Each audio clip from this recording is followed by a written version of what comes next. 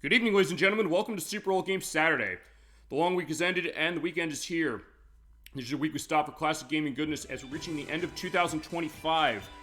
We have two more live shows, of which tonight is one of them, and next week's going to be our last one. And for this, I knew we had a viewer request we had to do this month, because of course we always do one, because all of you in the best chat on Twitch come with great ideas and stuff. In some cases, it's also sometimes just mentioning a game. And I came to the realization over the past couple months, let's figure what we're doing for December, a few things. First off, I realized we have not played a Nintendo 64 game live on the program since we did Tetrisphere on Nintendo 64 2 years ago. So it's been a long time since we come back to Nintendo 64. I did preview Perfect Dark and Yoshi's Story back in July when I did the Switch 2 Chronicles. I did the part 1 of that one. But I didn't realize, okay, we gotta do something for that. But then I thought back saying, wait, Tetrisphere was the last one we did. That was on the request of ElecVerse. I realized, wait a sec, for the past 4 years, this year included, we've actually played a Tetris game in December every year.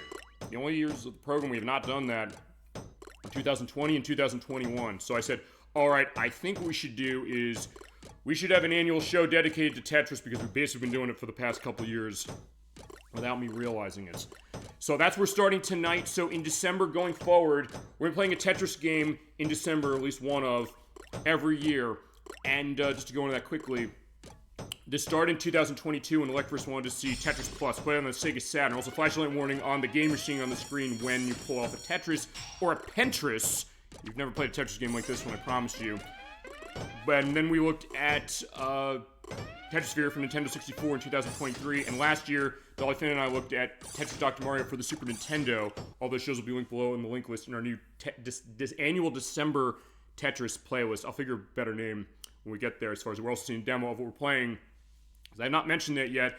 Yeah, we do have a Tetris game. It is the first Tetris game on this system that's actually specifically classic Tetris of clearing lines left and right. And it's also the first game on the system from Capcom. This is Magical Tetris Challenge. It came out on Nintendo 64 in November of 1998. Well, actually, it didn't, actually. It came out in the arcade in Japan in 1998, in November. On Nintendo 64, it was released the year after that on January 14th, 1999, as far as what it was. This also did come out in Japan on Nintendo 64 on November 20th, 1998. So yeah, like the other two games of Capcom's on this console, those being Resident Evil 2 and Mega Man 64, it is a port of something else, although we never got the original game that was being ported here. Outside of one other version, it's the only version that the US got, as it is.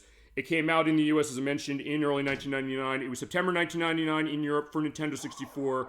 It also came out on the PlayStation in Europe and in Japan. That was on March 18th of 1999, as far as the Japanese release. And then it also came out on the Game Boy Color. This is a totally different beast. It came out in 1999 on November 12th in Japan, and then in the US on February 17th of 2000.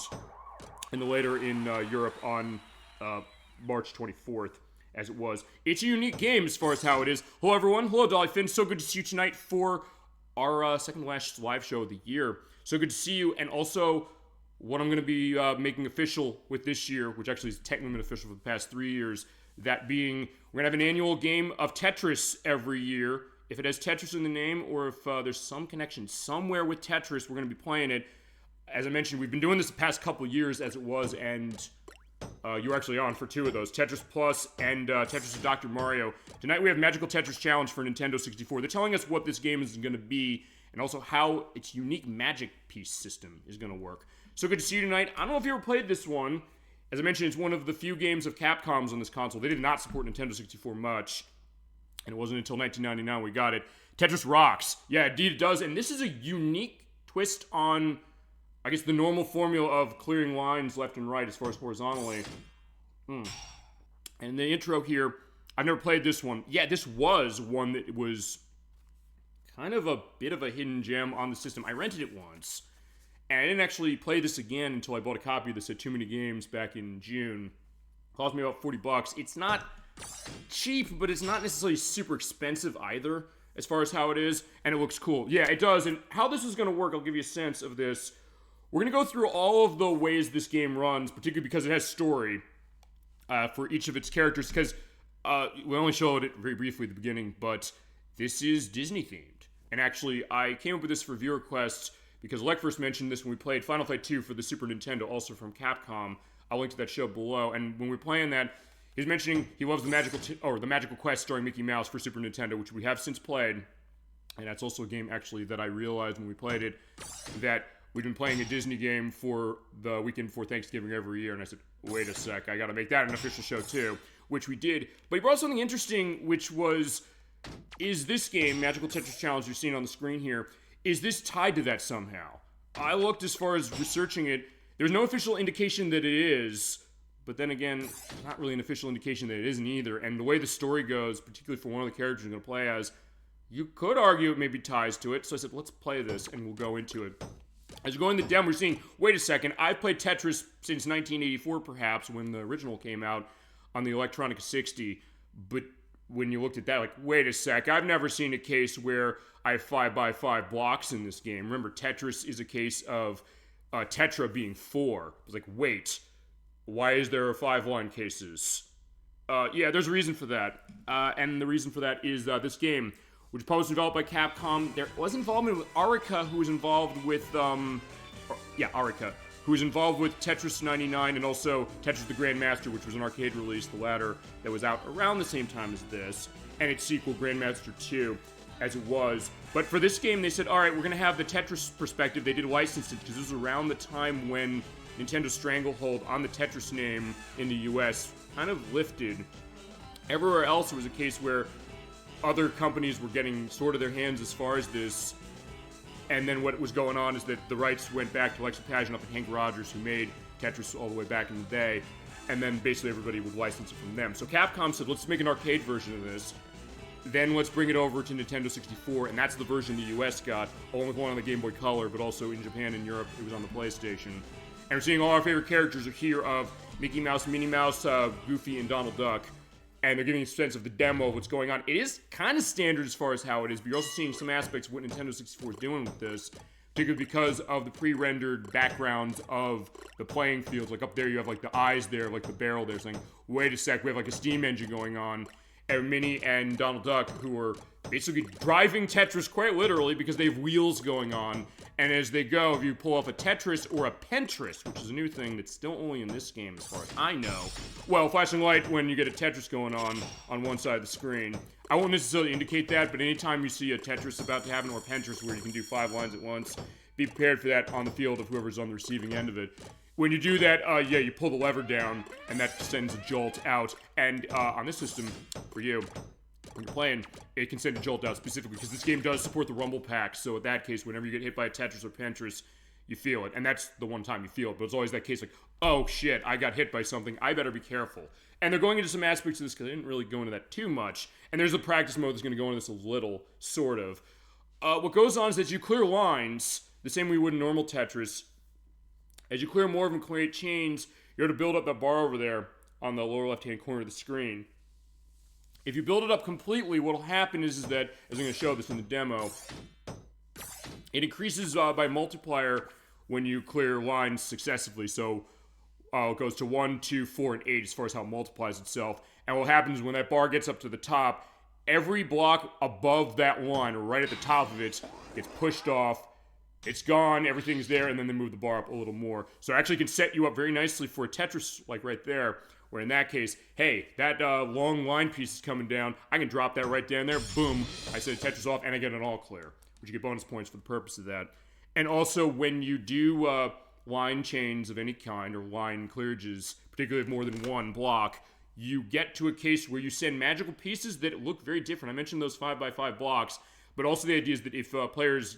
if you're playing against somebody, they send you something like that.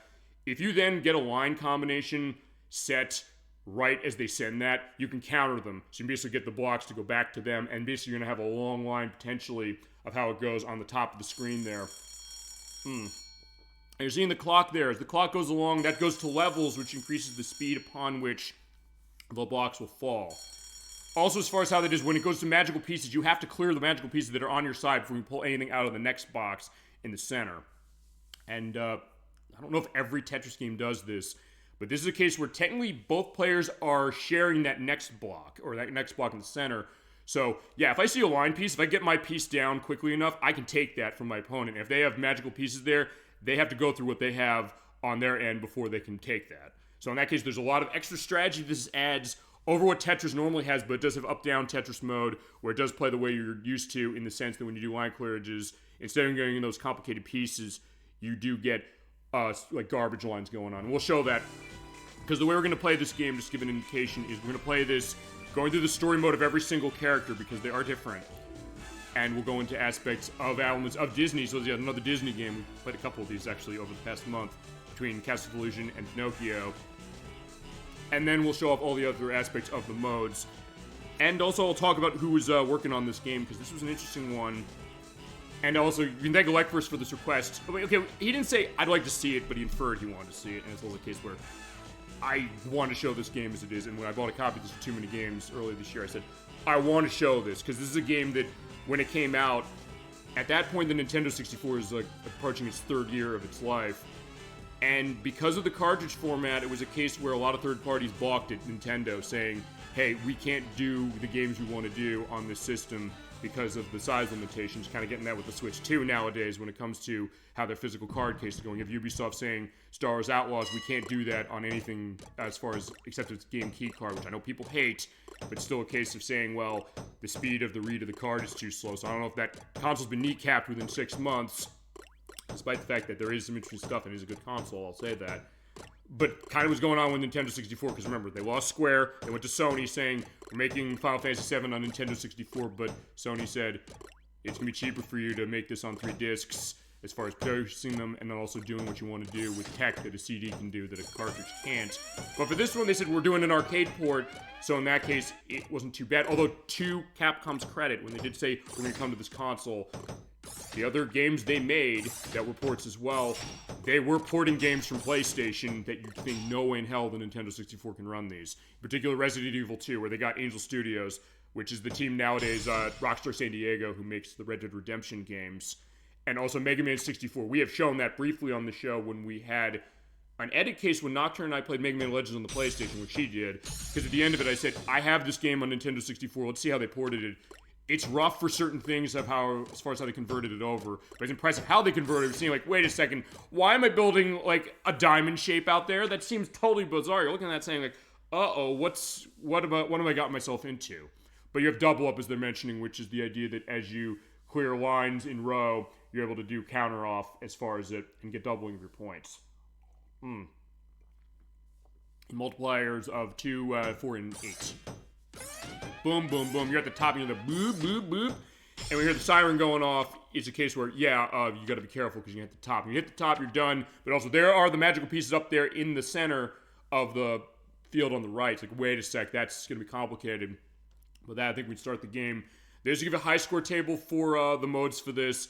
So we're pointing out, despite the fact this is a cartridge game, there is no cartridge save for your scores. So as soon as you turn the game off, those scores are going bye-bye. And I don't know if the PlayStation version changes that. And I don't know if the Game Boy Color version changes that either, which it's worth pointing out. It would be worth playing the Game Boy Color version on the show because it is a totally different game and has a quest mode that's unique to it. It kind of is a Tetris RPG, a little before other puzzle games say, hey, let's kind of go like a role-playing case like Puzzle Quest.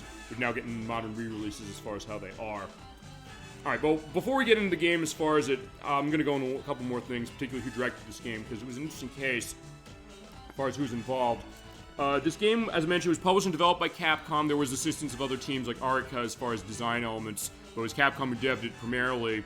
I mentioned it was their first of 3 games on this console, and it was directed by Hidemaru Fujibayashi. We saw him as far as his work when we did our demonstration of The Legend of Zelda Skyward Sword, the kiosk demo that Ultra 94T let me borrow for a show earlier this year, because he directed that. So he went on to direct a lot of games in the Legend of Zelda franchise, in particular The Legend of Zelda Oracle of Ages and Oracle of Seasons for Game Boy Color, The Legend of Zelda The Minish Cap for the Game Boy Advance, Skyward Sword on Wii, which we mentioned before and showed, The Legend of Zelda Breath of the Wild, and he also is involved with planning for Hidyosuke Meijin no Shinjisen Mahjong for the PlayStation, as well as the Sega Saturn and the 3DO. They only came out in Japan, but this was the first game, I think, of his that the US got.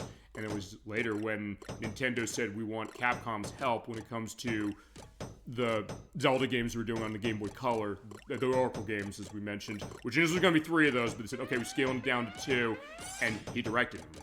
Okay, but he kind of started for me. In fact, this was the first time I played a game of his, and I didn't really know it, and then realized, wait a second, he was going to work on Legend of Zelda Breath of the Wild, direct that game. So, kind of interesting to get a sense of this.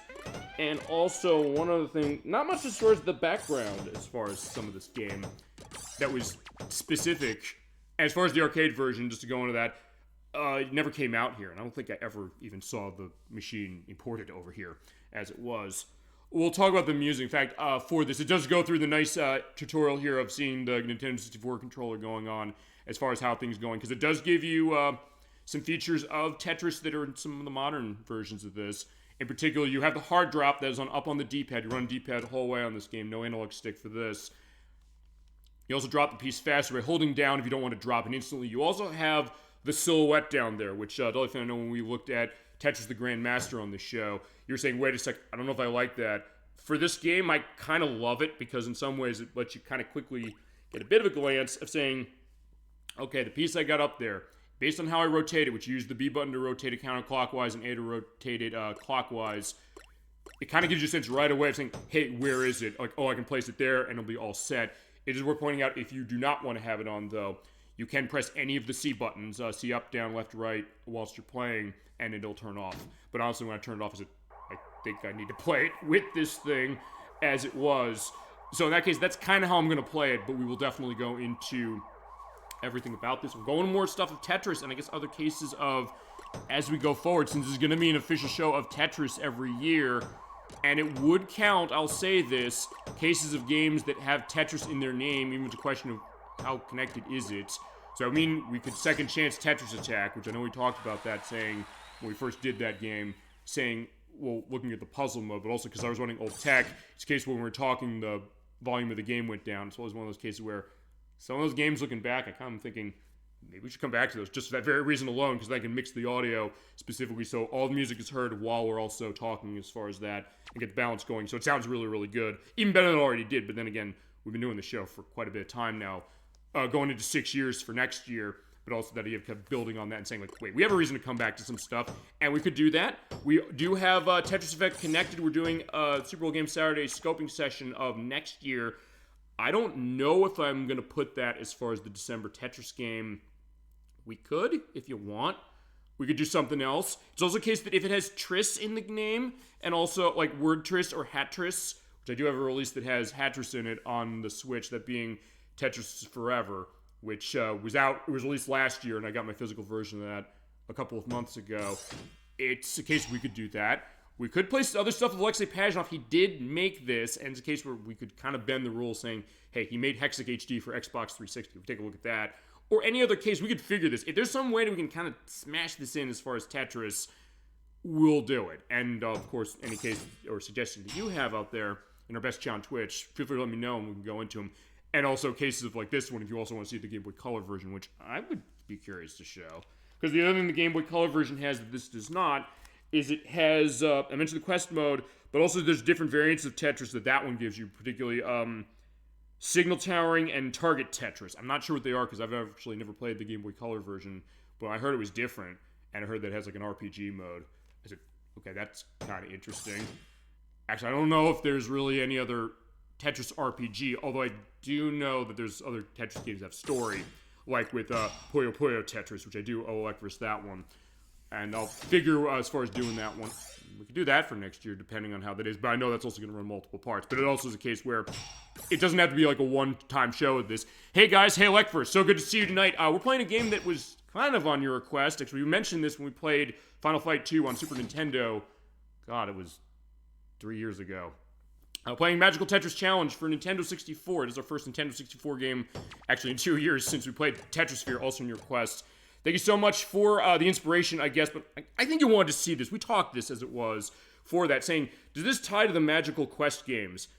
Not officially, but then again, the way the story this goes, because we're going to look at everything in the story, maybe it's not too far off. And honestly, it is a Capcom case. It's their first game from Nintendo 64 of the 3 they made. The other ones being Resident Evil 2 and Mega Man 64. I said, let's go through it. Let's have a great time with this. For our annual Tetris game, this is starting something official, which actually I didn't realize until this year. Kind of like when we played the Magical Quest on Super Nintendo, where I realized, wait a sec, we're doing a Disney game every weekend for Thanksgiving. This time I realized, wait, we're doing a Tetris game every December. It's like, wait a sec, we gotta make this an official thing. If you have suggestions on what you'd like to see for an official case of this for next year's case, feel free to let me know, and feel free to let any memories flow on Magical Tetris Challenge. How have you played this? This came out in 1999, as I mentioned. It's one I rented, and then this year when I went to Too Many Games, it's something where I saw it, I said, no, I want to get this. We talked it. I said, I think we should show this.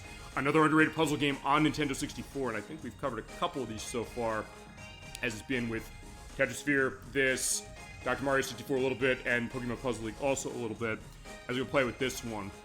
Okay, as far as this, we're going to go through all the modes. We'll show off Magical Tetris and up, down, going back and forth as far as the story, because there are 4 characters. We're going to run through that. We'll preview Endless Mode. There's a code for that. We'll go into options, and we'll take a look at the practice mode. It's kind of interesting as it is. The amount of time I rented this is crazy. Okay, so kind of like me, I rented this once. It was a case where then I just didn't buy it, but it's a case that over the years I did think about. I said, this game's really, really good. It's a case where when the new Tetris came out about, what was that? It was like September of 1999. It was, I think, like 8 months after this. I like this better, I think, because of the frame rate, but then again, it's also a case I have not played the new Tetris since I rented that one back in the day either. So I think it's one of those, I think we could owe it another case. It is a great game, and it's one that, when I was thinking about it, I kept thinking about this game over the years. Not dissimilar to when we played Tetrisphere, of thinking, wait a sec, I understood this one easier because, okay, I know how Tetris works as far as other ones, like the straight case of it.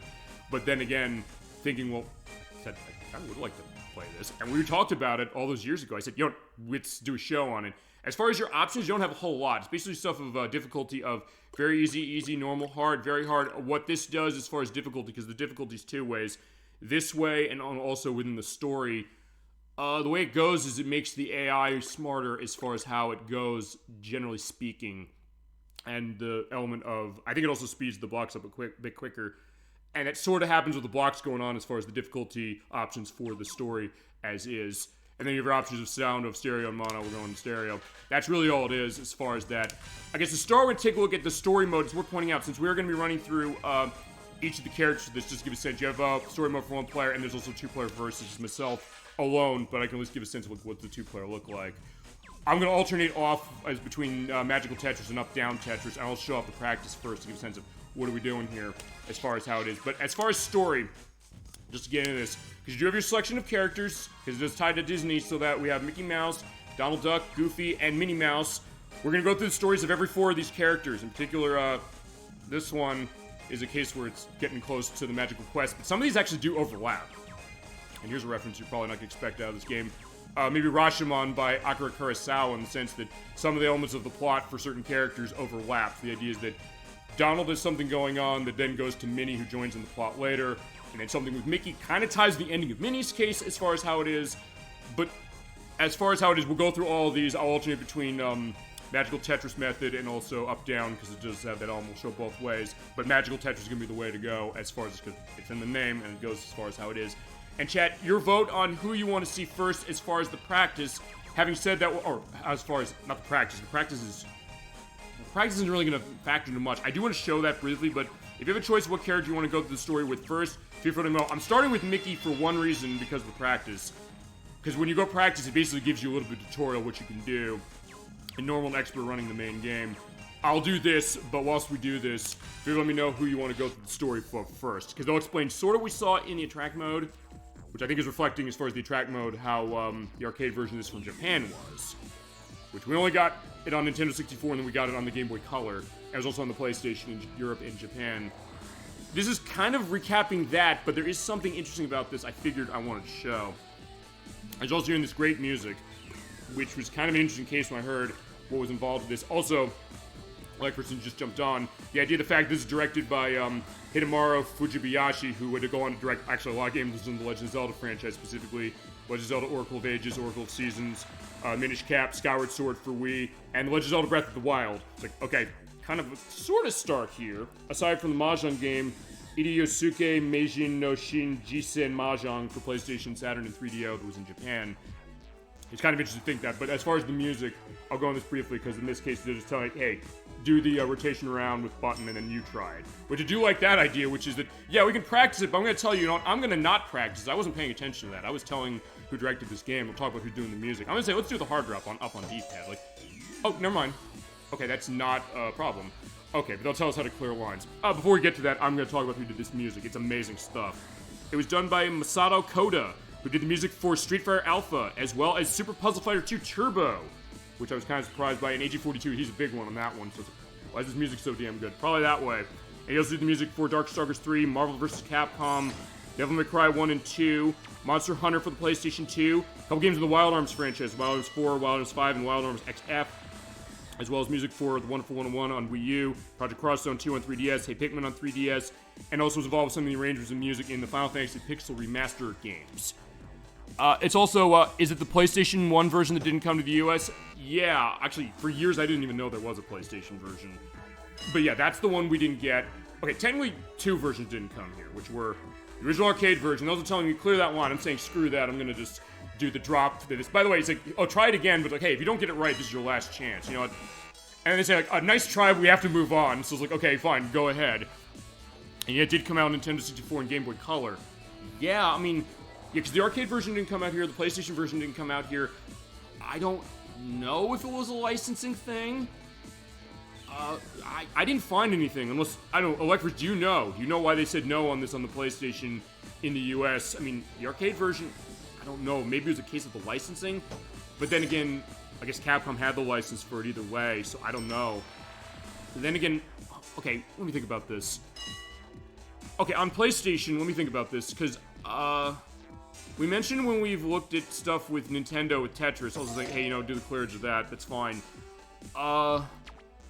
Because remember the Sega version of Tetris from Genesis that actually was a port of an arcade game of theirs?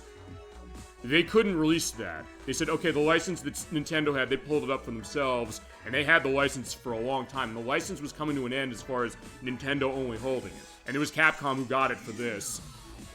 But on PlayStation, I know this was the time when the next Tetris came out. That was on PlayStation by Hasbro Interactive, and I got a Dreamcast version, I think, in 2000.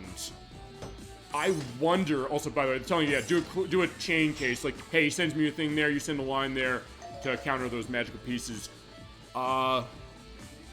Maybe it was because, I don't know, maybe when it came to that license for Next Tetris on PlayStation, it meant that, I don't know, only Hasbro could release that and Capcom couldn't release this? I don't know. Actually, let me think about that. As far as other stuff, Tetris on PlayStation. Oh no, Tetris Plus was on PlayStation. We played that. We played it on Saturn, admittedly, but we played it on PlayStation. That was 1990. That was 1997 that came out. And let me think about this. They did re-release it in 1998 for the PlayStation because it got their greatest hits line. So I guess that was still going on. So I don't think that was it. Maybe I'm going off on the way on that. Yeah, I guess US PlayStation fans was not a good Tetris game. True. Yeah. I don't know if you've ever played the next Tetris. I don't know how that's supposed to be. I know people said, wait a second, this game's kind of weird with the fact that it doesn't let you have the normal Tetris mode, except in very specific circumstances. I also don't know if this is something goes with when Sony was in the case of saying, hey, we don't want games that are 2D on the PlayStation, but this is 1998, 1999 for this one. And Europe got it, and Japan got it, and I don't think this is like Mega Man Battle and Chase where they said, first off, no, we're not certifying this for the US, because I know Capcom went in the record said that, saying Sony America wouldn't let us release this. In Mega Man 8, they wouldn't let us release initially on this on PlayStation, except they saw Saturn was getting it, and they said, okay, oh yeah, we'll let you release it, but you have to have something exclusive in our version, that being the 10th anniversary booklet that was only in that one. Although I cut out 2 levels that were on the Saturn version, I should say. Yeah, so I don't know necessarily what it was, but you're right, this is a great one. In fact, as far as the PlayStation, with the exception of Tetris Plus, perhaps, this might have been the best one the PlayStation got, unless, yeah, I don't know. As far as the PlayStation 1, I should say, because PlayStation 2 had Tetris Worlds, that was THQ. What are the ones that are on the PlayStation 2? I also finished Mystical Ninja for Nintendo 64 recently for the first time. Yeah, that is a great game. A game I also love a re-release of. That's been around forever, it seems like. Another underrated one on Nintendo 64 that was a case where, yeah, I found that one and not just expecting to like it so much, but also kind of like this one, a little bit of an unsung hero of the system. I'm thinking, wait a sec, something off the beaten path, but also because Nintendo 64 games weren't coming out a whole lot, which I think, as far as the way that, I guess, stuff with cartridges were going, ways the third parties, including Capcom, initially balked to this console. But then thinking, well, wait, that was something that made it easy to kind of come to stuff like this. And that was an awesome game. I loved it. I'm glad you finished it. Hope, I don't know, did you enjoy the rest of it as far as how it was when you got to completing it? There's also one of those cases where at the end of the game I don't memorize as well as the beginning of it. But yeah, another case of an underrated game on Nintendo 64. As we're going to go to what they give you to practice, basically like, okay, let's play one game, and then at that point go back to the title screen, and we'll talk to elements of, as far as going into story with who we want to start with. Because we'll go through everybody.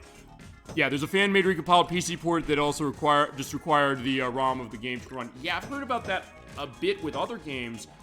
I know Mystical Ninja Starring Goemon had one. Because I know they did that with Sonic Unleashed, where they basically did a recompile case. I mean, we looked at Shadow the Hedgehog again about a couple weeks ago. I know that was a case where they did an injection of the ROM for the GameCube version to kind of enhance stuff with it. So I guess they're doing it with that one as it was. It's the way I played it. I mean, what's it do? Okay, question that. Since we did run it natively on Nintendo 64, what does that recompile do to, what does enhance on it? Because, I mean, I know that when we played it, and I know I'll admit this when it comes to that game, there's a match with the frame rate kind of going down every so often, and as with the camera, I mean, it's recompiling the game. I would assume that the camera's probably not doing much with, but as far as frame rate, I don't know, does it affect that? I don't know if it necessarily changes that, because when I saw the thing with the, well, no, it's not a recompile, it was a, what was it? An enhancement, whatever it was, for as a sort of flashlight warning, get hit by Tetris, but alright, fine. And Rumble Pack, by the way, we're running this because I felt the idea that, oh, wait a second, I get hit by Tetris, or Tetris later. Yeah, I don't know necessarily what it's doing as far as that for, I guess, how they're building that again. It enhances the frame rate and increases the resolution of the game and remapping of the buttons. Okay. Yeah, because I guess then also running the PC method is a case where you basically be using any PC controller you have. You could run... Yeah, you can run the Xbox controller, the PlayStation controllers. I did the Switch controller, something that people have been able to do. That Switch and Switch 2 controllers to PC. And I don't know if those Switch Online controllers for Switch also are cases where you can do that. I think you could. And because I'm thinking, well, yeah, for a game like that, remapping buttons over what it was on Nintendo 64, which for this pad works well, but as far as another one, cases where it might be a bit of a different case. Alright, so and the idea that they enhance as far as the resolution, which is a good case as far as that, especially because I guess at this point, it's a question of whether Konami will either re-release that, or if they'll get in case of saying, bringing the Gambare Goemon franchise back, which, I mean, maybe they will. They brought Suikoden back as far as Konami stuff this year. That was great, as far as what they did. If there's Tetris for Mini, sorry. Then she also cleared that line over there. Yeah, and there's a lot of games that franchise we never got, so maybe a case of thinking, well, maybe Konami wants to go back to that, which hopefully they do. I mean, for me, now that we got Suikoden re-release, because that was what Chasm 22 was asking for ever since they announced it. It's like, oh, where is this? It kept getting delayed. And we're thinking, was Ueden Chronicle 100 Heroes, the idea of that, and the passing of the creator of Suikoden, they have something to do with why they didn't put it out right away. But now that they got that, my Konami case is saying, well, I guess Gambare Goemon franchise, that one, I've been begging them for that on Switch Online for a while. And they're doing more third-party stuff. We got Tonic Trouble and Rayman 2: The Great Escape out next week for that. So maybe Konami's going to look at that, or maybe cases where they'll re-release or something like that. For me, it's really Gambare Goemon and Snatcher. That's where I'm at with Konami, saying, well, other stuff to re-release as far as how it is. And maybe because I went on my way to get the fortune dolls, increase my health every collect lives, it was really easy. Yeah, I mean, because even when we showed, I was not dying a whole lot. I actually had to intentionally get a game over for the edit when we did part 1. But you're right, running the silver fortune dolls and gold fortune dolls to get the stuff going on. And also because it's like a Zelda case, but unlike Zelda, you have lives. So in that case, it's a case where you get those set and you get your defense going on. You're not going to run into a case of a game over. Which is kind of interesting thing to think about that as far as it. But yeah, I get that idea. And so it's interesting to hear that I guess people are kind of giving aspects of that going on. Because I'll say this, thinking about this game, we'll go to story, and Chad, if you have a choice of character you want to see run first through this, feel free to tell me, and we can continue this also while still waiting. And that is, I guess, the case that Unsung Gems on Nintendo 64 played a lot on the show, as it's been. A lot, actually, because of all of you. I know, ElecVerse, your case when we ran Tetrasphere, that was a case of that. I have Asteroids Hyper, I do have to do that. I want to figure when I can be ready for that. I want to get Star Soldier Vanishing Earth. I do not have that one yet. I do want to get that because you mentioned that. And a bunch of other, and Mystical Ninja Storm Goemon. And I also have Goemon's Great Adventure, which is the other Nintendo 64 game in the franchise, which we will do at some point. I just gotta figure when and get ready for that baby as it is. I was gonna say this, most of the obstacles pretty much took damage and bum rushed through because I had enough where you could, which, that is true. We played, it's something where I kinda didn't have to worry about that as it was, and also the healing items respawn when you enter a room. Yeah, you're right, that's true too.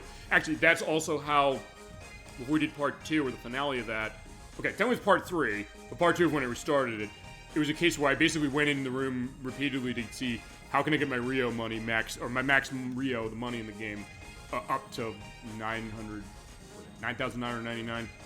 It was a case where, yeah, you're right. So you can use a couple of elements going on with that one, I guess to make it easier, which is interesting for that, but still a case where, yeah, that game was a blast as far as how it was, and yeah, I mean, maybe we can get another re-release of that and some of the other ones. That's a great case as far as that. So, yeah, and we can talk more as far as other stuff on Nintendo 64, other stuff you've been playing.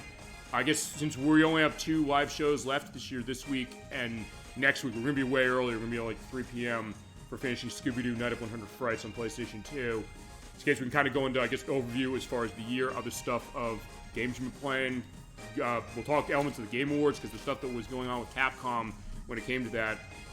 So we have that set. Okay.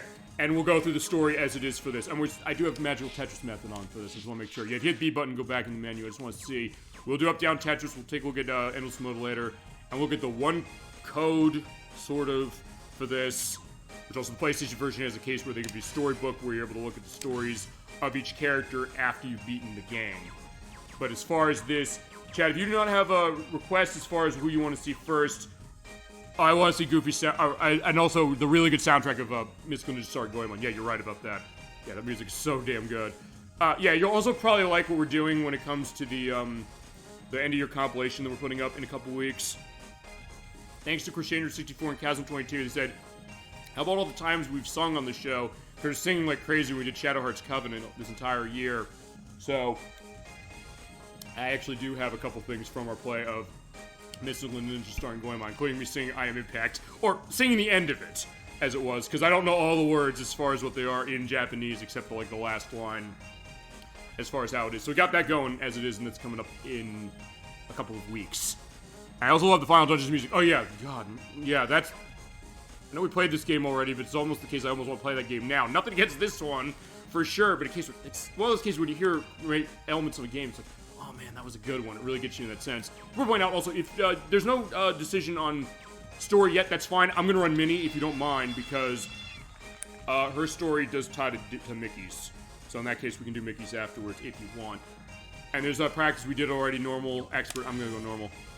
And we keep going as far as this, and talk about the story, and we'll go into ElecVerse, what you said when we played Final Fight 2, which is this a magical quest game in disguise? And the answer is, you know what, I'll tell you, I'm gonna say yes, even though they haven't said officially it's yes. Because, first off, I've said that World of Illusion on Sega Genesis and Adventures in the Magic Kingdom on NES are basically Kingdom Hearts predecessors in disguise. I think we can say the same on this one, and actually because of Mickey's story really goes in that as it is. Because, as far as Minnie's stories goes, she's in her house, she's baking her vegetable cookies. I asked Crusader64, I was like, wait a second, why are you baking vegetable cookies? I don't know, maybe like carrot cake or something, or pumpkin. I don't know. Well, no. Pumpkin's not I don't think that's a vegetable, is it? No, it's like a gourd thing. Okay, yeah. Either way, she got vegetables from Goofy's garden, because Goofy's a farmer in this, by the way. She noticed that I got a piece of strange stone here. It's going mysteriously. We have this great music. As I mentioned, the fact that the people who did the music, or the guy, Masato Koda did the music for Marvel vs. Capcom, and Super Puzzle Fighter 2 Turbo did this one as it is. That's right. Okay, so let's see. Yeah, it enchanted Minnie with beauty. As far as this, we got this. Well, I'll find out the next Disney game, I guess that you want to see done as far as show or something. Oh, actually, well, I do have Toy Story 2 on Dreamcast. I do want to do that for you at some point. I was thinking of doing that next year, but either way, yeah, feel free to let me know as far as what it is. There's also a lot of cases of Disney games we can go to. We've got tons, as it's been. But anyway, what a beautiful stone. Don't worry as far as the idea of, like, the phone keyboard. I've been there, too, as it is. But alright, so we're kind of going in the past a little bit here, because like, what a beautiful stone. Yeah, it must be the stone that Donald brought here. So, apparently Donald was here before. We didn't see it as far as her perspective. But she says, like, wait, maybe he dropped it. So she's always, the nice one to say that, oh, you know what, I got this nice thing, but I like this. So I was like, wait a minute. It would make a nice pendant, but I'm gonna say, okay, I'm done with my baking. I can turn the oven off. We're all set. The house will be fine. I'll go to Donald's house and say, okay, I found this thing. Instead of just pocketing for myself, I'm gonna say, you left it here. Maybe I can keep it. Well, let's find out.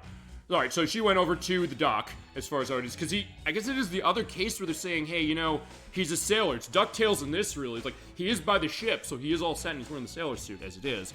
And I'm trying to say, I find it odd, the next Disney game that Capcom made was the Magical Mirror on the GameCube, which is a point and click.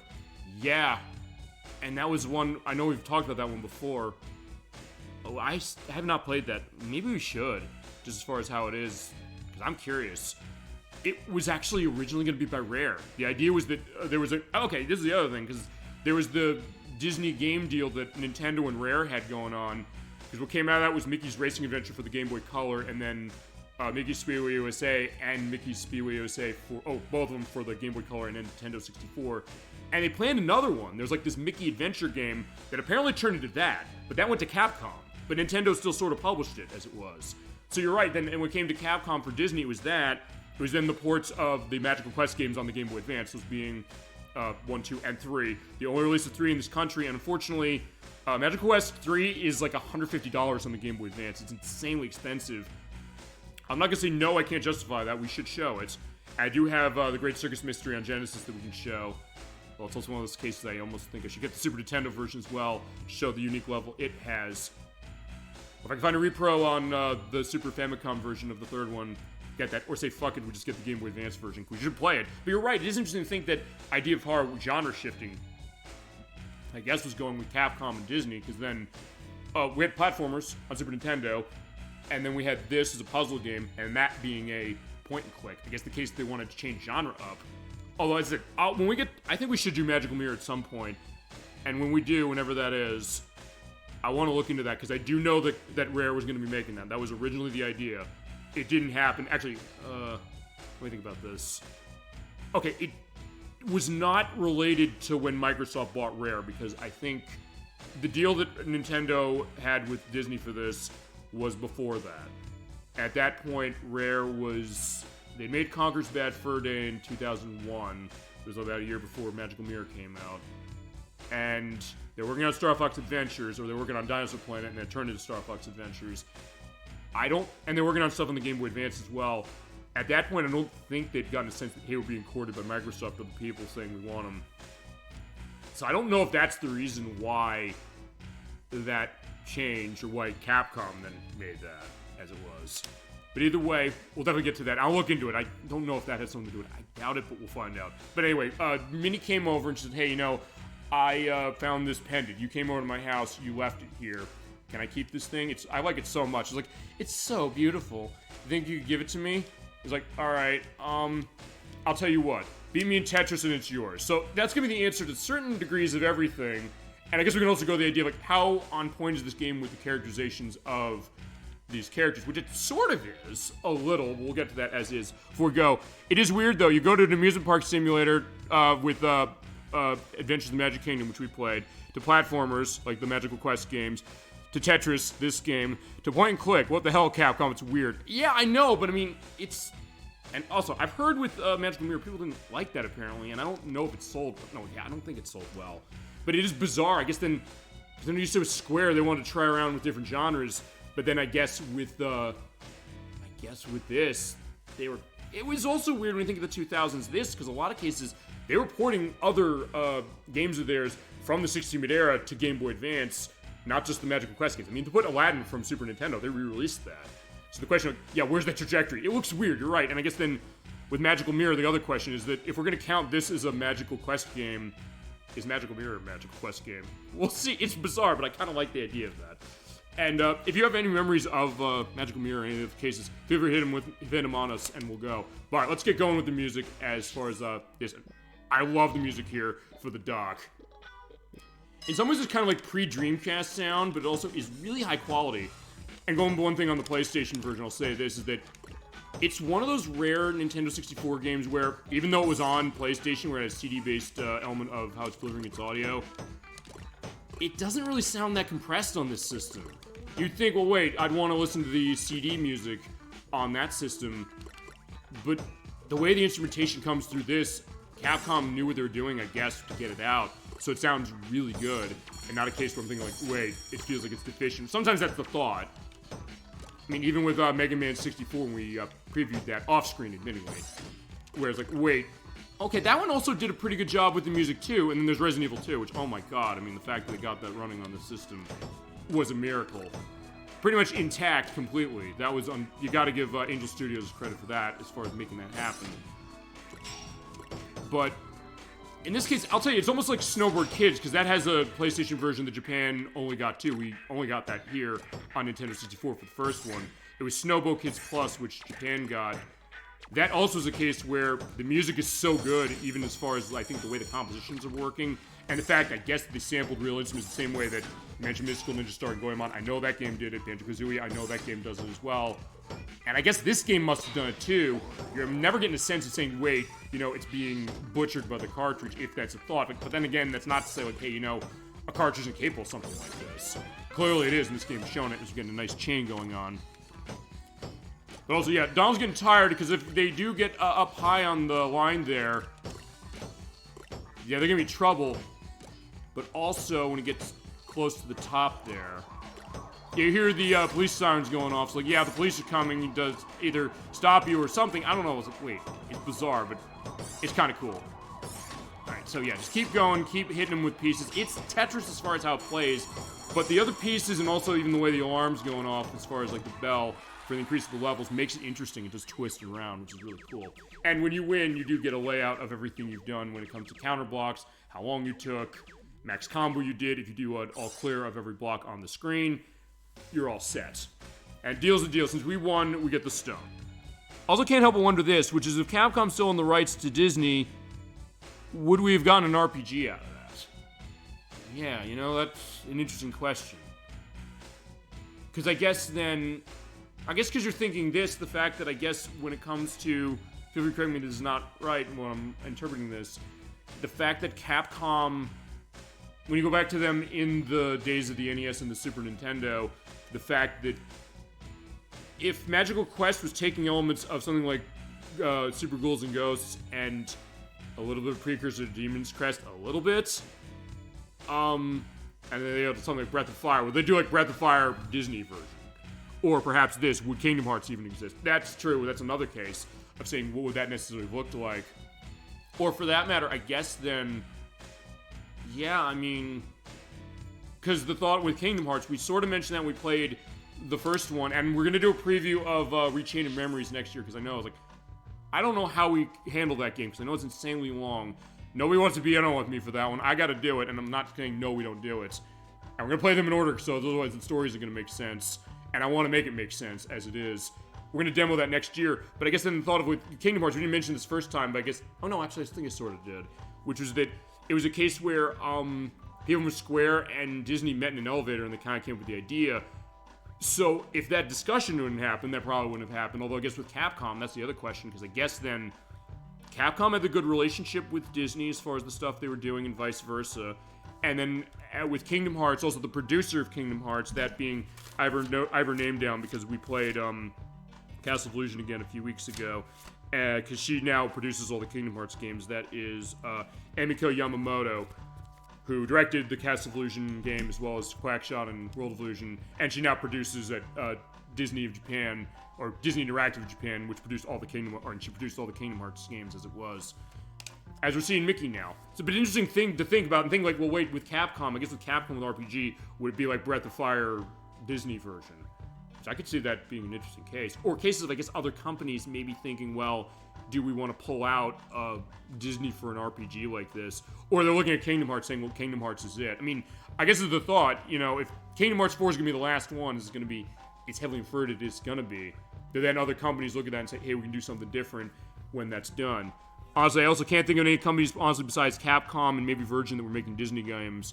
Yeah, because we looked at Pinocchio a few weeks ago. That was a Virgin Games case, as it was. The weird Nintendo published that on Super Nintendo themselves, even though THQ published every other version, including the 32X version that never came out, or they would have had it come out.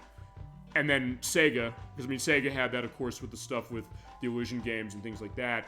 But yeah, the idea that Capcom and Virgin were kind of at the top of it, really, when you think about it. Capcom saying, well, we had this relationship going back with them in the 80s with Mickey Mouse Capade on NES is one example, and like DuckTales and Chip 'n Dale Rescue Rangers and things like that.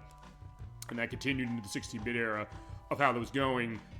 And mostly going with Nintendo as far as Capcom stuff, but sort of with Sega, because then it was a case where the Great Circus Mystery was on Genesis as well. And actually, Magic Quest 1 was going to be on Genesis. That was the thought. They said, it's too late. Let's do the next one. Let's skip this. Yeah, although Sega definitely made the Illusion games and Quack Attack. Oh, Quack Attack or Quack Shot? Because Quack Shot I know is the Genesis one, although, because I know, Quack Attack, let me think about that, because that's the European name, I believe, of Donald Duck Going Quackers, which is by Ubisoft. Which basically runs on the Rayman 2 engine, and basically with Crash Bandicoot, from what I understand. It was on literally every system ever, pretty much, at the time. Including Nintendo 64, which was kind of interesting to think that. But you're right, Sega did make that, as far as those games there, like the Illusion games, and those other things. And those being the case, but sometimes you kind of just associate with the way Capcom was doing it, or like the style they had, which you mentioned very well when we played The Lion King, saying Virgin Games, they wanted to go and make it so that they kind of were capturing the feel of the movie, the way the animation was, going with the animators, kind of getting that feel of the movie as far as how it went as well. I was thinking of the Genesis Donald Duck game. Yeah, that's Quackshot. That is, you ever play that? That game's really interesting. I want to show that. And believe it or not, despite the fact that I grew up with a lot of the Illusion games, actually, like this one is technically not an Illusion game, but it sort of kind of is, in a way, as far as this not, okay, this is for us a Magical Quest game. I'm going to say it is. As I'm going to Mickey saying, like, hey, can we make the pendant out? It's a really cool one. I do want to show Quackshot as it is. But it's, as I said, it's kind of is a same case of being like an Illusion game, but not really. The same way that this is a Magical Quest game, but not really. But we're saying it is. I feel like I have played it. Yeah, it's kind of Indiana Jones, like it's kind of Mega Man-like. And yeah, I know there's a new Mega Man game coming out in 2 years, which I'm definitely looking forward to, and also the Star Force Legacy Collection this next year. But it does have this kind of perspective, but also kind of like a Metroid-ish thing. We should play that. In fact, I do want to play that. I said when we did Castle of Illusion a few weeks ago, I did say I think that might be our next stop as far as that. Because at that point, then, until I get Game Gear situated, I think that's it for the Illusion games. We'll find that in the remake of Castle of Illusion. Because I want to show Land of Illusion, which I have on Game Gear, and I would like to show Castle of Illusion on Game Gear, because that's something different, and then Legend of Illusion is the one I never played. But Mickey's here. He's a factory worker, by the way, in this. He runs a factory and owns one. He's saying, Donald was over here asking me about that stone that's over there. We didn't figure out what it was, but maybe it's not from Earth. It might be dangerous, so I don't know if we should do it. So she's like, I want to make a pendant. He's like, no, this is dangerous. So that's an interesting case. But he's like, but it's so beautiful, Mickey. It makes such a wonderful pendant. Don't you think so? Oh, gosh. I guess it wouldn't harm anything. But he's still saying no. So it's like, I'm sorry, I can't, get my girlfriend, because that's the indication in this one. And also in the Game Boy Advance version of Magical Quest, they indicated as well. She's like, no, it's fine, don't worry, I'll take the brunt of this. But alright, I'll make you a deal. We'll play Tetris. If I lose, I won't ask you again for this pendant. But if I win, can you make it for me? Okay, you got it. So let's go. So that's kind of how it's going. It's like, alright, there you go. I guess it's close to a lover's quarrel as you get with Mickey and Minnie to a certain extent. But a case where I guess they understand the idea of like how to do that. Also hit the C button. That gets rid of that preview thing. Honestly, in this game, I don't know if I need it, but it's either way bizarre as it is.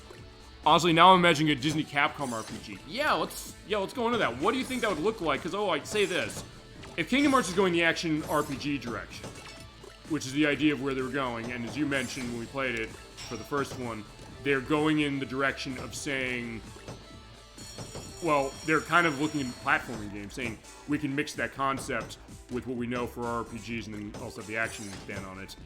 What would Capcom do? Would they necessarily say we're going to be, as I mentioned, Rapid Fire? I'm only thinking that because it's the one RPG of Capcom that sticks out to me. Again, that we were like, whoa, what's that? Oh, and also that, so to be careful as far as how that is. I don't know what that would look like. Or for that matter, I guess, because I know there was that Nickelodeon roguelite that came out this year. That was Nicktoons and the... What's the name of it? I can only call it Nicktoons The Dial of Destiny. No, it's not. That's the Indiana Jones movie. Nicktoons and the Something of Destiny. It was Game Mill who made it. I don't know if it's supposed to be good. Let me move this over here, because I'm getting... Oh, right, I forgot. He beat me to the line piece, because remember, you share pieces technically in this game, so whatever's on next gets to you. I might lose, but you have infinite continues, so it doesn't matter. No, Nicktoons of the Dice of Destiny, that's the name of it. Yeah, because I know they did a Switch 2 edition of it a couple of weeks ago. I don't know if it's supposed to be good. It's a roguelike, from what I understand. I was initially questioning, wait a second, is the Game Mill thing a thought of that? But like, I don't know. I mean, what I played theirs... I played the Nickelodeon All-Star Brawl. That was fine. It just felt like, wait a second. Okay, I'm losing, so we'll have to do this again. Which is fine. You have infinite continues, so it's not a problem. Right, I mean, I was gonna say, as far as, like, Nickelodeon All-Star Brawl, the first one, first question was, wait a second, why are you not getting the licenses for the voices of the characters, number one? And number two, why do you think that, online rollback netcode alone is gonna make you better than Smash Brothers? Spoiler warning, it didn't. And also, why are a lot of, people online, including people I have semi-respect for, like some call me Johnny, basically saying we're gonna basically take money to say this game is good, when they normally would never if they were not getting paid for it. But that being said, it's a case where it played fine as far as that, and even the stuff the Game Mills they played, which like the Nicktoons All-Star Racing game, it played fine. It was not a case where it seemed like it was bad. It's just because, like, wait a second, it kind of felt empty without voice acting. Although the new game, as far as that, and also Nickelodeon All-Star Brawl 2, actually a lot of the more recent stuff they're doing, they do have the voice performances going on. So they kind of fixed that problem a little. So I don't know if then maybe that would be the case. Because, yeah, let's think about that. Because one thing that was interesting, has been interesting recently, I've thought about this a lot, because over the past couple of weeks, we have actually been playing a lot of licensed games, including next week. We're going back to Scooby-Doo Night of Wonder Frights. We put it on the shelf for a while, because Dolly Finn has been involved with being on the show for it. And we had to figure the schedules out for us to finish in that game with her there. Like, she asked for it. I said, I'm not going to say, no, you don't get to be here for this. For that reason. But yeah, the thought that, honestly, licensed gaming is not around much. I mean, back in the days, we were saying with Capcom, with Virgin Games, we mentioned that with Pinocchio as well, the case that you got games like this a lot of the time, and honestly, I got that bar filled up, and that was a good thing to get that filled up, because basically it'll clear off the blocks in the line there, and then it'll increase that out. Tetris, boom, flashlight warning to Mickey. But it'll be fine. He's like, uh-oh, I'm getting nervous. I also love that touch, as it is. So that's... Yeah, I mean, it is interesting to think that, yeah, that's kind of maybe something that's off, but he's off there. Yeah, I take some ideas. How about this? From Kingdom Hearts, Mickey be a sword fighter, make him like a musketeer, like the Three Musketeers, with Donald as a long-range fighter, like Magic with a bow. Goofy, given his nature, be jack of all trades, being support and unpredictable. Yeah, that's a good idea. You might have $1 million idea there as far as that ElecVerse for that. I would honestly say, just because I said, well, I said, is Kingdom Hearts 4 going to be the last one? We don't even know. We don't know when it's coming out. The thought is that maybe it is. That's the idea. Like, ooh, okay, how am I fitting that around? Or like that. Okay, but you can also find, it can also help. That's the thing, it can be a little bit of a hindrance looking at those big blocks saying, where am I going to put that? And then you realize, oh, I can put it there. Or I can get change going on, boom, boom, boom. And, yeah, kind of does a nicer virtual fortune a little bit. Also made him a shield wielder, but would honestly feel, I would make it have him as a shield wielder, but honestly, I think that would fit him better. Yeah, I mean, and also I guess the case of Kingdom Hearts, I mean, that would be, I guess the challenge people compared to Kingdom Hearts, although then again, the question of this, which is that Kingdom Hearts is a case where definitely, as we did win, so now he's going to make our panic for us. So thanks, Mickey, we appreciate that. We just needed a mulligan first before we went through with that. I guess the thought of saying, well, then, because with Kingdom Hearts, it is very ambitious as far as the game, all of them are, saying, well, alright, we're going to go across different universes. But what if you had something where it's just Mickey, Minnie, Goofy, Donald, everybody from this just going around doing things, keeping it within that universe, sort of. I mean, I guess they could like reference stuff the way that the Magical Quest games do, the Illusion games do, like Kingdom Hearts does to a certain extent, saying, well, what are we focusing on what that is? Or actually, because one of the more recent games, as far as thinking this, there was, I don't know if you played this, as she's gonna make her pendant now, Disney Illusion Island. It was on Switch first, and they ported it everywhere else. It's kind of like a Rayman Origins Legends like co-op platforming game. It's actually really funny as far as how it is, but also a lot of fun to play. And it's a case where they are kind of off on their own, sort of doing things. So maybe a case of an RPG setup of something like that, as far as how they go. And I think maybe Disney will want to do it, because honestly, when it comes to licensed stuff with Disney, I'll say this.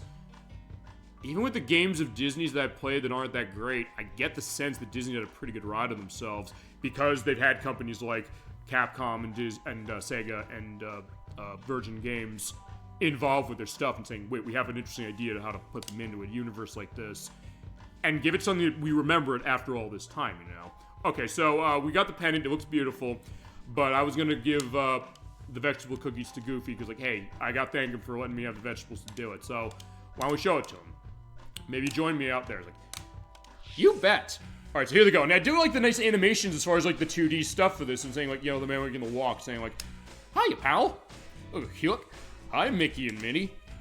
Alright, so the vegetable cookies are ready for you, and here's something else. Gorsh. They look delicious. Actually, he does not say gorsh in this game, I noticed. He always says gosh, which is interesting to think about that. Or how about this? Minnie being an assist character like a white mage. It's a very good suggestion. Always helping Mickey and friends. That's true, and that is always the case, like, what she does. And I could get a sense of maybe that concept, you know, and I'll say this because I was saying, hey, we don't maybe have as many licensed games as we used to anymore, but I guess as far as, like, Disney stuff, I mentioned Disney Illusion Island, but even Epic Mickey, that kind of came back, and that was a labor of love as far as doing something a lot different. So the case that, I get the sense that Disney is not always in a case where they think, like, wait, we don't want to take a chance on something like this, as far as how it goes. So that would be an interesting thing, and I guess then, also, it would be a Capcom case. I guess Capcom going about that nowadays with what they do now, with stuff like, as far as RPG stuff with them, I guess Monster Hunter is the closest they got to that, although I don't know as far as what other things they do RPG. I mean, they're re-releasing Mega Man Star Force next year. They did Battle Network re-released. And a lot of action stuff, like they have Resident Evil 9 that's out in a few months, Pragmata, which was just announced, Switch 2 port of that. So yeah, I mean, that could be a case that that's going to be the idea, you know? But also, look at this. Yeah, what a beautiful pendant. Where'd you get it? Mickey made it for me. I had to kick his ass at Tetris first, but then, then I eventually was able to do it. But, except the wind is really windy today, or really bad. So, like, my pendant is stuck on the windmill. Alright, let's turn the sail and free the pendant. Change clothes and give me a hand, Goofy. That's what Mickey says, but, like, we're gonna say, like, no, Mickey, we got this. And we are going into case, yeah, we're going to the farm as far as, I like how they change their outfits here as we go along, as we're gonna be... Okay, we're helping get it down by beating Goofy in Tetris. But I do kind of like that, you know? And get this great music, and it also fits for where we're going. This does sound like something with a farm, even with the music, perhaps elements are going with the light guitar, and also the Tetris boom. Yeah, I was waiting to hit that line, I'm thinking the music. Yeah, right here. Yeah, the way it kind of like the horns. Actually, it is like a distorted guitar bit, but it sounds really distinct. It sounds like real instrument, which again goes, I think, to the fact of how this game was developed when it comes to its music, you know?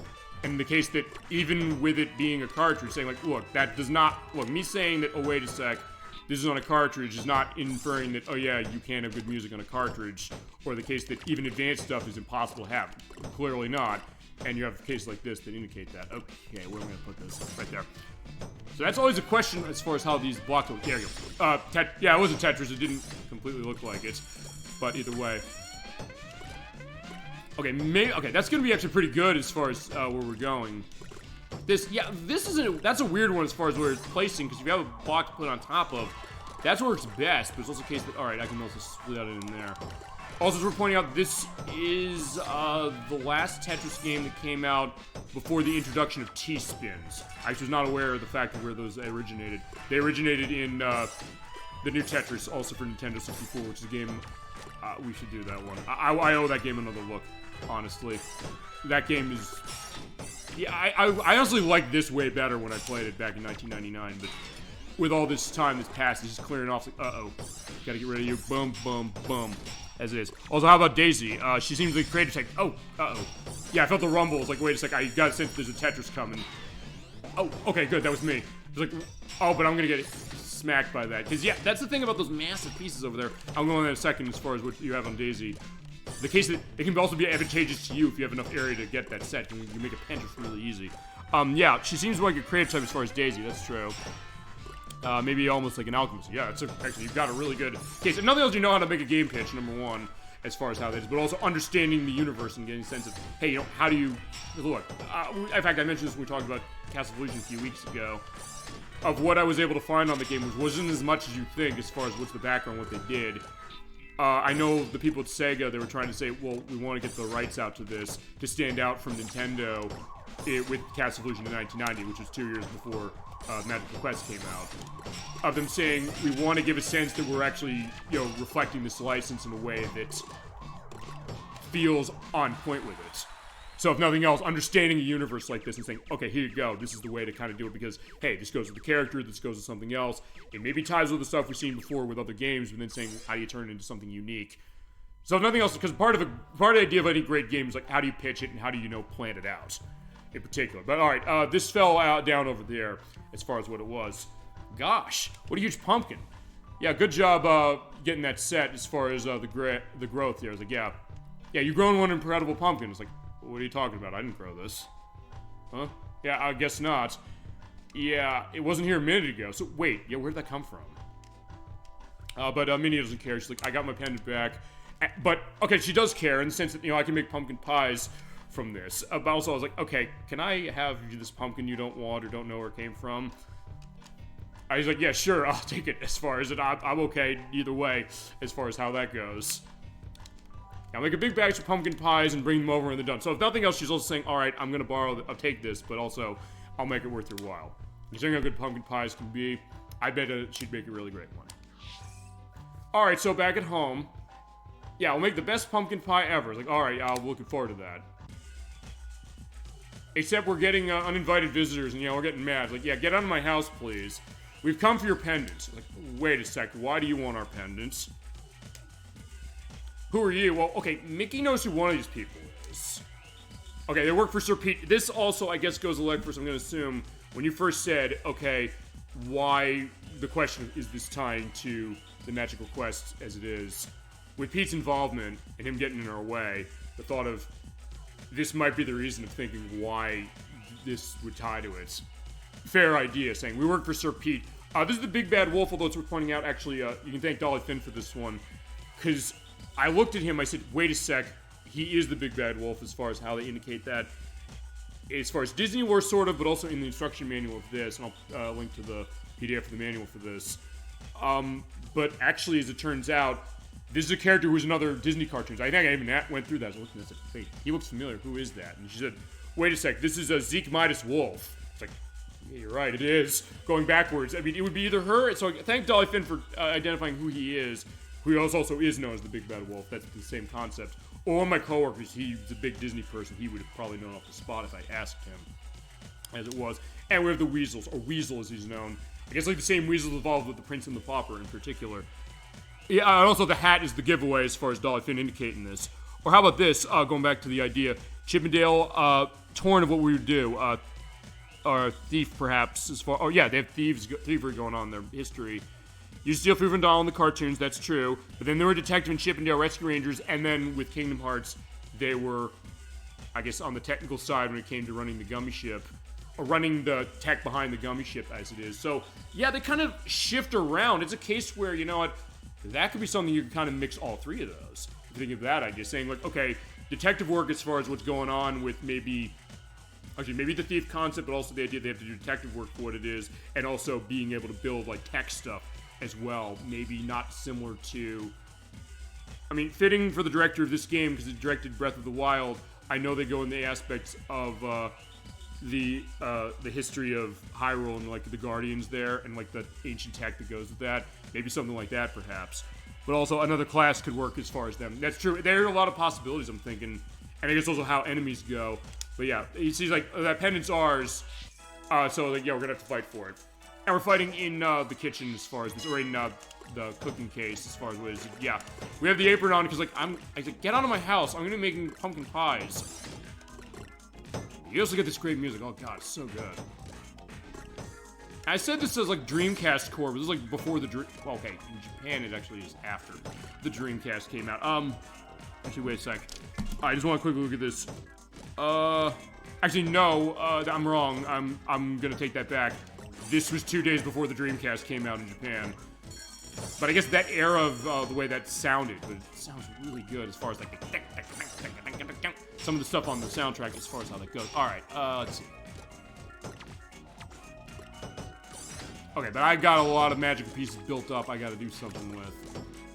And also question marks, just in case they don't always know they're, I mean, that's good, but I'm also thinking, what do I have to really take advantage of that? And should I have done that a bit differently?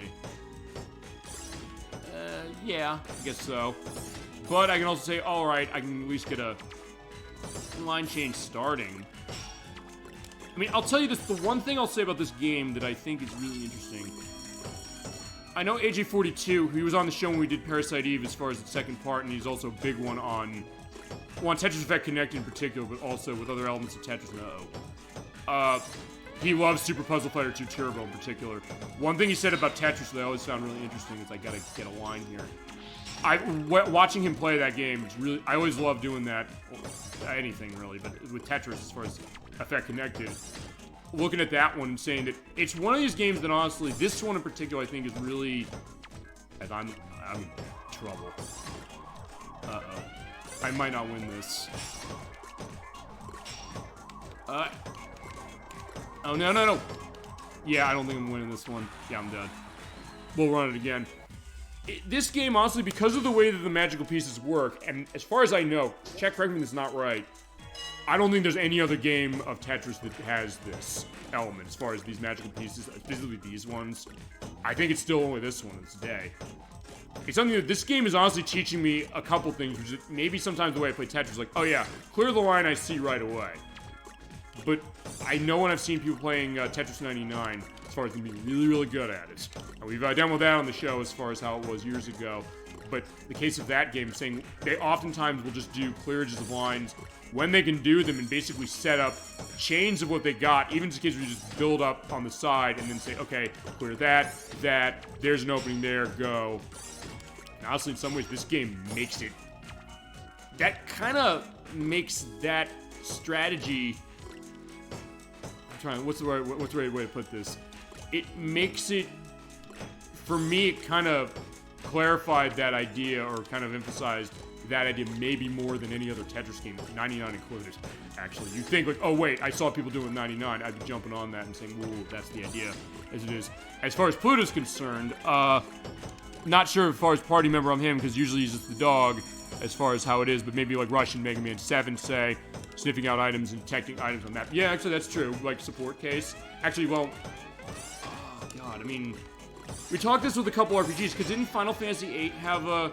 We talked when we played Shadow Hearts Covenant, because we had our great dog of Blanca in that game. There was the dog character in Final Fantasy VIII. I don't know if he did that as well, because I have Final Fantasy VIII, but I've not played it as much. Honestly, and I'm going to probably need to do this again, because he's kicking my ass. Yeah, the weasel's kicking my ass as far as how it is, so I'll have to take him down. Yeah, wipe that laugh off his face, or that smile. But he is at least being a little polite, saying like, oh, okay, top of the morning, ma'am, I'm gonna, raise my hat before I defeat you in Tetris. I think there's cases of, like, dog creatures in a lot of RPGs that do. In fact, I think Suikoden has something like that. Or Suikoden 2, I think, does. Because I played Suikoden 1. I bought that Suikoden 1 and 2 HD release, which is great. And I'd never played Suikoden, and it was Kazan22. He loves Suikoden. He's gonna be doing Suikoden for the show. Next year is the thought. I mean, assuming how scheduling is working, that can change, of course. But he said that's the game I want to do. I said, yeah, it has to be you. Nobody can touch Suikoden. It has to be him to do that. Because I think that's an interesting case. Actually, wait a second. What do you think as far as other, like, Super Nintendo RPGs? Isn't there... Oh. I'm trying to remember.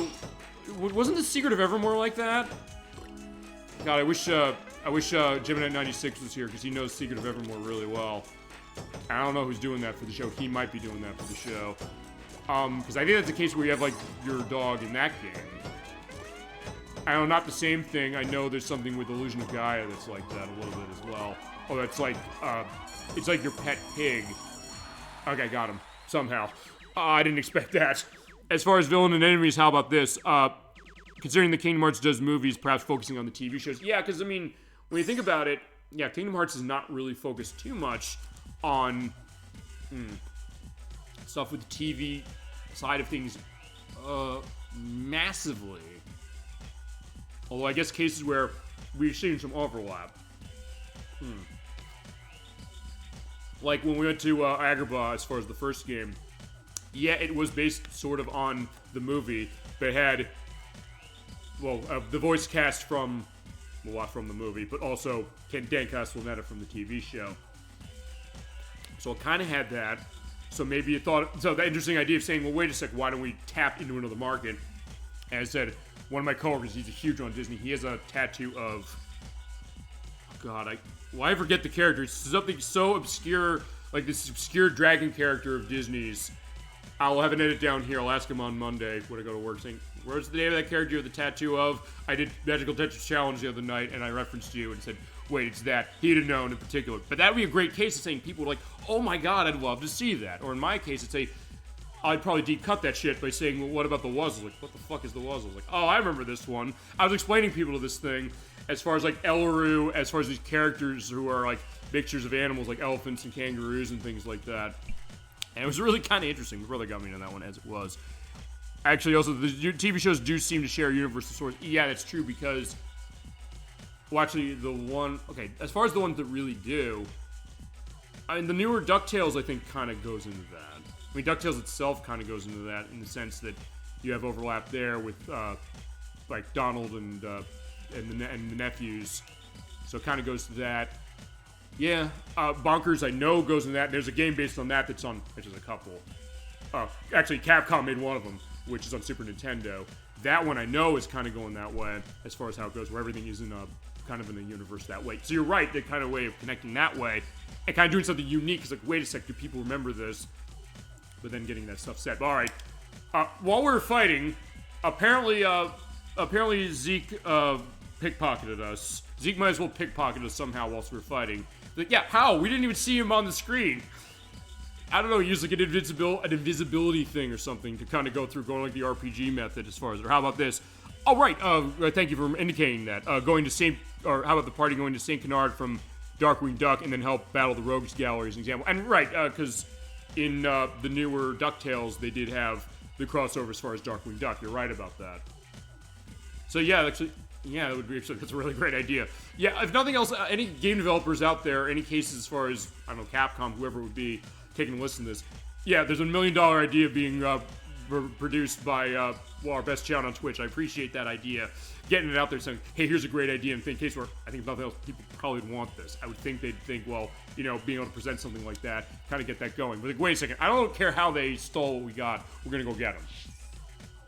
All right, well, here's Pete. We're talking about him. Here he is. And actually, when you think about that, right, going to the TV show connection, because remember, he was on Goof Troop as far as that. So that was Goofy. He was there. So actually, let's think about that before we start on, because we have Chip 'n Dale Rescue Rangers. There was that. I mean, DuckTales had that element going on with Scrooge, and then Donald's connection. Quack Pack, I guess, with, you know, being later teenagers as far as Huey, Dewey, and Louie. Then Goof Troop, the idea of that with Goofy and that. Actually, I know House of Mouse is a case like that. I'm not as familiar with that one. And House of Villains as far as that. There was kind of crossover as far as some of that as well. So actually, yeah, that's a really good case, though. They do kind of overlap. But all right, the Stone Ship's here as far as Pete. Good job.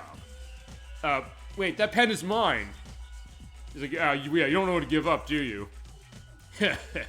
Since you come all this way, how about this? I'll return the pen to you if you can beat us in Tetris. He's like, okay, sure, let's do it. Okay, we do have to fight Zeke and we have to fight Pete. As you have the, yeah, we're set as far as our nice night, as far as in the dress, getting ready for like a nice night. I guess it's like the ball from Cinderella, so actually you think about Crossing of the Universes, yeah, that's kind of in line with this too, honestly. Uh-oh. Yeah, okay, I left a gap. I shouldn't have left a gap there. And it's weird doing, like, the line there with the line piece as far as, like, going down, vertically. It's like, I usually don't like doing that unless there's, like, a Tetris opportunity. But sometimes this game, you have to do it. I think you have to do that maybe more in this game than some of the other Tetris games, either that we played or anyone, period. Uh-oh. Put it there, I gotta cut my losses. That's also another thing I'm realizing with this game, and I realized it as I've been playing it over the years, which, it was when I rented it, but even think about it, saying, like, wait, this one you really have to understand, I guess, when's a case where you cut your losses when it comes to a setup. In that case, like, yeah, I gotta go there, I can't say this, I'll do this, I'll connect that in there. And also the case that it's not, I'll say this about this one, oh crap, usually when I play Tetris, it's always the case that when they introduce that hard drops, like, use that all the time, there's never a reason not to. In this game, no, there's many reasons not to, because you're saying, well, wait, I can slide in, use the quicker drop, and I think I'm in trouble. There. He's looking for an opening, a good opening, maybe over that one. That'll work. Yeah, I had that 5 line. Okay, that'll sort of work. That can help me? No, I think I'm screwed. Crap. Alright, I'm done. But we'll keep going. And it's worth pointing out one thing. As far as I know, ElecVerse or anybody on the chat, correct me if this is not right. I don't think it's a game where it changes the ending based on if you use continues. I don't think. Well, even in cases where we played games that do that, it was very selective, like with Tetris Attack. The only way it did that is for hard and extra hard in that game. No, yeah, hard and extra hard. That's right. Hard and very hard. It only docks you if you lose playing as Yoshi. For some reason. And I didn't know that actually, I think until we did that show. Like, wait a sec. I lost here on one fight, but I still am fine. It's like, I just didn't play as Yoshi.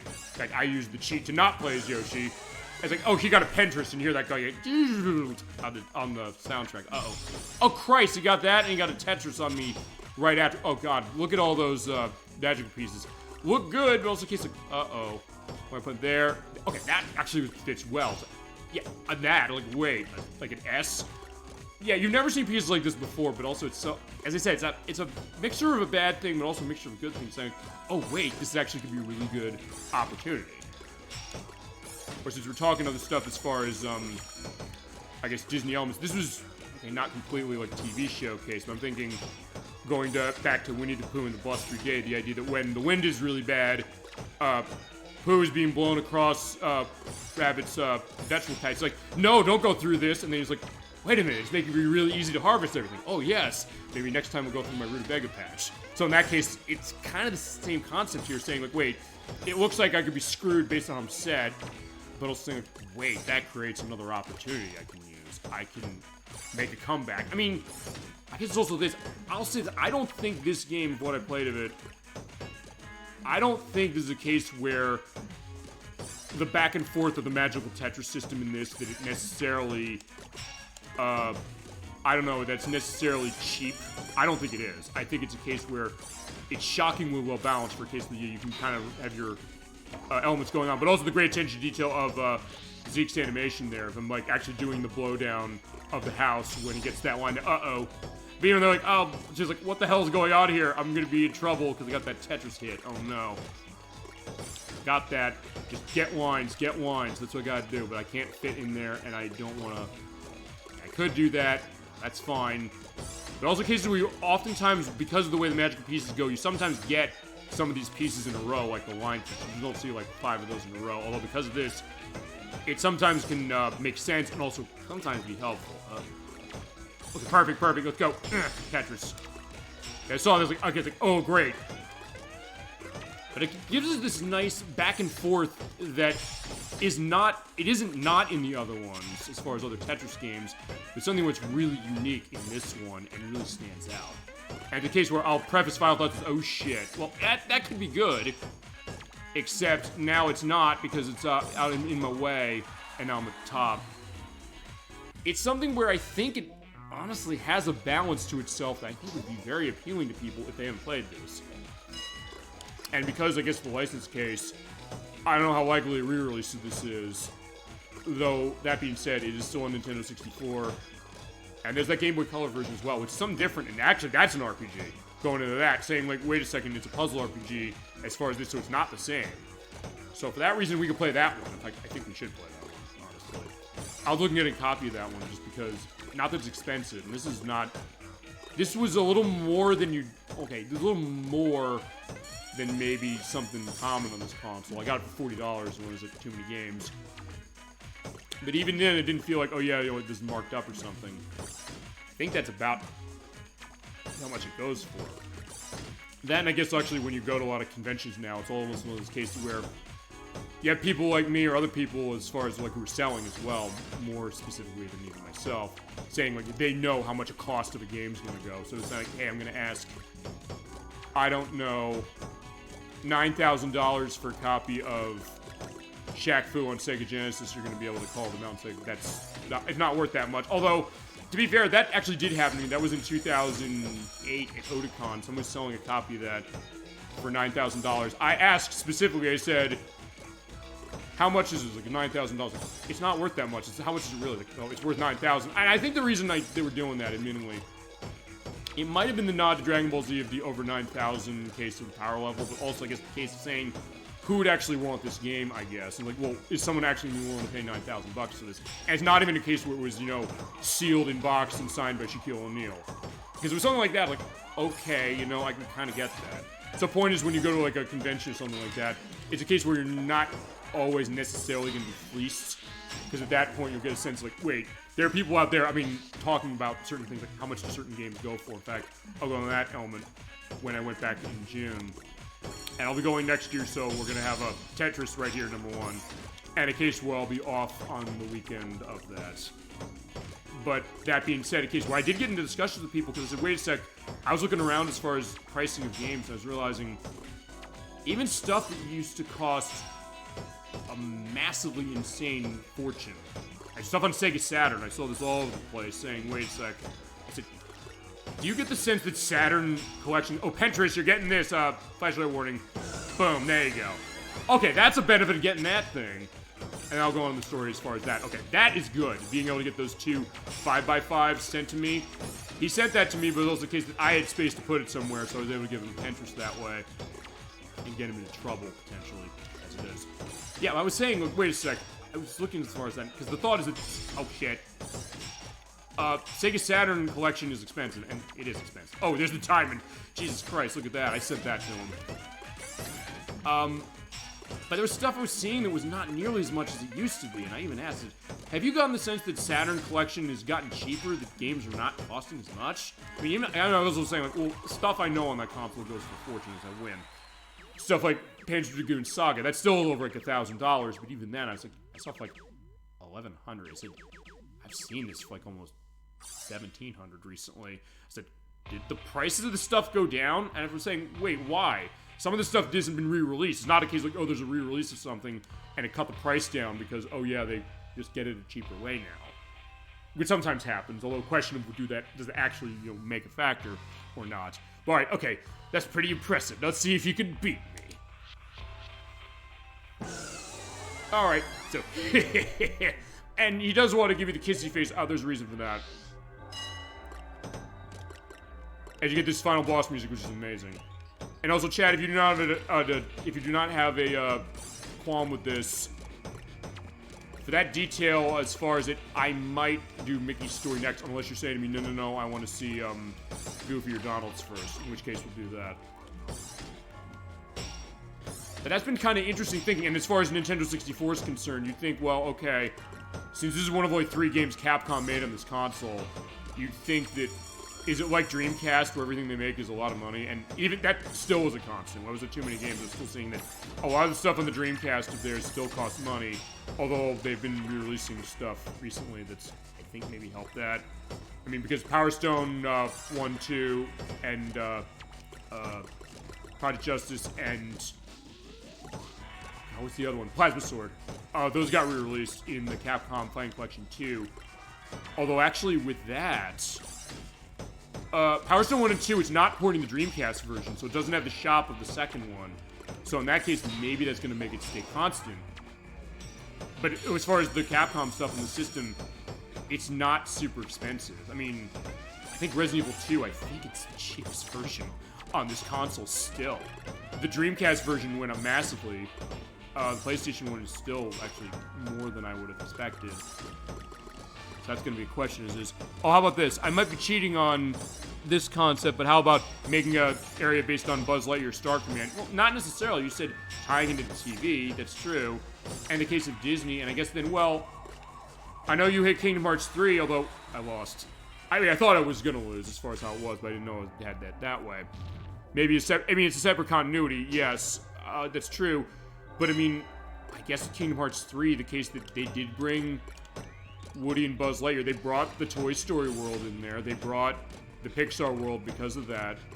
So I don't think it's necessarily out of the thought of saying, wait a second, that's unreasonable. That seems not too far off.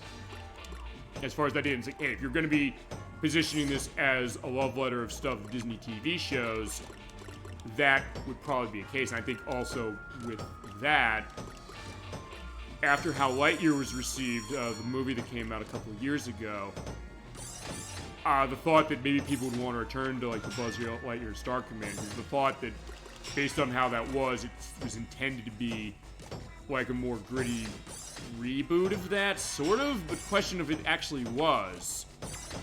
And even of the idea of like, was that actually what they were intending with it? I mean, I don't know. Honestly, when it came to that movie, I haven't seen it mainly, but I don't think Pixar was necessarily intending that idea completely. Because even they said, well, they added the intro on that movie, the infamous one of saying, hey, you know, when a young boy went to see a movie... Okay, a young boy went to see a movie that was his favorite movie, and he got the toy based upon the character. This is that movie. He was like, wait a second.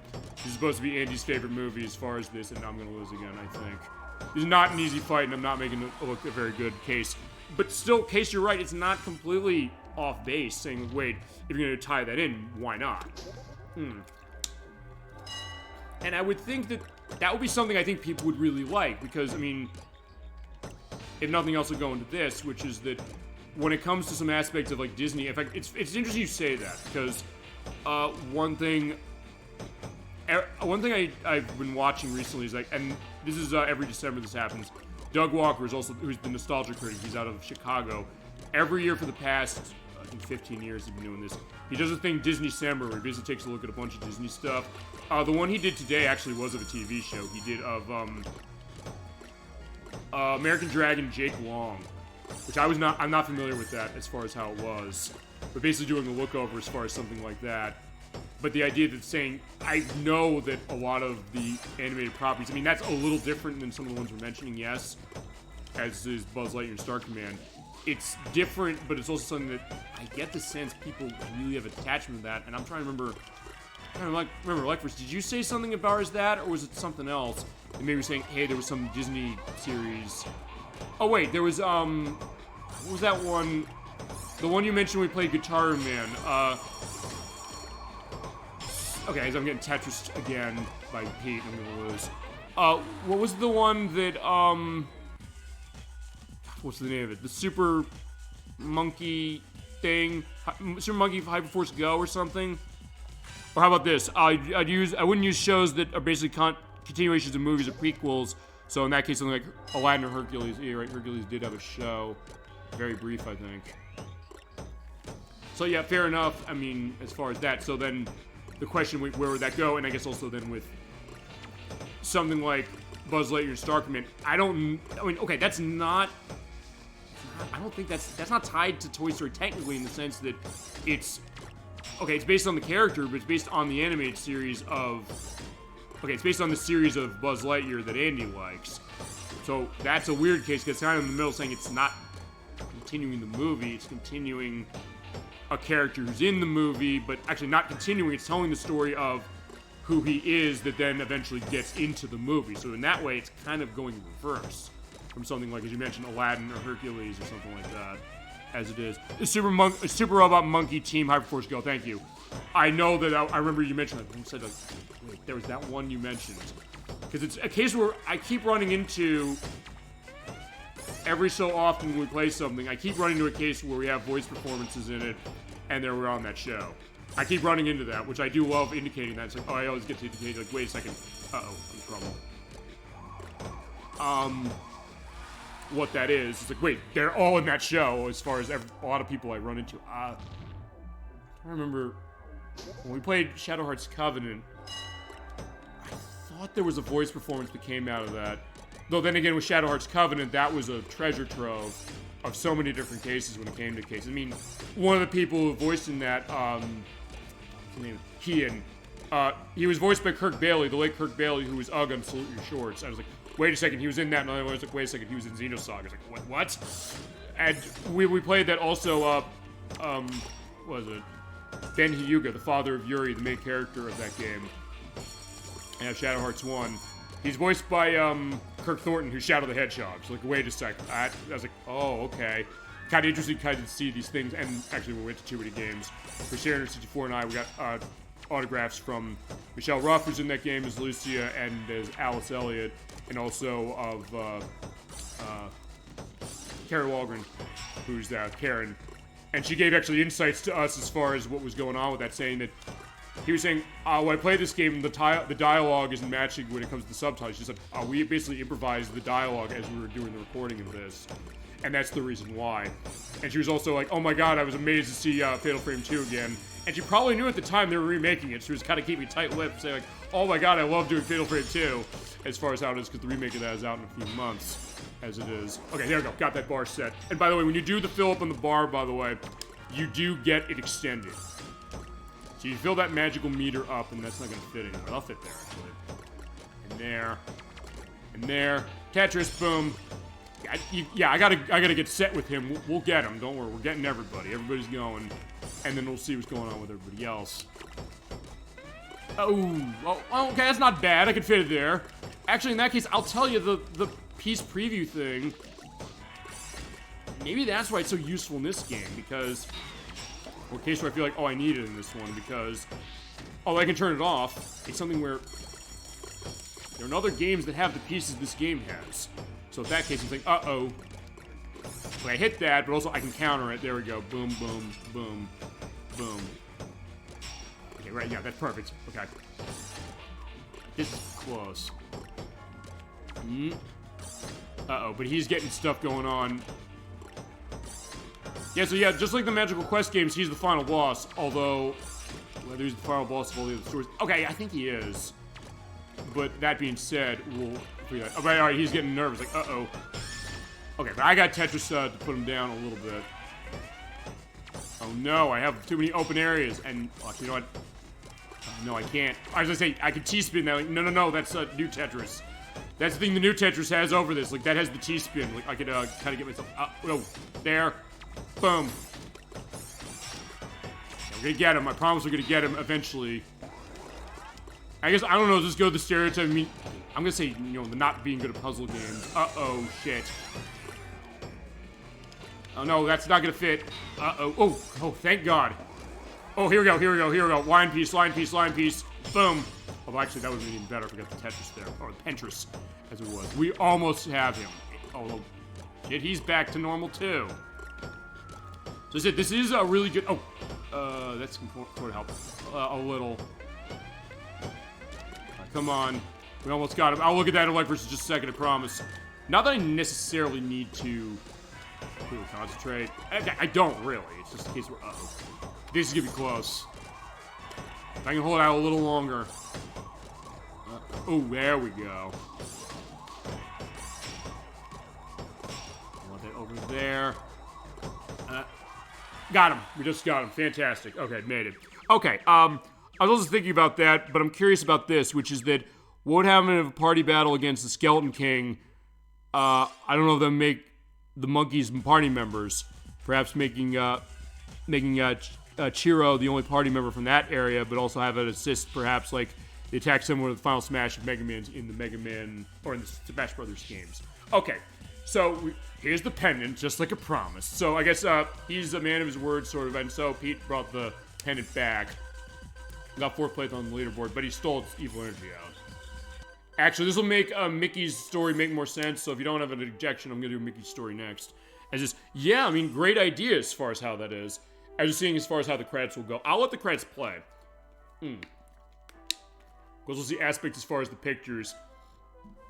And also some aspects of the people who made this. Because also this will make, this will probably make the edit be an interesting case. Because what I'll do is I'll get stuff going on the thumbnail for this. The title screen actually is a good thumbnail choice on this one, which sometimes the case where it's like, no, I want to do something more ambitious than that. But case where these pictures are really, really nice. Alright, so that's the end of the first story. That being said, we will go to the next one, and we'll do everybody else as far as what it is. But yeah, great case as far as how that is, and I think they could justify that around. I know, obviously, a license case would be a question, but then again, it would also be something where I think, well, maybe as far as like a Disney Universe, and fine, as Square showed, they could get that going when it comes to Kingdom Hearts, and people have an attachment to that. So at that point, they'll get that set. And also, that's who did the instruction card. I'm trying... Okay. I don't think this is a game, as we're pointing out when I see instruction card. I think of, the Operation card, was there games on Nintendo 64 that had, where they did not list the actual control mapping in the instruction manual, but they gave you a card that explained what it was. I don't think this was a game like that, as far as I know. I know some stuff in Nintendo's like that. Wave Race was, Mario Kart was, Diddy Kong Racing was, I think there are a couple of examples as well. And Yoshi's Story, that was another one. But also the Super Robot Pilot, perhaps make a rest area or save point. Right, I mean, I get that idea of saying, because as you're saying, the way of getting this set up, saying, wait, if it's going to be, actually, when you think about it, something like Disney Illusion Island is like this in the sense of setting up the adventures of these characters going on and then meeting other people. Not all of them tied to the Disney stuff, mind you, but other cases of saying they're on an adventure and then finding those other worlds going, or Kingdom Hearts, of course, saying, wait a sec, you can justify this and say that an interesting thing of different focus, saying, like, wait, these are other elements that have not necessarily been mined in games yet. Either at all, or in cases where it's been a while since you've seen them. Yeah, because I don't think Super Robot Monkey Team Hyperforce Go has anything connected to games. Or if it does, the only case I would think it does would be if it was like a Flash game on Disney's website or something like that. And all Capcom staff, of course, does special thanks, and that's game over. But, alright, so that's good as far as that. Next, we're going to go to Mickey's case. I'm going to keep the Magical Tetris element going, and then we'll do up-down for the last two. Because actually, this kind of follows this story, because I don't know if there's necessarily a benefit to playing all the stories in a specific order, although I think in this one, I'll go back to one thing, because I just want to see something. Yeah, it's not. When you beat the story in the PlayStation version, you get a storybook mode where you're able to see the story again. This one doesn't have it. There's only one code, and I put code sort of in quotation marks on that one. We'll show it later when we look at Endless Mode. We're going to play as Mickey now. I'll keep running on normal. I'm not good enough on expert. We'll see that going. And feel free to keep going on to more. We'll see what's going on with the plot. Okay, because it's getting late. Because in this case, Mickey's working in the factory.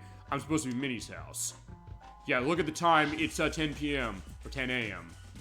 But, alright, here we go. Because going to what you're saying, like, for this, take a look at the fact that this is, I think, the only story of the four where we're going outside of the houses or the places where everybody is located as far as their specific levels. Because in this case, we're going to City Hall, and the bank there, which it almost looks like something out of Toontown. Out of Who Framed Roger Rabbit, but also, I guess, out of how Disneyland and Walt Disney World look. So maybe they're pulling from that as well. And fitting, I guess, for Adventures of the Magic Kingdom and NES. But, yeah, Mickey, what are you doing here? It's like, yeah, so we run into Pete at the beginning of this one. Like, wait a sec, what are you doing here? I could ask you the same thing. You're up to something again, aren't you? Yeah, hey, Wolf, who's this guy? It's like, wait, the Weasel doesn't know, as that one doesn't know. You fool, he's the one who always messes up her plan, okay? So he does know, going backwards as far as it. And fitting you're bringing this up, like, for saying, wait, if there's a connection that Mickey Mouse has to all these characters in this game and then in Kingdom Hearts, the case of that kind of expanding out, and they know the reputation. Say, wait a sec, he's not a friend to us, he always causes us trouble. And Pete knows, so I remember him well, I'll keep remembering him as it is. Yeah, I have no time to waste on yous. Let's go, guys. Hey, wait a second. But it's already 2 o'clock, so alright, based upon the clock in the factory, assuming that was the clock, he's been out here for 4 hours, talking to Pete. I can't waste any more time on them. Yeah, true. So let's go see, Minnie. Hi. Yeah, I'm expecting you. Okay, change clothes, give me a hand with these cookies. So, alright, for this one, we're gonna help her do the cooking of the vegetable cookies, or the baking, I should say. Okay, so off we go. Same case as before, and I am running the magical Tetris method as well, so we still have the magical pieces going on. And for this case, it's not gonna be too much, as far as what it is. Also, as we go, honestly, for this game, when I took notes on this, it was something I've realized actually with a couple of the games we've been doing recently, there are not a whole lot of things in the background of this that I was expecting to see. Not that I'm like, oh, it's going to tell, like, millions of stories. Some games will tell more stories than others, or you'll know the stories behind them more in other cases. Or as we said, with Carrie Walgren, we got information from her when it came to her experience with Shadow Heart's Covenant that has never been indicated. We did break that as far as saying, wait, she openly said to Crusader 64, hey, that was what was going on as far as the way the subtitles are going on that. Because they don't match, they're different from how the character dialogue is, because they can change it basically on the fly, kind of improvising on it. So we got that information. I mean, cases that you can still find that going around when it comes to something like that. But for this one, yeah, not as much as far as how that was. And actually, I guess of other stuff. Actually, one thing I'll mention, ElecVerse, since you're here, going back to too many games, I don't think I mentioned this in particular, but I do want to thank you, because, for one thing, because you mentioned at one point, I think it was when we did Super Mario Land, you mentioned how good, Puzzle & Dragons Z Super Mario Bros. Edition was on 3DS. I picked it up in your recommendation, I love it. But the other thing that was interesting is that when I went to Too Many Games, I was not driving out there. Kazim22 did that job, and he said, it was him, Crusader 64, AG42, and myself who were doing that, riding out together. And so I brought my 3DS, I said, let me play something on this, and I brought stuff in boxes for certain things. And then Charles Martinet was there, as it was.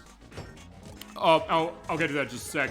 But when he was there, I said, why don't you get us autographs? Like, I don't know, what do I have as far as what he'd autographs? Like, oh wait, I have this game.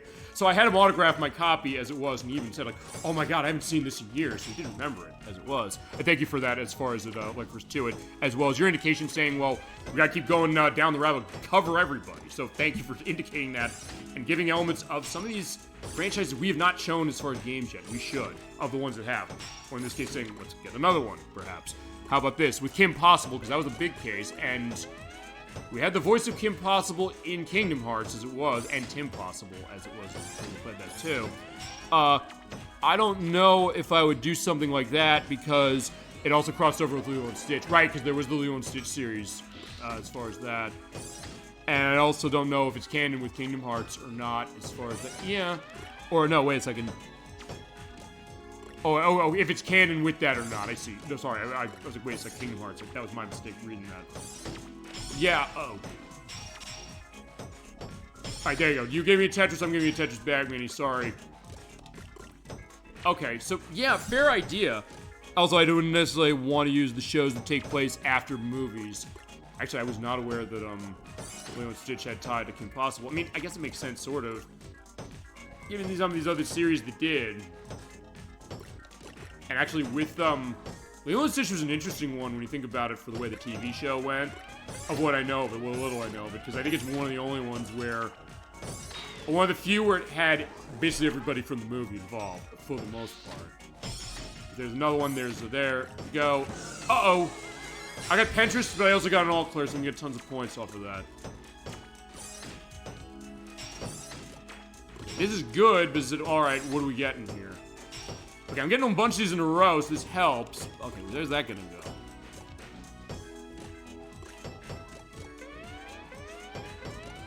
Alright, she's getting up to the top. I shouldn't be watching her screen completely. I should be doing... Oh, where are you? Oh, no! Don't go there, don't go there. Oh, no, I can't go there. Oh, I got her.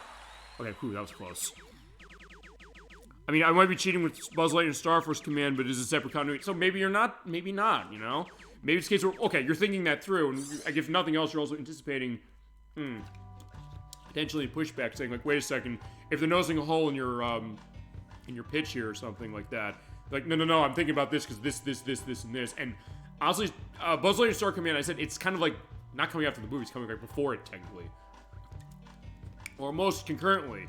Because it's a series that's also referenced in the movie, but it's not the same one as far as that one. So the Buzz Lightyear on the show is not the same that's in the movie. Or the one, I guess, from Lightyear going back to this as well. Alright, so the cookies are done, right? Well, let me see. Well, okay, Pete just comes to our house, or her house, as it is. Like, yeah, what do you want? I saw you earlier.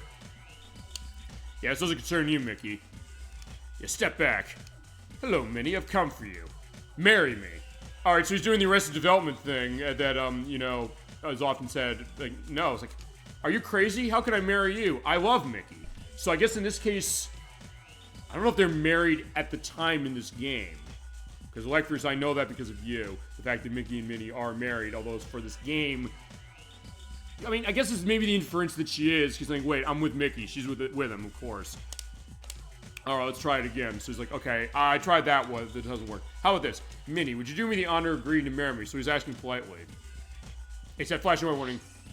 Okay, because this is what happened, and I guess then the story of Mickey, or Minnie, I should say, the evil energy he took off, I guess he took that and put it into something else for a scepter. So now we're getting into the perspective of, like, the Magical Quest game, saying, like, wait a second. In the other one, Pete just stole the pendant, which is, okay, one thing. We stopped them. Fair enough. But in this one, he's saying, like, well, wait a minute. I'm going to use this pendant. You will marry me, Minnie, won't you? Yes, with pleasure. So it's like, wait, she's dazed. He's controlling her mind. So in that case, this alone, I think, would justify any argument that anybody would say, like, is this a Magical Quest game decides? Like, for this alone, yes. And I actually did not know that until I was getting ready for the show. And Logan said, okay, we should count this. Just as much as I counted the Illusion games being predecessors to Kingdom Hearts and also Adventures of Magic Kingdom right here. This is what I'm saying right now. So the flag is down. This is technically our next Magical Quest game as it is because of this. Because, yeah, look at that. I don't know, ElecVerse, if you knew this as far as how this went. Because you said you rented this game a lot. So you probably went through all the stuff with the story. That probably, am I right in saying that that's why you indicated this is probably a Magical Quest game and it would make sense as to why? If so, I think you were on something clearly on that one, no question. But what are you saying, Minnie? It's like, wait a second, we've been going out for a while. This is also why I'm suggesting maybe they're not married yet, as far as Mickey and Minnie.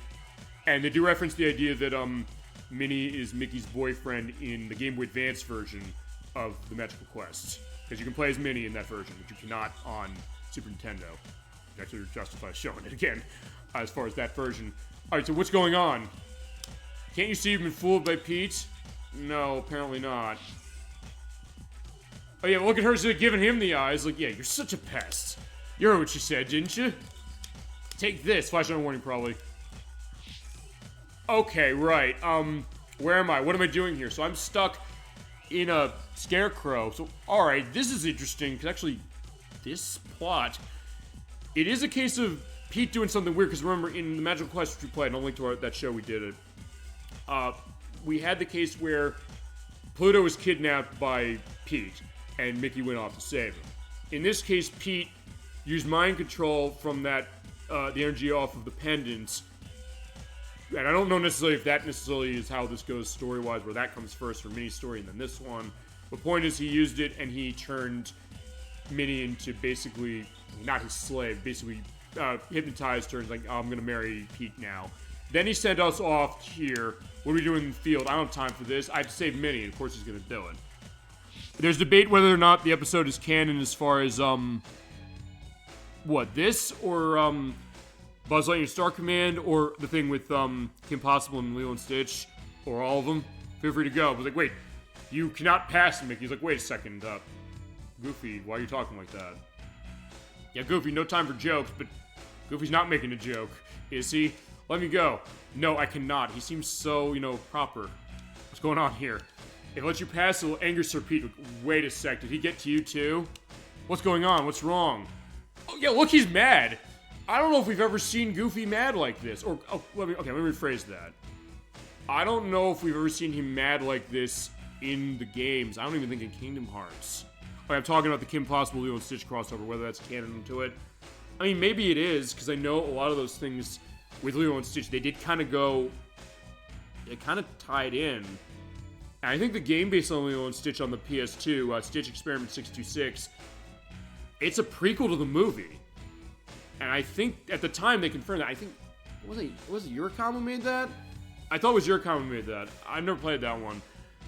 So I'm wondering, like, maybe there's a reason for that. Like, wait a second. Yeah, he looks mad. I was gonna say, the only other case where he looks mad, I guess, is in the Goofy movie, for certain reasons.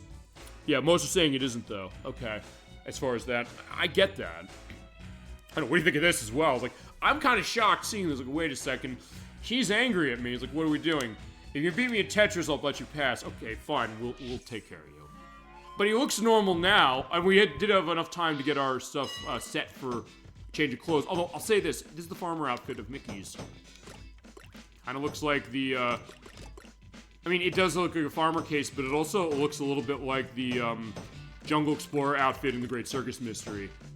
Which that will be our next stop on the Magical Quest train. Because I think, you know what, I think we should count every single one of these games that we're saying, is it connected or not, for this. We should count it that way. So basically we do this, we do, Great Circus Mystery, we do Magical Quest here. Mickey Toad Donald, Magical Adventure 3 is the Japanese name. And then Magical Mirror on GameCube. I think we gotta go that way. Yeah, it's like, maybe, they didn't say, I didn't find anything. I looked, saying, did Capcom ever confirm that this was, canonical to all that stuff? Like you're saying, as far as what's going on with, the Lilo and Stitch and the possible case, amongst other stuff, too. I didn't find anything saying that it is. But I also didn't find anything of them saying, no, it isn't either. It's kind of an interesting case. Oh, there we go. It's like, I hit that down wrong, but that's okay. We'll take, you know, if we gotta take Goofy down, I guess we gotta snap him out of it. We'll see how this goes. Or going back to American Dragon, Jake Long, in a crossover with Lilo and Stitch as well. So it might also leave out. Okay, I didn't know a crossover with Lilo and Stitch. Yeah, and Dog Walker's video on it from today. I'll link to that, and I'll link to his whole Disney December case this year. He didn't mention that because usually he doesn't go into spoilers in most of his cases. He's already reviewed it, like with Elio or Zootopia 2 or Thunderbolts, something like that. Although with Thunderbolts, it's also the case of saying, well, wait a second, he doesn't have to spoil Thunderbolts because Marvel did the weekend after the movie came out. Like, what are you doing? And then when people realized, wait a sec, you spoiled the movie already, it then completely stopped. People stopped going. It's like, okay, you ruined the movie. We know what the big secret is now. And then at this point, it's like, yeah, it didn't make its money back. Uh-oh. Yeah, I was gonna say I want to put it that way to take advantage of this, but I don't think I really can. Uh-oh. Alright, I guess I gotta put it there. Yeah, this is weird as far as looking at this, but I do love it. I think this game, I'm gonna preface final thoughts on this thing. This game is underrated as anything. Including myself over the years, even though I did play this when it came out. I should have bought this game years ago, as it was, but hey, I did get it finally, so I'll give it that much, as it is. Yeah, the Lilo and Stitch series had 4 crossovers, honestly, which was with Kim Possible, American Dragon, Jake Long, the Proud Family, and Recess. The Recess would make sense, honestly, with that one. And the Proud Family. That's interesting, because I'm not as familiar with the Proud Family as other people, but I was under the impression that the Proud Family was the most grounded of those, and I just won. Okay, so that was close. I got the sense that was the most grounded of the 4. Although, then again, Lilo and Stitch is sort of grounded in the sense that it's taking place in Hawaii, as it is. And also, it does have stuff. Okay, so he was possessed. As far as Goofy was concerned. Yeah, that's, okay, so, alright, so, I mean, yes, man, that makes sense. I didn't know that. Thank you for going into that, as is the case. Either way, because we should do stuff with the Lilo and Stitch stuff. And I guess with, for those, let me think about this. Lilo and Stitch had a couple games. I know that. There's one on PlayStation. I mentioned Stitch Experiment 626. There were a couple, I think, on the Game Boy Advance. Okay, possible. I know there were games on the Game Boy Advance for that.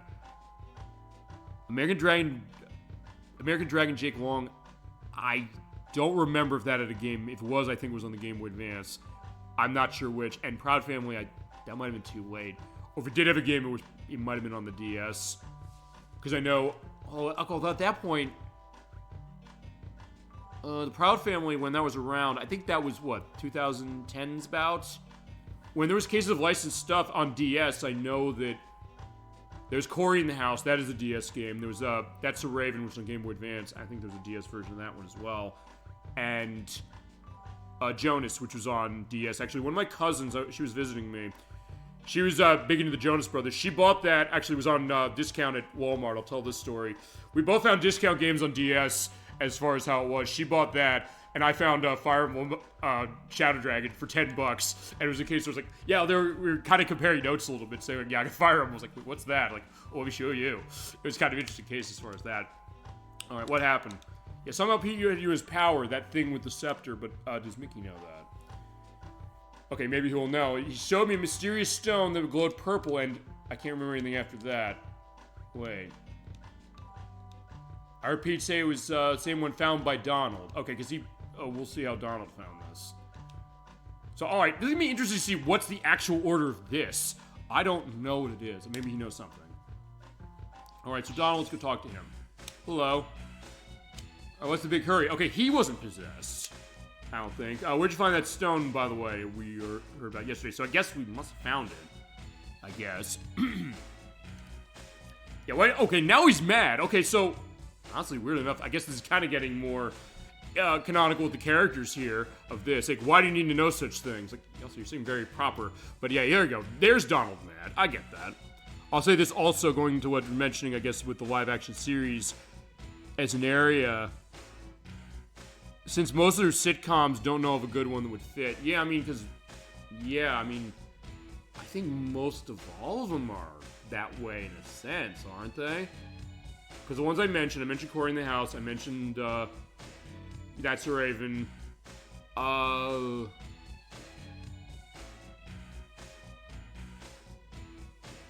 God. Was it... Hannah Montana was the Disney one? Or was it Lizzie McGuire? I made this mistake when we played Shadow Hearts Covenant. It's one of those. Yeah, I mean... Well, then again, what of the live-action ones would make sense? As far as thinking about that. Because it's a great idea. If nothing else, this is a great thought exercise. Oh, a great pitch, but also a great thought exercise saying, like, wait, if you're going to do something like this, how would you do it, number one? And number two, with a live-action thing. Actually, with live-action series of Disney's... Oh, God. How many of those are not sitcoms, really, when you think about it? I mean... Honestly, the only ones I can think of that aren't... I always get them confused, like, Disney Channel movies, like The Famous Jet Jackson, but I guess that was a movie, it wasn't a TV show. So yeah, it was a good case. Alright, besides, Pete told me not to talk about the stone. Wait, so he did get caught, but I guess he was able to fake his idea of saying what was going on. I cannot help you. Yeah, what are you talking about? Now we're getting mad, look at that. I like the idea that actually Donald and Goofy are actually, or Donald and Mickey are actually kind of angry at each other. Yeah, Pete must have you in his power, too. In this case, he knows this song and dance so far. He's like, yeah, this is an emergency, Donald. Let me through. You never give up, do you? Alright, I may help you if you can beat me in Tetris. Okay, so there you go. If nothing else, they're not too possessed to forget the goal here, which is Tetris. Alright, so there you go. Alright, so yeah, now we got the sail outfit. Also, nothing else, we're seeing all the outfits of the characters going through this way. Okay. Also, going back to the difficulty on this as far as the ones you select, if you select Expert, it does give you a higher magical meter when you start, so point out. Right, let's try and get you down as far as how down is. We can handle it. I mean, I guess the thought is like, not exactly like Bugs Bunny and Daffy Duck, the idea that Donald Duck is the, is like the second man of Mickey. I mean, he's not really. He kind of goes on his own adventures. You're mentioning that, saying like, well, no, dealing with Chip and Dale and also his nephews. Uh-oh. But he's not screwing around when it comes to giving me a Tetris. That's one thing. So it's not like the Daffy Duck Bugs Bunny case completely. But I guess the case that he gets stuck with all the bad luck, but in this case, so did Goofy. He was the one who's like, wait, I also got caught by him as far as how it is. Yeah, I would say perhaps one based on, well, a live-action show, because remember, Pirates of the Caribbean is in Kingdom Hearts 2. Yeah, you're right. Or I guess also then... Oh, Tron. Yeah, because, Tron in Kingdom Hearts 2 as well. And actually, wait, there's that Tron series as well, the animated one. That could potentially be something if they want to go to that, although given how Tron Ares did this year, I would say, I don't know if Disney would ever want to touch Tron again, honestly. Uh-oh. I'm in trouble. Oh, I made a bad move on that. Yeah, if I'm gonna win this, I'm gonna be really, really careful. Alright, nothing else. They're giving me tall ones, so I can at least use that to kind of get my way through. Actually, oh yeah, there we go. Perfect. I mean, even though it looks like I'm gonna hit the top, like, oh yeah, I'm screwed. Like, maybe not necessarily. So if nothing else, it also means that even when you're at the top, like, wait, how ruined am I? In fact, in some ways, I'll say this. Well, so you'll see this doing up and down Tetris. I almost wonder if the Magical Tetris system in this one is actually easier to potentially come back from than... Okay, that was a mistake I made, and that ended up costing me. But I almost wonder if maybe it's easier to do that than, like, the garbage lines of the old way of Tetris, as is too. Yeah, Tron Ares is the continuity of the movies, isn't it? Yeah, you're right, it is. Right, well, no, wait a second. Because... Yeah, the TV show. Okay, the TV show, I think I didn't enter this a couple weeks ago, because I looked at Tron, the old arcade game from Bally Midway when we did our Ballistic Xbox Live showcase a couple weeks ago. When we did that, I put an edit in the show that was the TV show. The show was the prequel to Tron Legacy before Legacy came out, and I think afterwards... I don't know if Disney stuck with it as far as afterwards. I know stuff with the comics that went on with that also kind of went that way. Wait a second. No. That's not right. I think the series, it was initially thought to be after or before or after Legacy. I think Ares might have twisted that around, perhaps. I haven't seen it. Yeah, I haven't seen it either. I mean, honestly, yeah, I've not gone to a whole lot of movies this year. You'd think I would have. I used to go all the time before I started doing the show. I mean, that was a COVID thing to a certain extent, as why I stopped, but also a case of saying, well, I want to do this thing for the show, and I said, well, just dedicate stuff to the show. Honestly, the last time I went was because of something on the show. I went to see the remake of Snow White because I was mentioning when we did The Wolf Among Us from when I was recording parts off screen, because I can't show you that game live because of its nudity, or I didn't want to take a chance of showing that live with it anyway. Okay, that's good. Although, in that case, because the line is so high as far as where my bar is, it's a case where it doesn't get rid of all the blocks. I was always under the impression when it came to this game that, oh yeah, it's always going to get rid of all the blocks. Like, no. It's based on the length of that bar, and as it goes up, that can kind of change that. Yeah, I went to see that because when we played The Wolf Among Us, I said, wait, it has Snow White. So what is this doing compared to what this new one was? So let me go see it. I didn't hate the new one as much as the people, but it's not good. Trust me, it's not good, no question. And I went to see The Day the Earth Blew Up, the Looney Tunes movie, the day after. Yeah, that was way better, as it was. But still the case, you're right, of, yeah, the fact that I hadn't done anything in a while, number one. But also the case of, like, where the movies are going. And with Tron Ares, that did not, like with Snow White, it did not make money. I'm surprised that movie did as badly as it did, honestly. But because of how much it cost to make, I didn't know there was another factor. I think it might potentially be on Disney Plus already. Don't quote me on that, or I'll quote myself when I edit this. But, if I can get 2 of those in line, that'd be great. I mean, not quite. Okay, that does get rid of that. Go that way, that's fine. Over there. Yeah, so is it, I knew it didn't make money, but so it might be around as far as how there's maybe the case, like, the windows of movies this way getting so short. Okay, fantastic. Good. There's like, wait a second, was I going to be done? Okay, come on, give me a 5. Oh, Tetris, he got one. All right, let me count it with a Tetris, at least. It's something. I'll count with that, too, at least it's 2 online. Oh, there, you look at that. I sent him tons. So it might hurt him, but it also might hurt me because he might be able to build something out of that. Just said, this has a great back and forth that not the other Tetris games don't have. Of course they do. And we got to figure, I mean, I'll also put this out what you want, because we're doing an annual Tetris game every December. What should we do next as far as that? As far as this show? I mean, we're going to demo, I'm going to preview program or scoping session. I got to get the terminology right. Tetris Effect Connected next year. We got to play that for a show fully. We have to go the whole way. And ElecVerse, I owe you Puyo Puyo Tetris, and we'll start with that one as far as the first one.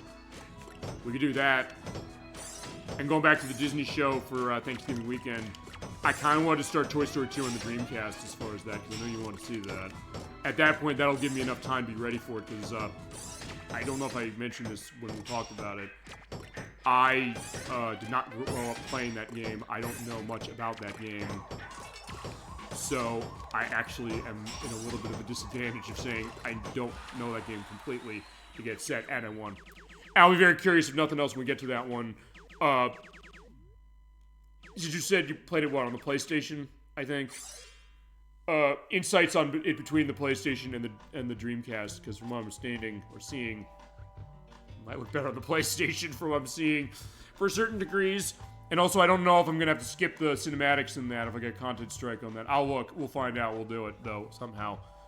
I mean, there are plenty of animated series I could work with either way, so yeah, I guess no big deal when it comes to a thing with live action series. I'm just trying to think of which ones really tie in. But, I mean, yeah, Tron was kind of that way, but also Tron kind of ties in the movies, so it does make sense. Like, oh, Mickey. It's like, okay, good, you're back to normal. Now, where'd you find the mysterious stone? You seem maybe angry about this. Like, Stone? What are you up to? Like, what do you mean, what are you up to? Minnie's been kidnapped.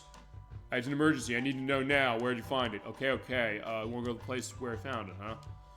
Yeah, we'll see where he found it, because, I think we will. Right. In his story, the first thing they show us, I was fishing, and I got it out here. So it came from under the sea, somewhere under here. So, alright. I don't think there's tie with Little Mermaid in this. Which also a TV show. That's another thing as well. But okay, now I know what to do. Going for a swim? Alright. Oh, we are going for a swim. Okay. I gotta get ready to go diving. Oh, but we're getting another uninvited guest. Who are you? Got about me already? Yeah, you don't have an official name aside of Weasel.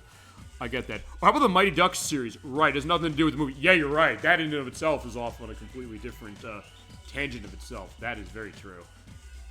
As far as that. So, right, I mean, but sometimes that goes as well when it comes to I guess some of these enterprises, even the ones that were kind of based on movies. That's the one, I think, that really didn't tie to it at all. Which was kind of interesting to think about that. Right, I'm right-hand man of Pete, Weasel. Yeah, you know too much, and now you got to be stopped. Like, oh. Yeah, but I'm in my factory, you know, we'll be fine. We're gonna go deep-sea diving after we take care of you. And I don't know, okay, Mickey's not gonna he's not gonna sink him down in the sea. That's not Mickey's style. Ow. Or, well, actually, I'll ask you this. I don't think Disney would do this, going to this way, as far as your idea here. How about this? What is this? I'll mention, actually, hold on, I'll mention that in a second. I have an early day tomorrow. Good night, everybody. Take care, Mickey. Goodbye, ElecVerse. Goodbye, everybody. So good to see you, Dolly Finn. I'll also just let you know, she knows what next week's show is going to be because she's going to be on it. We're doing it early. 3 p.m., we're going to be continuing and finishing Scooby-Doo Night of 100 Frights for the PlayStation 2. We started back in August, but I kind of I've had that hanging for some time. I do need to do some stuff with unlocks, but she'll be on the show next week for our last show of the year live, as it is. Take care, Dolly Finn. He's like, yeah, absolutely. Thank you so much for stopping by the show. Hope you have a good time, have a good day tomorrow, and a good rest as well. And thank you for joining us, as was the case. Okay, yeah, going back to what you're saying, ElecVerse, about this, which is, right, when it came to, right, the Mighty Ducks is off on its own. It's not tied to the movies. It's like the only one that's not, when you really think about it. I mean, I guess that and Buzz Lightyear Star Command, I would say that one isn't, sort of. It's debatable as far as how Lilo and Stitch goes with the other enterprises, but it's tied to the movie, that I do know. But I guess then, yeah, Mickey, alright, I was right. The other thing, I don't know if when it comes to taking their aspect, when it comes to, how about this? The case of other elements of Mickey Mouse or other Disney cartoons of its main characters, I don't know if Disney would do this as they lost. Would they ever take from, what was it? Oh, wait, also, buy ElecVerse, happy holidays, so Dolly Finn says, yeah, absolutely, no question. Yeah, because we're coming up to the holiday season as it is now. So, thank you again, Dolly Finn, have a great night, and look forward to seeing you next week. Okay, so, yeah, because I don't know if Disney would do this. In fact, I'm pretty sure they wouldn't. I don't know, I mentioned this a couple of weeks ago. ElecVerse, you familiar with Runaway Brain? That was the Mickey Mouse cartoon that actually they sort of indicated in Mickey Mania when we played that. It played in front of a kid in King Arthur's Court back in 1995. I kind of wanted to see that movie just for that reason. My family made a better decision saying, let's go see Babe. I'm like, okay, Babe is amazing. That being said, it was this kind of dark cartoon with Mickey Mouse of the case of him saying, hey, you know what, I want to get something, no, I want to get Minnie on a vacation. She's like, I want to go on this vacation. Like, no, we can't afford this. But he's like, you know what, maybe I can do this. He kind of, in a weird way, sells his body out for scientific experiments. That's not really a joke. And he has his brain swapped out with like another creature that's kind of him that also gets really lascivious. I don't know if when it comes to the setup, would it necessarily go back to those places, or they necessarily do what actually... Or Gargoyles. Oh, that's another one. Right. That would fit in because it's story-driven. Yeah, you're right. And Gargoyles is the one that also is going heavy as far as aspects of drama in ways a lot of the other ones don't. Because the other ones... Well, I mean, not the other ones don't do that. But Gargoyles, you're right, is a unique one as far as how it goes. It also has a game based on itself, that Sega Genesis game, which I never played that. I don't know if you have. Yeah, but I mean, in that case, you're right. Maybe doing something darker, or maybe, as I was saying, with the thing, if they're going to be touching something wrong in my brain, is an idea. Thing like, wait, would they do actually what? And I thought this was actually very clever. They're doing a new Bubsy game, Bubsy 4D. Yeah, Atari's putting it out next year. It's a case where the plot of that game is the return of Bubsy, and he actually has,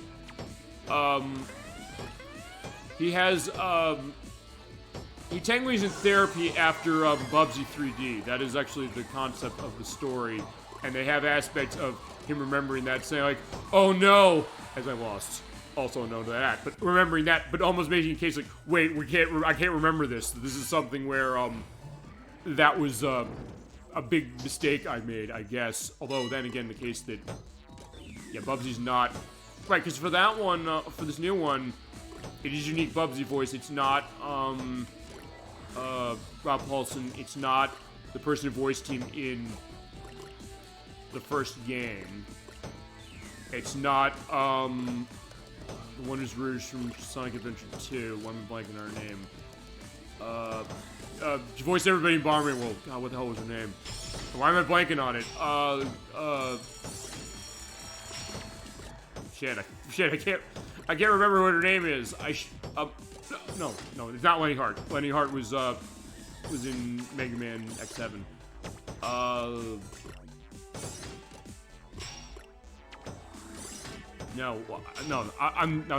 trying to remember who I'm thinking of. Okay, as far as Final Villain Pete, because we're talking this aspect, so it makes sense. As far as it revealed, he'd been helping the bad guys behind everything, which, in some ways, it kind of doesn't.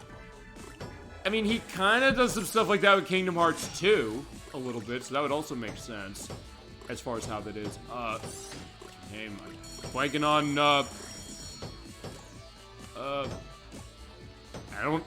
we haven't played something with her recently from me looking at the book and saying, wait a second, where is she?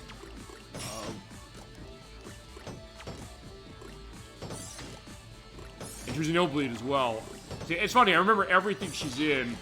I'll tell you this, when I get to a story segment, I'm gonna not edit that. I'm gonna just look out as far as who that is, or remind myself, why am I blanking on her name?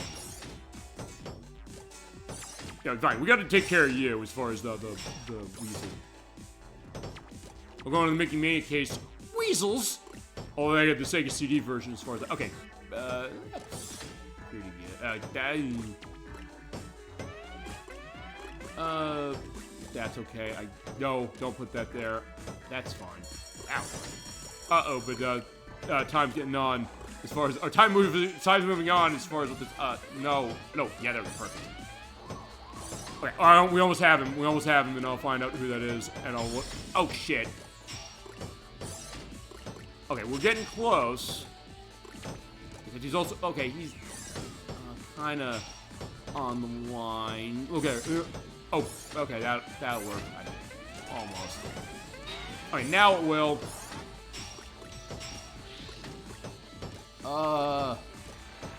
And now look at that just a sec. Oh, I was gonna say, did I get something for... There we go. Oh, uh-oh. Yeah, I'm feeling that. Like, I don't know if the Rumble Pack hit is coming off on the mic. Oh, shit. I'm in trouble. Unless I can get something on the line there. Uh-oh. This is gonna be close. I lost. Okay. Yeah, also, considering he's the final boss in the Magical Quest games, it would make sense. And also the boss of this game. Yeah, you're right.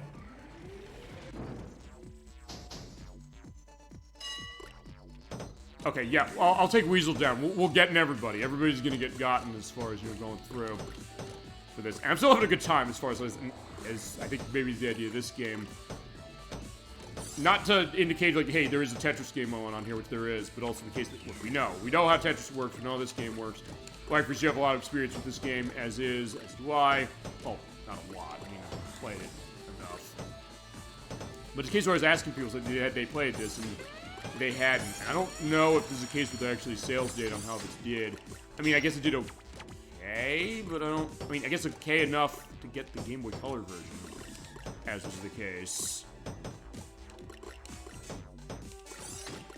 Well, I don't know, you ever played the Game Boy Color version of this?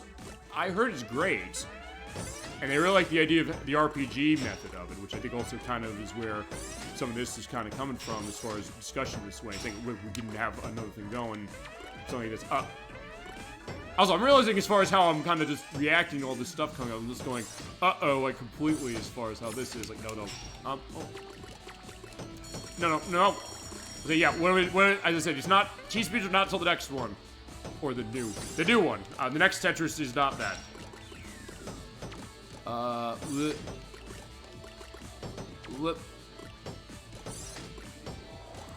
Also, how about this element, which is also, considering that it's with a Capcom RPG, would make sense. Oh, wait, yeah, it makes sense, this final boss, which... Oh, wait, I think I said... Oh, we cleared it at the same time, nice. Okay, good. Give me a long piece, please, and, oh, he's Tetrising me. Yeah, you go, boom, boom. Oh, except I did too early. Actually, it's like the demo. Okay, because yeah, it's worth pointing out the way the demo works. I didn't indicate this as far as how the counter works. If you do the attack at the same time, it doesn't cancel it out. It basically just sends both elements going on to each side. So I probably should have waited. But he's also getting more going on. Yeah, we're almost. I think we almost have him. But yeah, this is definitely... wait, I could fit that there, so don't... Yeah, just do that.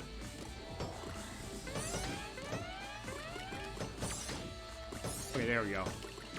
And nothing else, as long as you can get line combos going on, that's actually pretty good. I think this game maybe teaches me how to do that better than any other Tetris game. And I think there's something to be said about that. That's one. Then go this way. Two. There we go. Right, that's put there. Boom. No, I'm not going to get a clearance from that. Oh, no. Yeah, they don't use the rumble pack often, just go back to that. But every time you get a Tetris hit on yourself or a Tetris, like, oh yeah, you hear that sound, you hear the rumble going, you're like, uh-oh. I mean, admittedly, this game doesn't use the rumble pack that much, and I think it's, oh, that was lucky. Okay, Tetris? Yeah, Tetris, flashlight warning, boom, he's done. Yeah, maybe I can, oh.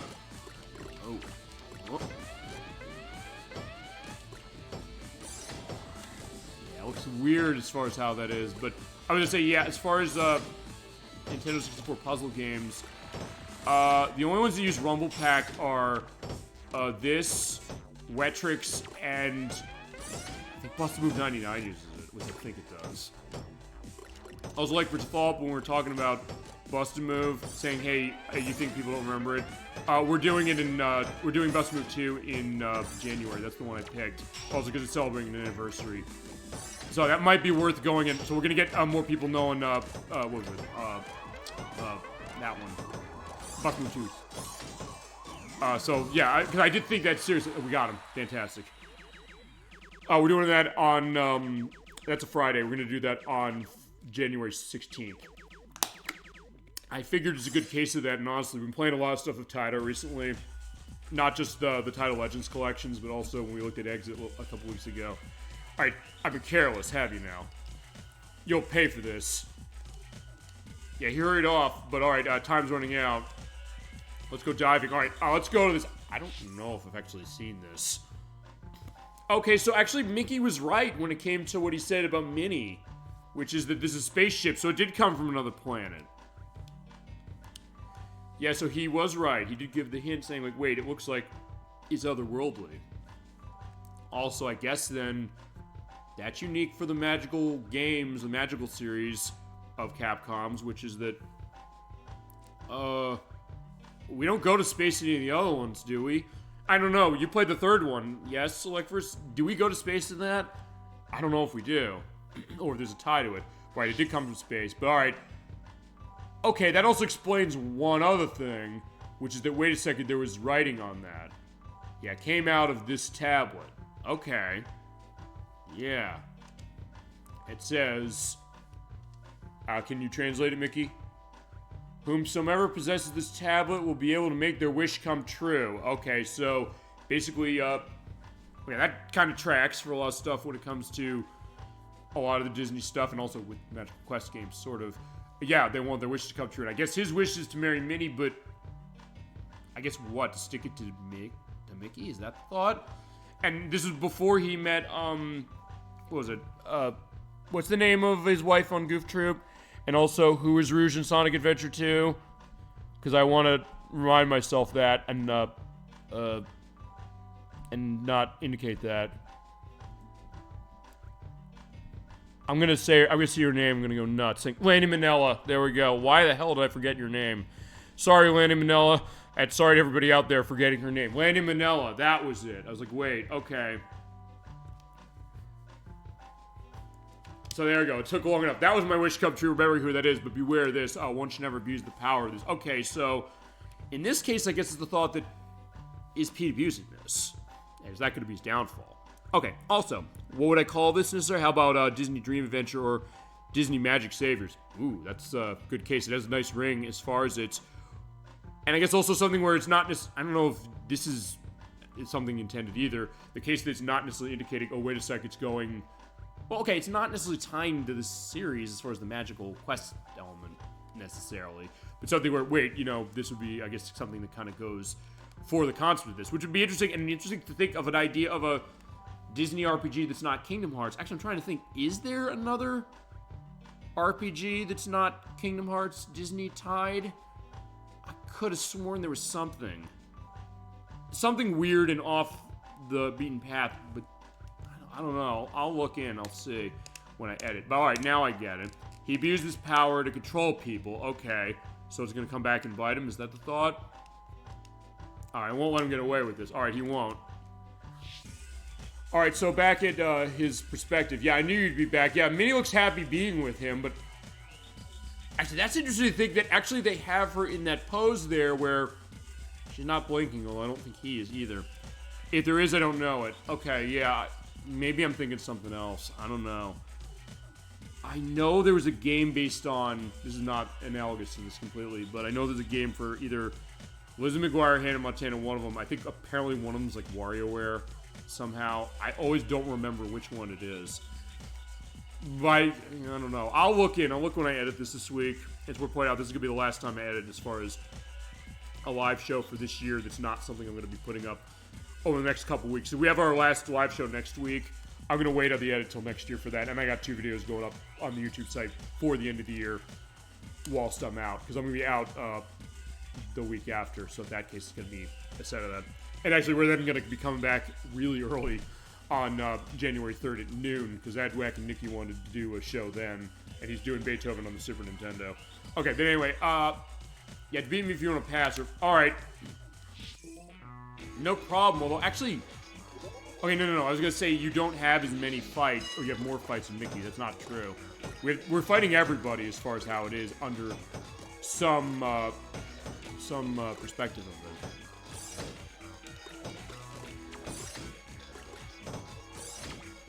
I'm also trying to think about... You know, maybe there isn't another case of that. I was just trying to think, wait. If they played around with this a whole lot with Disney... Was there a case that they did an RPG of something that was not Kingdom Hearts? Probably not. You're probably right. I think I might be thinking of something else. Maybe I'm thinking that Nicktoons The Dice of Destiny, although even that...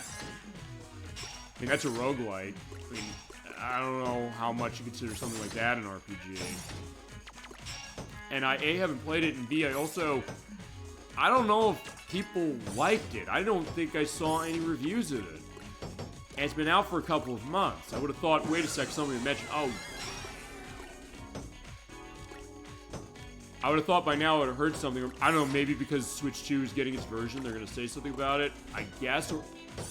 yeah, who knows? Or maybe they figured, wait, was it not worth reviewing? I don't know. You'd think somebody would still say nowadays, wait, let's talk about what this thing is like. And is it good? Because I remember they showed that at the Game Awards, at the Summer Games Fest. I probably should talk to Game Awards stuff as well. A little bit. I actually have a bigger imagination than I thought. Well, there you go. Sometimes you might not know until something like that happens. Jesus, I got a long bar. I didn't realize that either. But exactly, sometimes we've said this before, and I know you've mentioned this, but also the idea that because you come with a lot of great ideas for stuff when it comes to elements of the show, things of just yourself when you've been mentioning this, just saying, well, you know what, hey, would you really know and love something and have an expertise that you do, or that all of us do really with the stuff we love? It's something that sometimes that can really, I've noticed this myself, it really can kind of make you more creative about it than you think. I mean, I'll say this, going to myself this way with the show, I never really thought that I was necessarily an artistic person as far as stuff I do. And I mean, in some ways, it's not really an artistic show as far as the idea that I don't know. I mean, it's content creation, yes, but it's not a case where I'm thinking, well, you know, I'm necessarily having as much finesse with this as maybe other people who do this for a living or something like that. As, okay, got to do that. I can at least cut through this. I think that might be my best option. Sort of. But a case where I realized, wait, some of the stuff that we've done for the show, and also stuff when you requested, just in general, saying like, wait, I have an idea about what I want to do when it comes to the show for this, and thinking, like, wait, I would have never thought to myself, maybe this would have been the way to kind of handle certain things. Whether it's doing a game, whether it's an idea. I did that Switch 2 Chronicles case this year. I was not necessarily thinking as far as when that console came out. That's... okay, there you go. Got Tetris off of that. That helps. But also, it was just off enough. I might be able to pull this out. Oh, no. Yeah, it was too tight as far as that. If I got that Tetris off, that would have been amazing. But even something like that, when I put that together, I was saying, well, okay, I did it also because I didn't have content that week. I was going to be off for the show. It's like, I kind of just like making stuff. And I said, well, let me cover some stuff that maybe we haven't looked at yet. I said, well, this system's out. It's the first time, actually, since I started the show, aside from the first year of it when we had a new system out. Because when I started the show, it was before the Xbox Series S and X and PlayStation 5 came out. But I didn't get those at launch because I couldn't find either one of them. And with Switch 2, it was a case where I didn't get it at launch. I got it semi-shortly after. And it was a case where I said, you know what? You mentioned when we did Sonic All-Stars Racing Transformed. I almost said Crossworlds. I'm not... oh, Sonic Racing Crossworlds. Actually, I've not played that yet, believe it or not. I said, you know what? Okay, this is kind of unique if I'm able to get one of these things, because I basically put myself on the list and saying, oh yeah, I'd be interested in getting this from Nintendo. And I also did get a pre-order, by the way, on that Virtual Boy thing that went up this past week. I'm going to see if there's a way to connect an HDMI or something like that to stream to it, because I would love to stream those Virtual Boy games. Or if worst comes to worst, I'll try and see if I can't get the cardboard attachment that needs, and then like use a custom dock or something, or like an external dock to try and show that stuff. I want to show this Virtual Boy game so bad. But anyway, something like the Switch 2 Chronicles, I guess that thing with Virtual Boy, if I can figure making that happen somehow. I was saying, well, I kind of came with this idea saying, okay, if I'm able to get this thing, and I said, well, why don't we take a look at this console? Because you said we played Sonic and also Racing Transform, saying, hey, I'm not sold on this thing yet.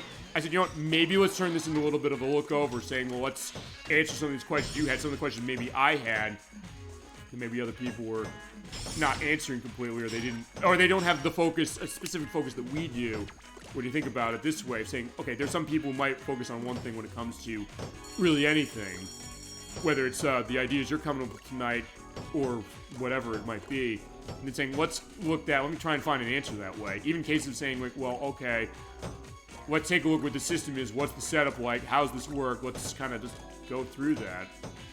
I mean, I got my system like a couple days before I did a show that was on Switch, and I said, I gotta do the show first, and then I open that thing up and I'll record the footage of the whole setup. Let's do that, and it's like, let's look at some games, let's look at back and patch stuff. I looked at back and patch stuff I know that people want to see. I know I looked at stuff briefly that I know you mentioned, because I want to get to some of this stuff. I know you want to see Devil May Cry 3, speaking of Capcom stuff. I said, I want to do this. I said, what's going to be a good way to start it, because I know I'm not ready. I need to be set to that game. I don't know it nearly as well as you do, or a lot of other people. So what can I do? I said, it seems like this might be a good compromise to start. So get it out there, let's talk it, and see and how to switch to take it, and all these other things too. And then thinking, well, okay, for this initiative we're doing next year of scoping session, saying, I know there's games you want to see. People told me they're insanely long. I said, no, I'm not going to say no to you, ElecVerse. When you said you want to see Persona 3 FES and then you want to see BlazBlue Calamity Trigger or Kingdom Hearts. Oh, okay, I don't know if you asked for Kingdom Hearts Rechain of Memories, but you love Kingdom Hearts, so we got to get to that. And we had a great time doing Kingdom Hearts 1. I said, what can we do to figure that? And also, I don't know how to handle those games, so I said, that's why I'm going to do it, because I know you'll know how, if you're going to be streaming this thing, how should we handle those games? You and anybody else in our chat would have an answer if you know these games really well. And I know you know those three I just mentioned really well. So in that case, saying, we'll take a look at it to start for one show, and then say, what's the plan to do this? And I know that you'll all have a good idea. I know you sometimes said, yeah, do what you think is best. Certain games, yeah, I can get that. For these, I'm going to say, I don't know what to do, and I need to talk to people about that. Even in case of people knowing other games, like, well, Crusader 64 and Chasm 22, they talk about Final Fantasy 14 all the time. They love it. And I said, we should show them. No, it's too long. You'd have to be doing this the rest of your life. I said, yeah, maybe, but I said, I don't think we should put a limit. I think we should show it, because it's important to both of you, and I want to understand this too, and get it out. I said, that's a way to do it. But how can I lose to you? Alright, I'm impressed you've beaten Wolf. Yeah, we beat him a couple times. We'll try it again. Yeah, your little game is over. I'm taking back my wife. Yeah, you have to stop using the stone's power for evil, because you're saying, well, yeah, if you do it, you're going to be screwed over, so don't do this. Yeah, release control of MIDI now, as it is.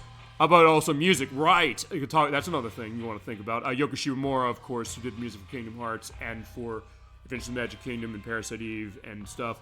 Also composes of the Magical Quest games and Yuzo Koshiro. Yeah, Yuzo Koshiro did the music for Revenge of Shinobi did the music on, as well as what is it? Streets of Rage. What was the blank on Streets of Rage? And also the people who composed the Magical Quest games as well. Yeah, you're right, and they're still doing stuff, and Yoko Shimomura, she is involved. I think she'll be involved when Kingdom Hearts 4 comes out. I don't think she's not going to be involved in that. And she did the music recently, actually for Streets of Rage 4, as well as the remake of Live Alive and Super Mario RPG. And I think there's something else she did recently. And Yuzo Koshiro, he was sort of involved with, I think he was involved in Shinobi Art of Vengeance, which I bought when that came out. As was, yeah, and Yuzo Koshiro also did ActRaiser. Yeah, another game we got to show on this show. Or show the original. Not that I dislike the remake, because I did look at the remake as far as part of that Switch 2 Chronicles thing I was doing this year. And we'll do a live show of that. So if you have anything on Switch, you want to see how Switch 2 runs it, let me know. We'll put one of those together. As is. And also the case of saying, wait, I came up with an idea saying, how can I get some of this stuff out? So the idea of creativity being fostered by the fact of just your knowledge and interest and love for something. For you, or really for anybody. But yeah, alright, you can pause the cutscenes. Forgot about it. Hit the start button for that. But you're such a pest. You discovered the secret of the stone, huh? Oh, so he knows, huh? I'll say this once and for all. Good idea. You see if you can beat me. Yeah, we'll do it eventually, as it is. Right, because also in that case, going to Yuzo Koshiro, the idea of doing music for gargoyles because of the case of ActRaiser. With ActRaiser, I guess, being this kind of darker perspective. And, you know, with Koshiro's stuff, it does have that going on. But, alright, we're going to beat Pete eventually. We'll see.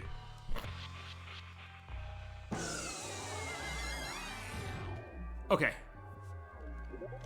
Okay, so here we go. And it does look really nice. Yeah, we do have the nice suit on as far as Mickey as well, so we're all set to go. I'm trying to remember, I thought Yoko Shimomura was involved in something else recently that I either played or that I knew was coming. Got an all clear. Although I don't... Okay, the all clear does not impact me. or us, in the sense that it's gonna cause, magical pieces to go to you. But it lets him get his bar up faster, so that's also a bit of a problem. And Sekishiro, I believe he was involved in Shinobi Art of Vengeance, sort of, kind of. Oh, no, wait a second. No, he wasn't. Oh, wait, no, I think he did do some guest compose on that. It was T. Lopes' music for Sonic Mania was involved in that. I should know, I bought that game when it came out, because I said, I want to see what other stuff Sega's got. And I guess with the Game Awards, I was also hoping to see something from Sega when it came to the newer games of theirs that they announced a couple years ago. We last didn't see that. We didn't see much from Sega at all. The only thing we really saw was Total War Warhammer 40,000, which does look really good. It's the new one from the Creative Assembly, which Sega has. It seems like an interesting take on that. But it was also, I guess, a surprise that we didn't see anything else as far as them, and really not much from Square. In fact, the most we got out of Square really was the fact that Final Fantasy Tactics, the Ivalice Chronicles, won Strategy Sim, which I know Kazan22 was a big case on because he loved that game. Actually, a lot of people I know love that game.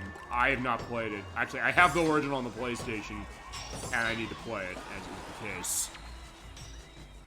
Okay, but yeah, he kicked our asses, but yeah, we're not going to let that go, and then we'll take care of everybody else. Yeah, I don't think it's necessarily going to take that long as far as it, but we'll show off all the stories, because I think it's worth going on. I guess also at some point I will go into other stuff on the Game Awards, because there's some interesting stuff they announced. I don't know, ElecVerse, if you saw it, or if there's anything that caught your eye as far as what was announced for new things, or also for that matter of what won.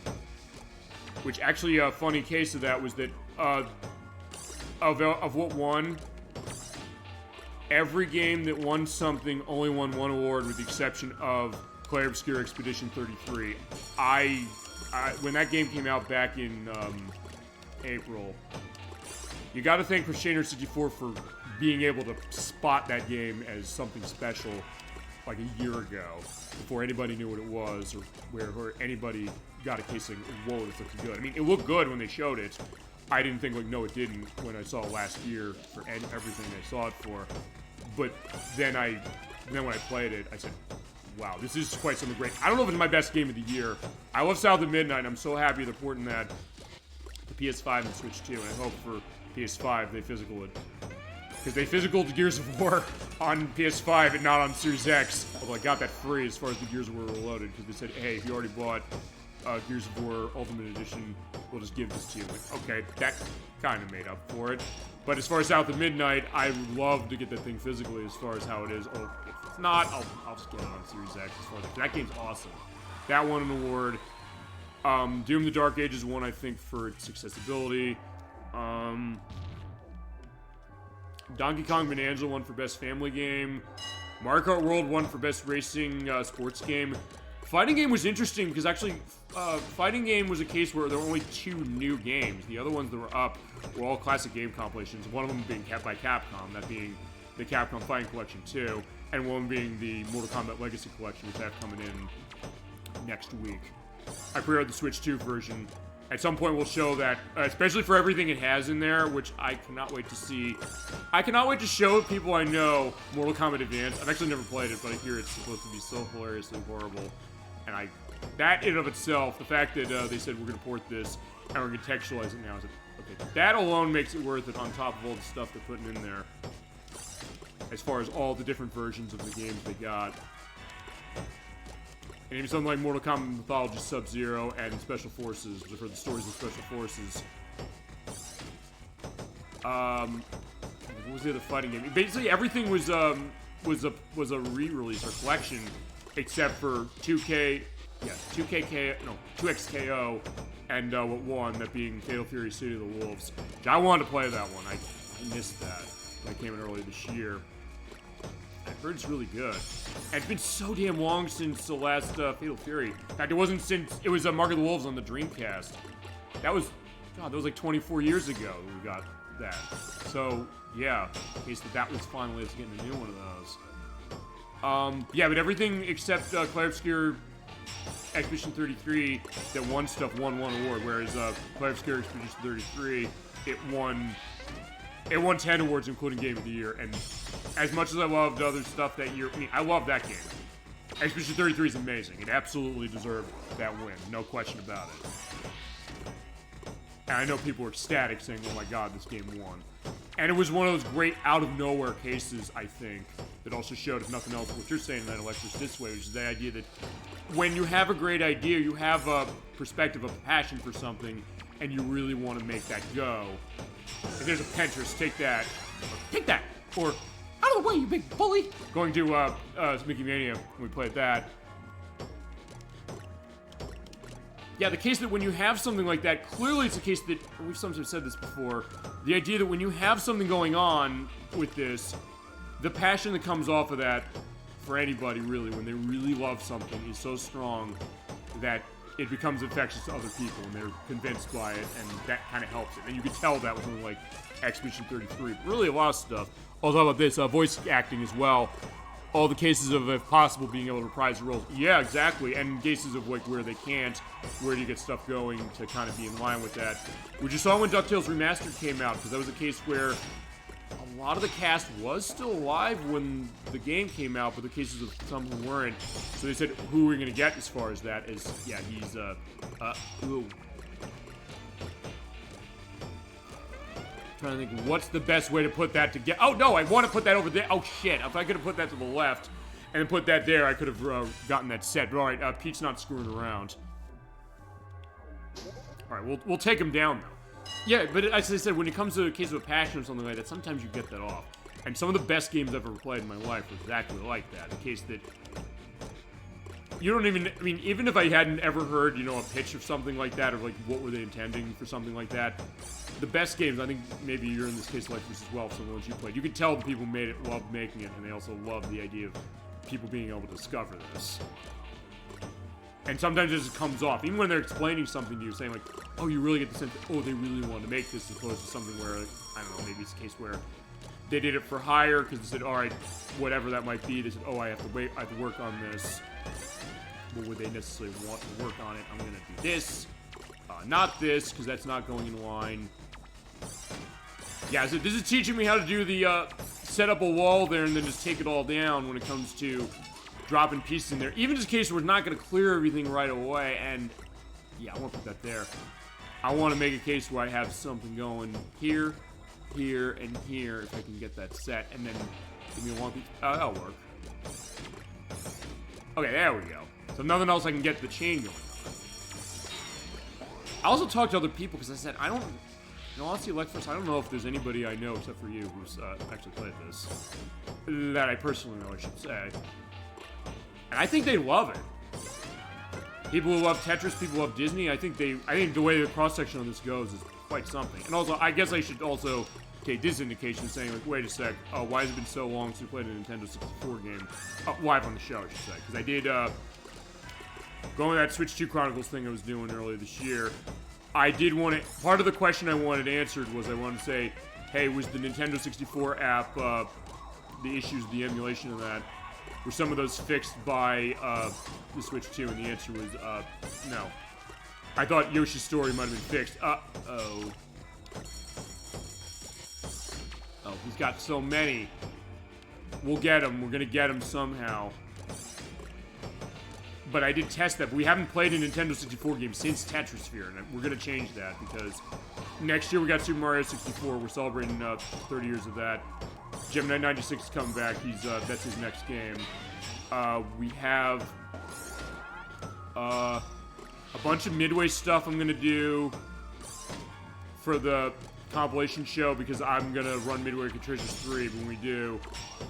There's too few games in that for me to be satisfied of saying, oh, we just showed that one collection. So I got a bunch of Nintendo 64 Midway ports, including stuff I picked up at too many games. Including War Gods, I know you mentioned that one. I was curious about showing that. Mortal Kombat 4. Would be interesting to compare against the arcade port that's in the Mortal Kombat Legacy collection. And a bunch of others. And I think there's something else on Nintendo 64 I said I want to do next year. I'm trying to remember. Oh no, I have a thought of what I might want to do, actually. Because I'm going to finish Yoshi's Island early, I think.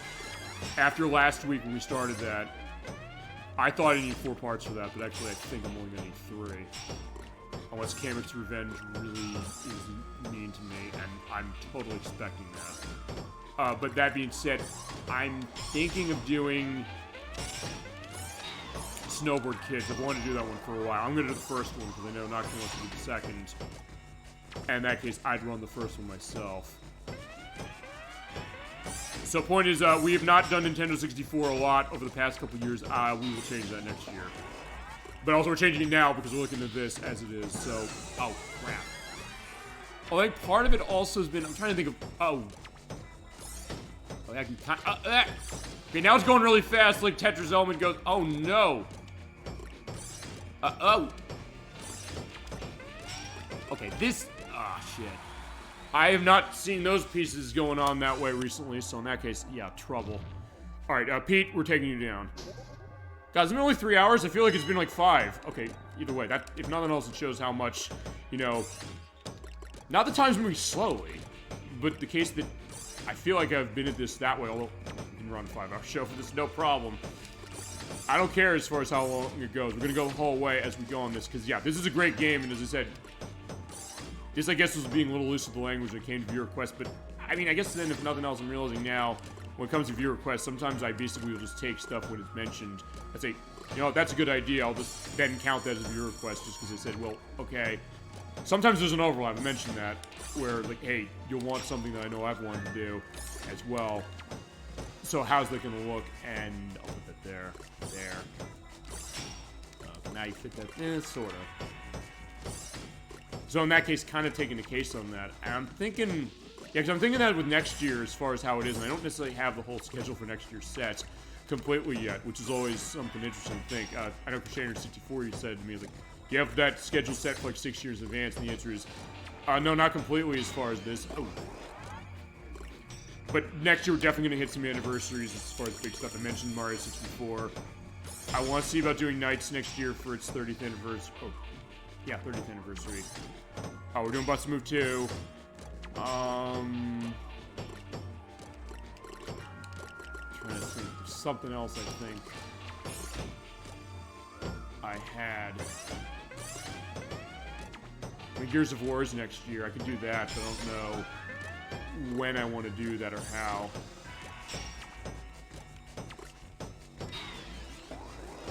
Yeah, I'll figure something as far as that. Yeah, most, I guess, of what I'm thinking as far as next year to start really is looking for anniversaries, viewer requests, obviously, every month, and then that scoping sessions thing. We're taking a game this long, and we're giving it a show to see what's the best way to do it, because I know you'll all be able to help me on some of these. And even some where it's like, okay, I want to celebrate this, so I'm going to do it just to start that way, because I know I'm not ready to go full on it yet. Like Skies of Arcadia, I've wanted to show that. I mentioned that so much. We're going to show that next year. I think that's going to be the first one we do. Oh, no, it will be. Okami, I've talked Okami so much. We didn't hear anything about the sequel at the Game Wars either. It was announced for the last one, but not this one, as far as anything new. What else is anniversary next year? I was thinking of stuff, because I think 1996 a lot as far as how that is. So that means Nintendo 64. In fact, that's probably... I guess that would be the impetus, saying if we're at 30 years of Nintendo 64 next year, yeah, there's no better time than next year to actually look at a bunch of games on that. And I'll figure when we do the Great Circus Mystery, although I'll say ElecVerse this, when we get to that one. I bought it on Sega Genesis when it was at... Too Many Games, because actually that's the only version I was able to find. Actually, yeah, it was the only version I was able to find. I was trying to think if there's something else where I did see it and just didn't take it. I don't know for that one. Should I show both versions because of the unique level that each of them has? Because that one level to use in Mode 7 on the Super Nintendo, and then the other one on Genesis that doesn't. I got him. We win. Do you want to see both? I mean, we could justify that. I don't think it's completely off base. And if we are going to go complete on that one, we probably should show both the unique levels. If that's the case, I can get on Super Nintendo. But alright, we curse you, Mickey. Yeah, we got him. Sorry, Pete, nothing personal, but you have to be much better than that if you want to... What? If you want to beat me... That's Mickey saying that. That seems like that should be the line of Him, curses, I need more power. I wanted to be the best player in the world. Yeah, stone, I call you to give me more power. It's like, where's the stone? It's not here. Alright, 5-star warning on the stone, by the way. Oh, he's being taken to an alternate dimension. Oh, shit, wow. Help me!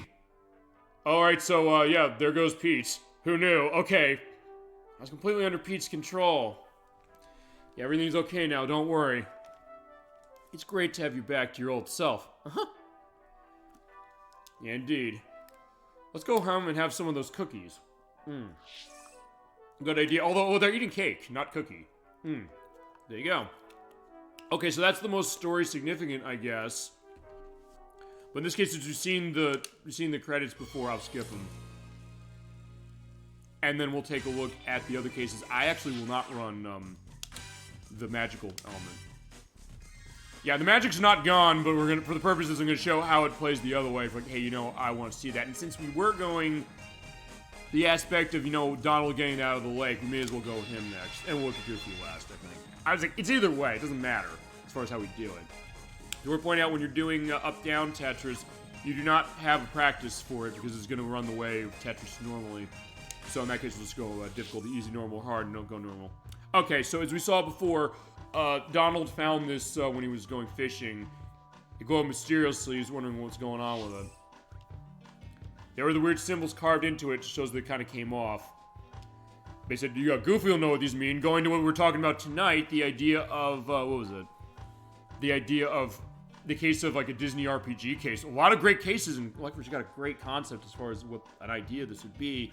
And then saying, hey, Goofy will know, I guess going to the Kingdom Hearts thing, the idea that he's the Wedge's character in 2 in particular, and some of the other ones. And so he might know.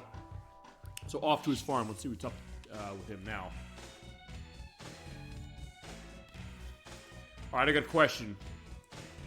Hiya, Donald. You're just in time. Why don't you change your outfit and give me a hand? And then there's a narrator here, going back to Mystical Ninja Star and Goemon that we were talking about earlier. Donald will have to help Goofy out in order to find out more about the stone. Although, yeah, Donald's not arguing, which is kind of interesting that way. He's saying, like, okay, I'll go with your game as far as doing farming. He's like, why not? And that's what I meant earlier when I was saying, hey, you know, maybe the question of how is this game going when it has, what is it? Character, like, the elements of how the characters run. But then again with this, I mean, I don't think it's completely off for the idea. I mean, we saw in Mickey's story the case that Donald got angry, although he was possessed.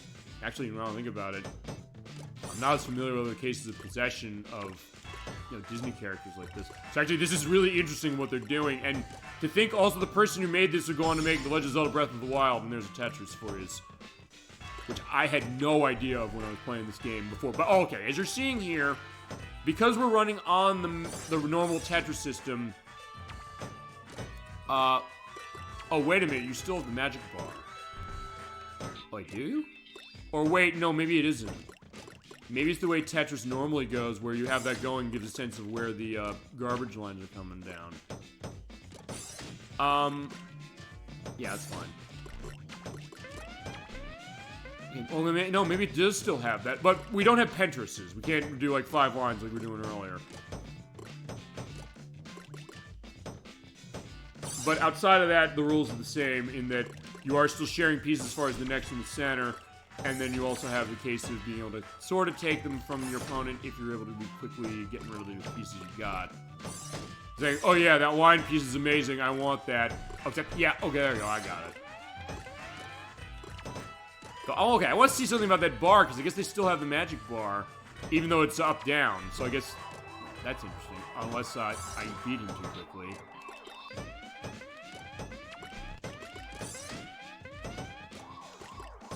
Okay, okay, yeah, I beat him too quickly. Okay. Yeah, in that case, yeah, I guess this is still a case as far as Donald doing the laugh as far as that. He's laughing at the fact that Goofy's on the ground, look at that. He's like, I'm a better farmer than you are. Yeah, sure help me out. Or as the Caddicarus show went when he was looking at Disney games and PlayStation. I'll link to that as well. He said, yeah, thanks, Donald, for kicking my ass. But he also said, as far as this game, quote, it kind of rules. And he's right, it absolutely does. This game's awesome. And actually, in his case, I think Did the PlayStation version, or no, did the Nintendo 64 version, I should say, come out in Europe? Actually, I don't, let me take a look at my notes again. I think it did. I know I took that down somewhere. Oh yeah, it did. No, PlayStation did. No, Europe got as well. So actually, Europe got every version except the arcade one. I think that's still Japan only. Okay, but I caught this whilst I was fishing. You know what it is? Gorsh. Never seen anything like it. Yeah, he doesn't say gorsh in this game at all, which is weird. But there you go. It's implied. Yeah, maybe King Mickey. He's not King Mickey. It's not the same case. Yeah, he's over at Minnie's house. Why'd you go over and visit?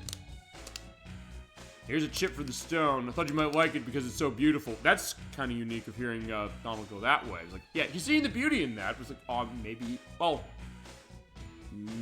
it's knowing the plot as far as this now, maybe that explains it, the idea that they're in better spirits, saying, hey, it gives him what their wishes are, so he's thinking about his wishes, and he's, happy as far as this, Yeah, but thank you, I'll take that. Okay, so he went back. Is Mickey home? No, he went back to work at the factory. But you're just in time. He made cookies now. Maybe you can help me do that. And he's not saying no. He's saying, like, oh, let's go. Okay. Yeah, he does have the chef look, so actually that's a nice twist of it as well. Okay, so yeah, let's go into that. And also, let's keep going as far as this. Also, I guess then, since we got this going, I may as well go into some of the stuff that went on to the Game Awards last night, or 2 nights ago, I should say. Actually, that was a pretty good show as far as it was. I think I liked it more this year than I liked it last year, just how they set it up, honestly. And also some of the things they announced. Actually, I guess I may as well start with the Capcom stuff, because Capcom, well, they indicated more on Resident Evil Requiem, which is out in February, and the leaks online were true. Leon Kennedy from Resident Evil 2 and 4, he's back. And actually, he's going to be one of 2 playable characters. Him and Grace Ashcroft, as far as how it is. And they're saying, hey, we're going to split the gameplay across both of them. And I think it's kind of clever what they're doing on this, where they're saying, with Leon, he's going to play like he did in Resident Evil 4. But then you'll have Grace, and she's going to be... They're saying it's going to be a classic survival horror case, thinking like they're almost mixing the concept of the earlier Resident Evils with this, although I do know, as they mentioned back at the Game Awards, this game is, it's available, you can play it in first and third person, so in some ways it's, I guess with her case, it was going to be a classic survival horror case. You could play it the way the old Resident Evils are, as I completely decimated in Mini, but you could also play it first person the way Resident Evil 7 and 8 did. So it seems like an interesting mix as far as what's doing, and it keeps looking great. And it's on everything, including on Switch 2, as far as when it's coming out in February. Then Pragmata, which they keep showing that. People keep thinking that's almost like a take on... God, what was this? Not something of Capcom's, but it's that space adventure game with that Space Ranger dude who's with the girl around. They announced Switch 2's getting that, as it is. And that keeps looking really good. And they announced the date of that. That was... Yeah, I probably should get the list going. In fact, we'll go through the list as it is, but alright, I'm going to the factory now. It's like, see you later. And actually, this is where Minnie's story begins, because after she leaves, she realizes, wait a sec, I know what's going on when it comes to the pendant, so I left part of it, but I still have some of it. Yeah, while I was fishing, I found this. Do you know what this is? Okay, I guess here's the other question, because I guess then where does Mickey's story take place? Because when he's sent back by Pete, he runs into him, who's possessed as far as Donald's concerned. But now Donald's coming here and he's asking, hey, I found this whilst I was fishing, what is this? So I guess either, well, we'll study it, or it's a case where the only canonical one, I guess, is Mickey. I guess maybe the idea. Alright, I'll need your help, so we're gonna do this. Okay. Keep saying Summer Games Fest. Same concept as far as Jeff Keighley's program. And also, I will say this before I go into this. I do give a lot of credit as far as him kind of being very open about elements himself, because he openly came out and said, look, the wildfires that were in Los Angeles early in the year, I lost my house on the back of that, but also the case that my father passed away this year. And you could tell as he was going into that clearly he was speaking from the heart that way. And if nothing else reflected, I think, something I've been thinking about, ElecVerse, thank you for going into what you're going into tonight, as far as your passion and what you're having as far as your great game pitch. And I think you have $1 million idea there. I really do. And it's the case that, and something I was thinking as I was watching this, and I kind of tied it to the show, and not just me exactly, but just what all of you are providing to it. I think Tetris. I saw that coming clearly, but we'll see as far as how this goes. Oh shit, he's doing 2 in a row. Oh, but I can do it back to you. The case that clearly, I think when it comes to gaming, that's what the idea of the show really has been, and you've helped illuminate that, ElecVerse, for me. And that is that I realize when it comes to aspects of gaming, for me, but also I guess the idea of how the show is going, the idea of him speaking from the heart and really having a case of a passion. I was saying that Player Obscure Expedition 33, which I think is why it hit such a nerve with people, and understandably so. But the idea that even him talking, saying, like, he loves elements of gaming. Say what you will as far as how that goes with what he does or how that works, or if you're impressed with the shows when they happen or not, or if you want to see other things that you don't see. But clearly, the man loves games. Even going back to his days when he was on G4, you can clearly get the sense it's in his blood. And even hearing him talk that way from the heart, not that he doesn't at other times, but you really got the sense that, okay, I want to do this. This is something as far as elements of games. He does really get excited about this. And it kind of comes off, and I think that's something that was a theme I saw most of a couple nights ago when it came to this, seeing all these people loving elements of games, loving what they're doing, loving these unique stories and unique things they can do with them. Even when it comes to going back to older franchises, including the other Capcom thing, Mega Man. I'll mention that later. But yeah, I just want to always give that out there as, yeah, it's not from this world, as we know, but outside of that, I can't tell you anything more. It seems like it's harmless. Okay, yeah, it wasn't later, but earlier, but that's the idea. But something so beautiful can't be bad. Like, wait, that's not necessarily something Donald would say, but maybe that's the indication of the gem and its power, you know? I know, I'll take it home and make it into an amulet. Okay, so I guess in this case, it's kind of splitting the plot off a little bit. Saying, I'll take it, I'll make an amulet. So I went home. Alright, so he lives on the ship, and he wants to make a stone into a pretty amulet. But wait a sec, yeah, Zeke and the Weasel are back. Give us that stone. He's like, wait a sec, now he's mad. Like, who are you guys? Yeah, working for Sir Pete. Yeah, that stone's mine. Like, yeah, they keep doing the same thing. He's like, no. Okay, this is how we're going. Alright, so yeah, I'll toss you in the water if you give me trouble. Okay, let's keep going. Okay, as we go, I'll go into the stuff they announced. And I should be able to manage this as we go. The first thing they showed, this is actually also going to be an order of also what they showed and also when they announced winners, based on how I took it. Because I was just taking the notes whilst I was watching the show, saying, okay, I have an element to go with this, and I also want to talk to my coworkers about this too. The first thing they showed is a game called The Free Shepherd. This is one I think Dolly Finn would love, and I love the idea of what this is. It is a herding game, basically playing as a dog, I believe Border Collie as far as how it is. Usually that's the idea of, herding sheep. It's kind of like a big open world case where you're kind of just going along, and they're saying that this is going to be something of a mystery as you are herding sheep on your own. It's not like, hey, there's like a human owner, I don't think, or what they've shown so far. This game's really early. This is not coming out until 2027. Coming out for PC, and it's coming out for PlayStation 5, as far as what they've announced on it so far.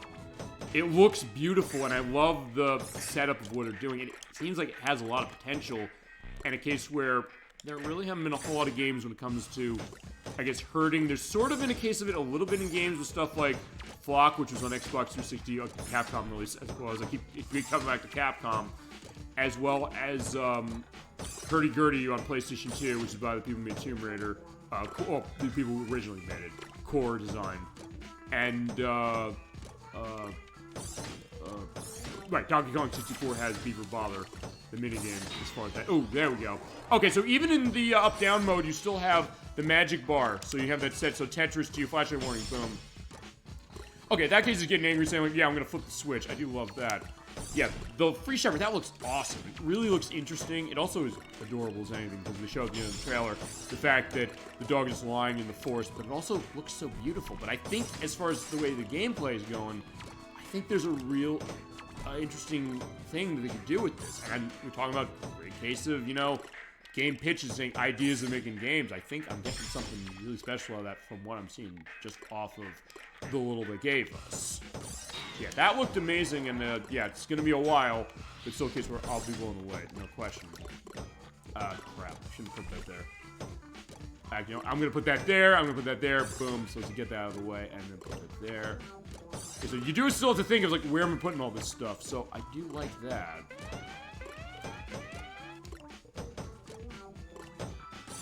Okay. Yeah, I need a long piece so I can get through that, because otherwise I'm not getting any lines out. Or I get something where I can, uh-oh. I need a blue, oh shit, I'm dead. Yeah, because just like normal Tetris, you can get yourself knocked when it comes to that as it is. Okay. Next up, they gave the award for, Family Game of the Year. As I mentioned, it was Donkey Kong Bonanza for Switch 2.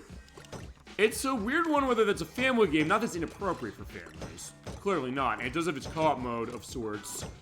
But it's a case where it is a good game. It's a very good game. The destruction quotient in that game is a lot of fun. I just kind of have fun just running around and just beating stuff down. And the great return of Donkey Kong, and also a case of Pauline there. It definitely is doing some interesting stuff that, yeah, if you're a Switch 2 owner, that is definitely a game to own. And it's one that I really didn't get right away, but it's one that when I did get it, yeah, it's really good. And that's a good winner, no question. Not that there were cases where other stuff wasn't as good. And honestly, the pool of stuff that was nominated. There's a lot of good stuff nominated. But also cases where even when it came to stuff that won, I got the sense of understanding, like, yeah, you know what, I can see why this won. Most of it was Expedition 33, as I mentioned, but still, other stuff like that one. Next, they showed a game called Decrepit. I believe this was... I don't remember what that was. I was taking the names down. I took also, in some cases, what who made them. With that one, I think it was like a horror game of sorts. That might not be right, as I got the weasel. Oh, and actually, he does the thing that, Mickey does when he dies in Mickey Mania, I just realized. I just remembered, I should say. Where he falls down with a flower down there. Yeah, well, what's wrong with you, Weasel? You lost. And then he pretended to die, and then he walked away. But, yeah, we were not looking.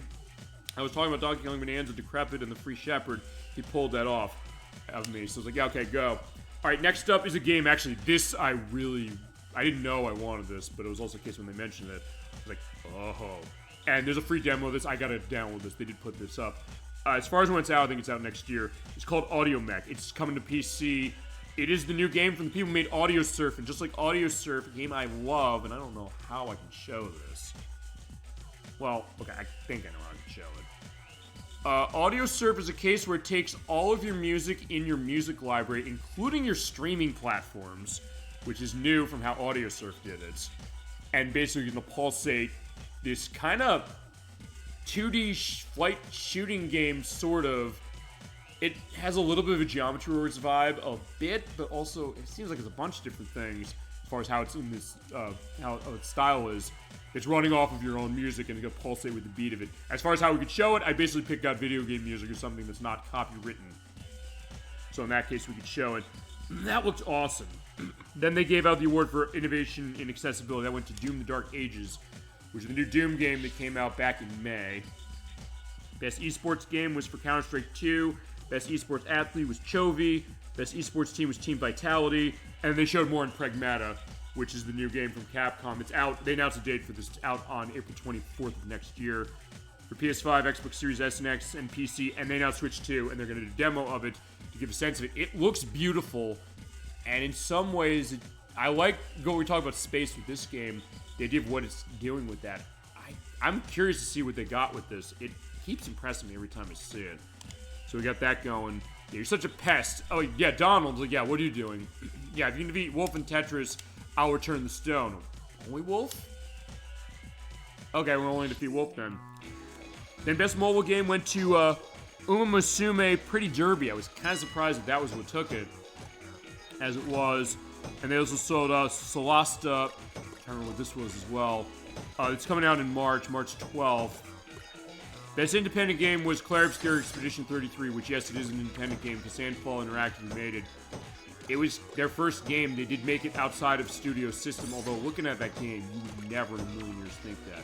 You'd think they spent like $1 billion on this thing as far as how it looked, how it sounded, how the voice acting was, and even as far as how they sold it in terms of price, because it was $50. It was not a case where it costs like $70, $80, how games sometimes can be as far as how it is now. It was a case where it's $50. Like, it's a budget game when you really think about it by, I guess, the modern standard. Wait, no, I want to put that there, and then I want to get that out of the way. Take that. Oh, no, duh, that was a mistake. But you can also get stuff going on, and the controls in this game are really good, as I guess, I don't know if that goes without saying as far as Tetris is concerned, but for this, oh, did he get 2 in a row? I think he did. Oh shit, he definitely did. I might be, yeah, I'm fucked. There's no way I'm winning. Crap. Okay. So let's keep trying. Yeah, I was like, yeah, I'm getting angry. So is that fitting as far as, you know, Donald saying, like, alright, I have my nice top hat going on here, but it's like, yeah, I'm gonna take care of Wolf. Oh, fine, now, Zeke, he has a name. Or he has that name. Fine, he has 2 names. He's the Big Bad Wolf, but he also has Zeke as far as the Disney fans out there, which of course have cases going on tonight showing that, liking that very well. But, yeah, Caddicarus Mission 33, it is as good as the hype, really, although it's a case where it came out after as far as the hype, anyway. And it's a case where, yeah, it is something special. If you love your RPGs, we're talking about RPGs as far as that tonight, there's a reason why this one really got upset, and I don't think I'm not feeling good about this attempt, honestly. Next up to show this game on Steam called Bradley the Badger. It's a game that it's Evan Peters who voices the character, and it's a game that comes from what's the name of the guy? I think I took down the name of the guy who made it. Oh, right. It's Day 4 Night. As far as the person who made it, he was involved. Oh, he's the person who created Mario & Rabbids for Ubisoft. It's this very meta 3D platforming game, but it's a case where you have powers of manipulating the environment of like a game designer with this kind of smart alecky Deadpoolish character as far as this badger, but not, well, okay, it's kind of Deadpoolish as far as it being semi-ribald. But the way it goes, it has some interesting stuff going on with its puzzles, so you have to kind of think outside the box and think about elements of game design, as we're talking about tonight, or game, I guess, yeah, game production, game design. It's out, I didn't say when, I guess next year. Tetris, boom. Yeah, that never gets old, getting that Tetris going on, as far as that, just to indicate that. There's a talked about, Stupid Never Dies. This is on PlayStation 5 and PC. It's out next year. I looked at it at first. I said, wait a second, this looks like Romeo's a Dead Man, the new Suda 51 game, but it's not that. Or it looked a little bit like Lollipop Chainsaw, which they have the repop version. They're giving a Switch 2 port to it, and they're, I guess, fixing the original release, which was a mess. But apparently they made it better, although, yeah. But that game for the show is going to be a really hard one for us to do.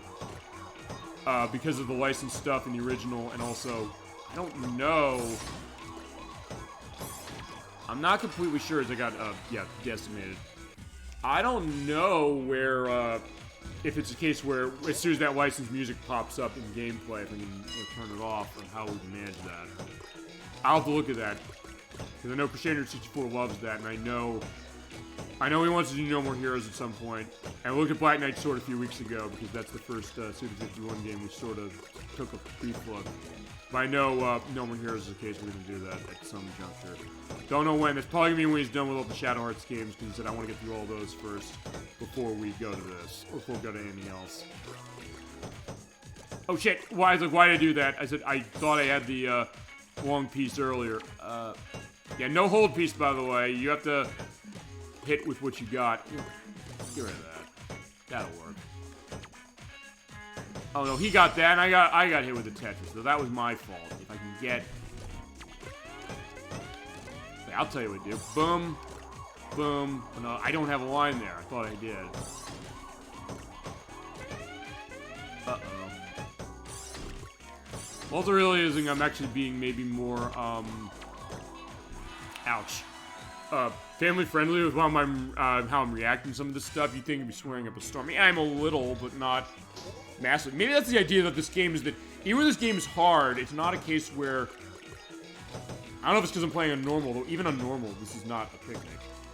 Yeah, it seems like it's a fair challenge. I'm realizing, wait, I made that mistake. I own this as far as how that was. So it never feels cheap. Even on the higher difficulties, it doesn't feel cheap. It's like, yeah, it's a case where it's going to humble your skills. Now, as much as Tetris 99, mind you, but it still definitely is a case of that. I do want to... Yeah, there we go. Tetris, there you go.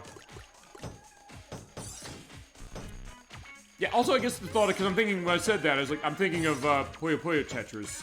And thinking the thought of... what is it? In the case of that game, the way that they always will announce the idea when they get Tetris sets. Like, yeah, there's no voice acting in this game. I'm hearing that. I know that in some cases with some of the criticism in this game saying did it use its license completely. But honestly, I mean, yeah, it would be nice to hear, you know, Donald saying Tetris or something like that. But having said that, I don't think necessarily there's a case where it seems like this was a license tack on, which I know sometimes there was a thought it was. I think even Nintendo Power thought like, hey, this seems like there's not enough done with this. I mean, I don't know. I'm not sure. I mean, I don't know if there's the most done with it, but at the same time, I don't think there's a case where it was a lazy case. I mean, knowing it's an arcade game, I guess that's another thing is, yeah, we got him. But we got to take care of Pete next. Yeah, but Stupid Never Dies, as we're pointing out, people who worked on Devil May Cry and Dragon's Dogma worked on this. This company, GP Track 50. It actually looked pretty interesting. Yeah, how could I lose? But like, oh... Alright, now it's my turn. No, let's go. And then other awards. As far as Best Adaptation, they gave it to The Last of Us Part 2 from HBO. And for Best Action Game, it was Hades 2, which was by Supergiant Games. We played their first game a couple weeks ago as far as a demo, that being Bastion. And I've heard Hades 2 is amazing. I know Medix in particular, he's been a big fan of that. I mean, he loved the first one, but I think he might like this one even more. Let's see. Oh, right, next announcement. Ooh, I was ecstatic to see this. They're doing a sort of sequel to Star Wars Knights of the Old Republic. It's Star Wars Fate of the Old Republic. They got Casey Hudson back, who made the original game, for the purpose of that. So yeah, they're gonna do a new one.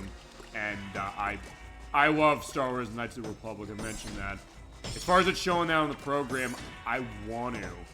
I don't know how much the music would get in the way, or if it would be a case it would even be questioned. I should have this scoping session show, but still, it's a case where I do want to show that, and the fact they're doing a new one, they didn't show much. They show what the engine's looking like. But yeah, I'm sold. I was ecstatic to see that. Because that game's fantastic. You want to talk about, I mean, if nothing else, like we should mention, talking about making a great RPG on an established franchise. That is one of the best cases of it ever. No question. Because they clearly looked at that. It was BioWare who made that on Xbox and on the PC. And this is ported to Switch, and yeah, it's Switch as far as the only other console that has it. It's not the ones I mentioned. They really looked at that and said, hey, what if we make an RPG where you have your choices and they really make a difference? You can change the plot as you go with them. You can be evil and the game will let you do that. It won't say like, hey, it's like Shadow the Hedgehog where they say, no, you can't do this because we have canonical ending. No, you want to make your Jedi creation bad, go ahead. You want to use your Force domination so you don't have to pay the docking fee when you go to Dantooine, go ahead. I've done that as far as playing that game, but it's also something where I don't necessarily go all the way evil, but it's also something that the idea that you have the option to do it, I kind of love that too. I'm saying you have your choices and you have a lot of interesting cases, and it really feels like the Enterprise is doing unique things with it that you don't, that maybe it wasn't doing at the time. People said, oh, we'd rather have this than the prequel movies. So yeah, I'm absolutely ecstatic to see that. That was a big surprise, something that's not leaked, but one is like, oh yeah, yeah, sign me up. I cannot wait to play that. It'll be out. Well, they didn't give a date, although Casey Hudson, he was asked, he said, this is going to be like 2030, we're going to have to wait till this. No, don't worry, it won't be that long. He said, we're not announcing a date, but it's not going to be, you'll be playing it this decade, we promise. At some juncture. Which is fair, and I'll definitely be there when they get it. I don't think they really announced much as far as it. Next up, they talked about a game based on the Toxic Commando from John Carpenter. It was kind of a brief thing, because I know with the Game Awards, one thing to do, I don't know if I've openly went into this. in between cases of the show, they have like commercial breaks of sort of, but the way they'll do it is that they'll talk about games that either just come out or they're like continuing games as far as like MMOs or things like that. But they'll also intersperse new announcements within them as far as like a new commercial for something like that. And they'll say later, oh, by the way, there's a new case of it. That's what Toxic Commando is as far as this. And then they announced, or they answered the question that everybody on the internet, except me actually, was wondering. Because there was a picture that Jeff Keighley put out on Twitter a couple weeks ago, getting ready for this, showing this weird wooden structure. And people said, what does this mean? He kind of was giving it a bit of a sense, saying, we got something coming up at the show. Yeah, that people said, what is this? Could this be a new game in the God of War franchise? Could it be, I don't know, Baldur's Gate 4? What is it? I mean, the Baldur's Gate 4 concept was not completely off because it is the new game from Larian Studios. That's their name, right? I'm gonna lose this. I know that. Yeah, Lyran Studios, who made Baldur's Gate 3. Divinity. They're doing a new Divinity game, as it is. They haven't said where it's gonna fall in that. It's definitely gonna be mature rated massively because the trailer of that is actually kind of disturbing. Is a case where they show the fact that they have this man in this wooden device. It's almost like if you've ever seen The Wicker Man. And they basically have this religious festival where they are celebrating the fact that they're setting on a fire and murdering him. And there's an orgy going on in the side, and they can show that as far as the trailer for that. And then it turns out that, yeah, there's something else going on, and everybody is dying as far as how it is. And Divinity, I'm not as familiar with this franchise. It was on PC. I know I've heard it. I've heard it had like a Baldur's Gate element to itself as far as how it went. But they're promising that it's going to be even bigger than Baldur's Gate 3 as far as how that was. As far as when it's going to come, we don't know, but they said we're working on it, and it's our next big project. And given how Baldur's Gate 3 was, as far as how well it was received, I've never played it myself. Not because I didn't want to, but I just didn't play it. But I know people adored it. It is something where I gotta lose. I was gonna say I gotta do something. It's like, no, I'm gonna lose. But we're gonna take Pete out. I'll say if this goes too much as far as this part of it, I will I will do Magical Tetris to the end of it, because I don't know if it's a case where I'm not good at normal Tetris for up down, but if nothing else, I've shown it enough, and I'll say maybe we go back to the normal way, or fine, this game's normal way, but it's worth getting that going on. Then they talked about best performance as far as the voice performance. They only have one voice acting performance going on, and half of it was people from Clair Obscur Expedition 33, so you gave a question of who's going to win out of that cast. There's a question, would Ben Starr win? But it was actually Jennifer English who won the Joystick Award for it, and she won for this as well. It was a good lineup. Half of it immediately was out of that game, but the voice acting was amazing in that game, so I get it. And my favorite game of last year, and also fits for this year, and actually next year technically too, did get a little bit of attention as far as nomination, that being Indiana Jones and the Great Circle, which Troy Baker was up for his role as Indiana Jones in that, which was an amazing role. He absolutely sounds dead on as far as Harrison Ford, but he also makes that role his own. It's not a case of, oh yeah, it's just him going after what we know from the movies. Like, yeah, that's Indiana Jones, and he does a great job as far as it. So his award really is being nominated, but I'm glad he was, and it was a good case of seeing it.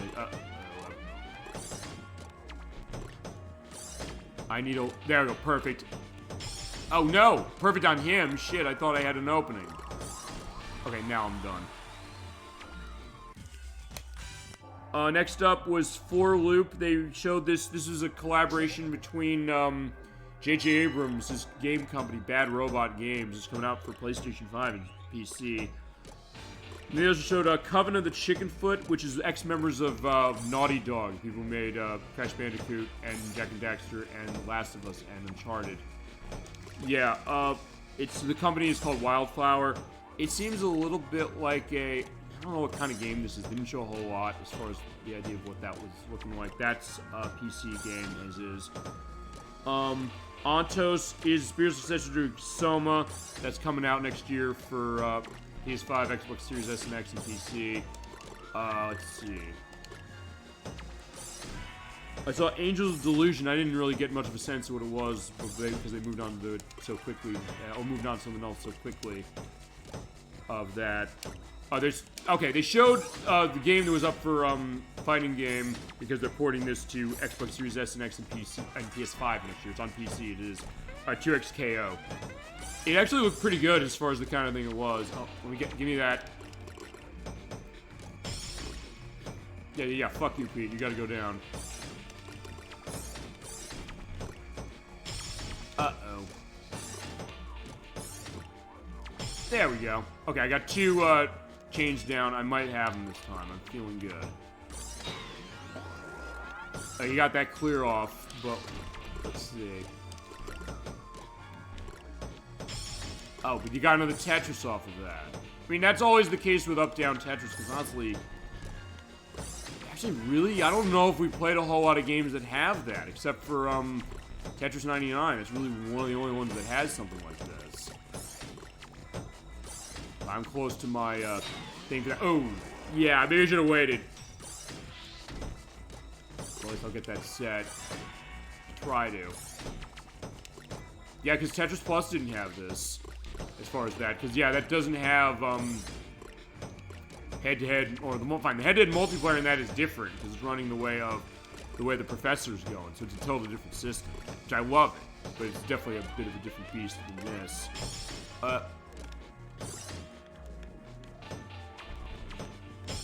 Oh no, he keeps Tetrising me like crazy. No.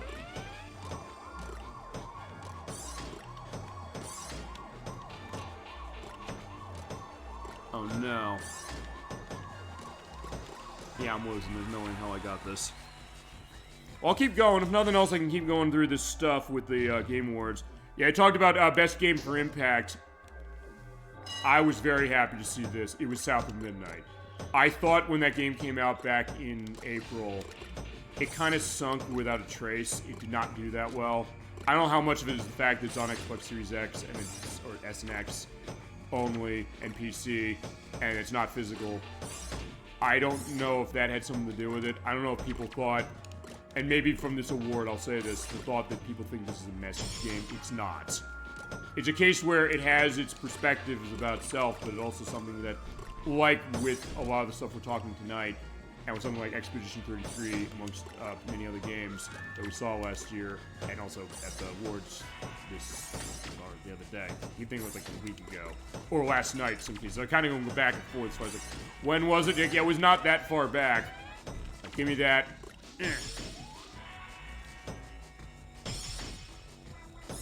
There we go. Yeah, it really is coming from a place of passion as far as South of Midnight, and the people who made it was Compulsion. They made Lies of P. So I still haven't played that, but I wanted to on the back of this game. This game is awesome. It's also kind of a bit of a musical. If I can... Oh, he keeps getting Tetrises. I'm going to be in trouble this way. Damn. Alright, I'm going to have to fight this one, no question. They announced, by the way, as far as this when they're up for the award, they said, by the way, we're porting this to PlayStation 5 and Switch 2. Thank God. I'm so happy they're putting that out. I don't know if they're going to put a physical version of it on the PS5 the way they did with Years of War Reloaded. But it is coming to other things for it next year. They didn't say when, but it's on the way. And it's going to get a second chance, and I'm glad to see that, because that game is incredible. If you've not played South of Midnight, if you have Series X or Series S and you have Game Pass, absolutely go and play that. But if you don't, keep an eye out for that game next year. It's fantastic. Next was more on Resident Evil Requiem. We did talk about that because it's another Capcom case. Now, put that there, and I'll put that there that way. Just get rid of all my garbage lines as quick as I can.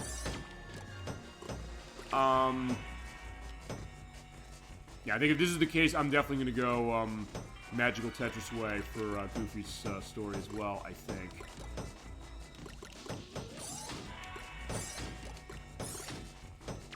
In this case, I need to get those chains, or those line chains going on. Boom, boom, boom, boom. There we go. That's good. Yeah, it does give you the words going on wow as far as that, so that's good. I think I gotta... Oh, no. Well, okay. How... Okay, I was gonna say... Alright, I think countering works the same way. A little. I think it does. There we go. Tetris. Boom. Go away. Yeah, I can get that out of his way, so if I can quickly move and take the line pieces from him, that's going to be good. But, oh, he's still doing another one. I mean, he's Pete. He knows what he's doing. Oh, there we go. No, I don't have an opening. Okay, now I do.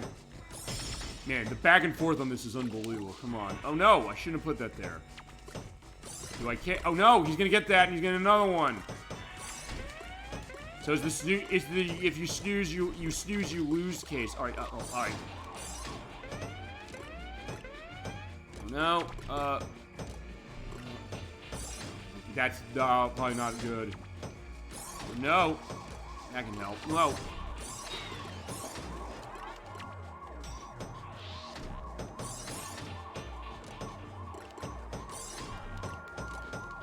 Oh shit. He's decimating me. The more I'll say, if it gets bad enough, I might actually just stop this and restart it with Magical Tetris method. But I can get him. I know I can get him. And I will.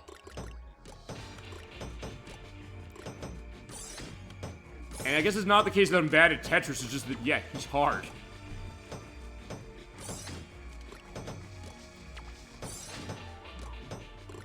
No, that was not doing clearage off. You know, I'm gonna buckle down for this. I'm gonna take him down, and then we'll figure. I'll talk about the other stuff. Not because it's distracting me necessarily, but just because I want to get him.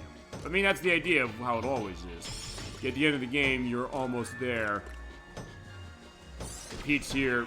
Take him down. Do anything you can to get rid of him. No, I don't want that there. I'm gonna put that there.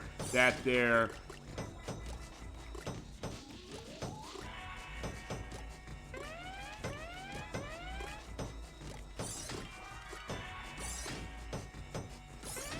Now I feel like I'm making more mistakes. No, I need a... That's fine. Yeah, it's getting too tall now. That's helpful. Oh, no, I don't have enough to clear a line.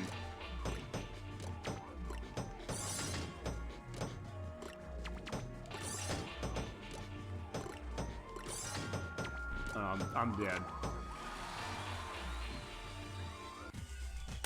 Alright, I'm not giving up on this. Yeah, and then I'll go into that. Alright, so yeah. Pete, let's go for another rodeo. And this is on normal. I was like, yeah, I should have put something easy. I was like, no, I can handle this. I can handle parts of this anyway.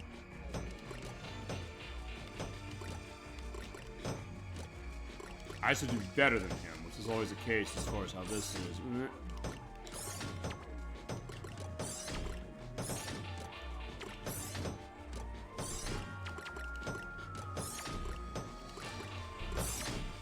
Alright, that's one hell of a chain I got as far as a combo. Hopefully that takes him down, or if I can get him out of the way. The problem is he has that opening, so I gotta do something about that. Oh no, because he hit me with the Tetris again. But there's one for you. So it's really back and forth. There's nothing else showing the idea of how incredible the two-player head-to-head experience. Yeah, because there's only two players. It's not four the way that the new Tetris is. We'll show that one. I promise we'll show that one. I owe that game another shake. I'm not gonna lie about that. I mean, I didn't hate the new Tetris when it came out. I liked it enough. But it kind of left me feeling empty compared to this. I like this way more, honestly.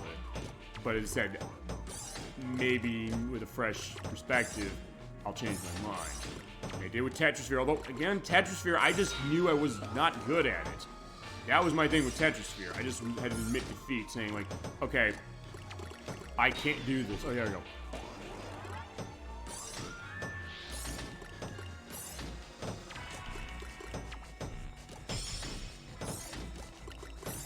Yeah, I could have gotten, like, 2 Tetris in a row. That would been great, but I also was pretty close. Yeah, he's getting somewhere if I can take him down. Yeah, I think I'm hesitating too much. That was my problem. I think what he's doing also is he's keeping an opening somewhere, so that's what I gotta do. That's where I'm gonna fail, if I...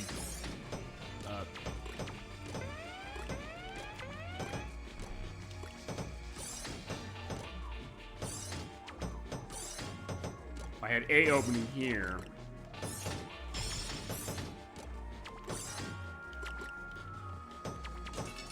Oh no. I had a good chain.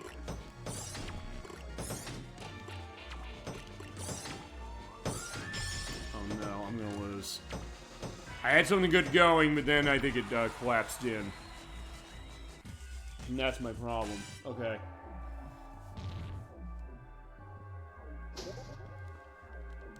I mean, I'll get 5 hours just out of this alone. That is unless I say, you know what, I'm just gonna start this over.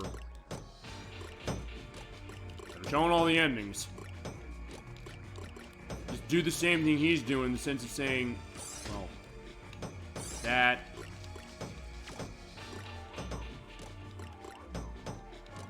Yeah, keep, I need to get lines going. That's the problem.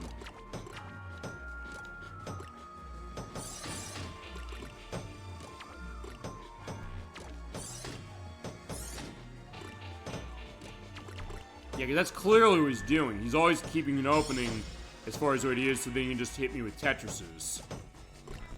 So he gets the right piece, basically just he drops that in, and there you go. That's okay for now.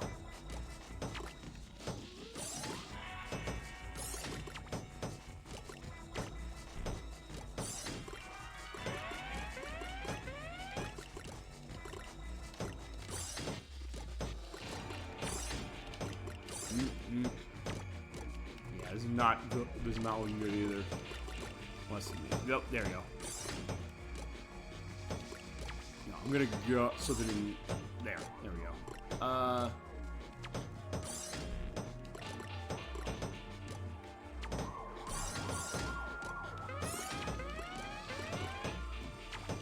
Yeah, that's the problem. I'm letting my garbage lines overtake me. That's the issue. So nonetheless, I can see where. Okay, there we go. That helps. Okay, and getting that bar set. You can still get it set, but also I don't have a good way of getting go. Okay, yeah, give me that. Give me that. Give me that.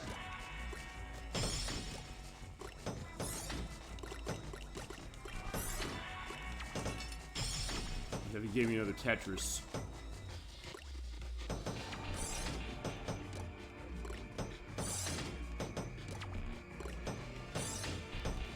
No. Yeah, he just cleared that out, so I'm probably screwed.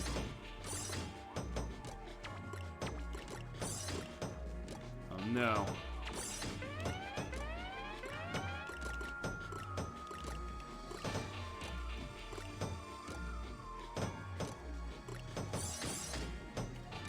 No way in hell I'm getting that there without.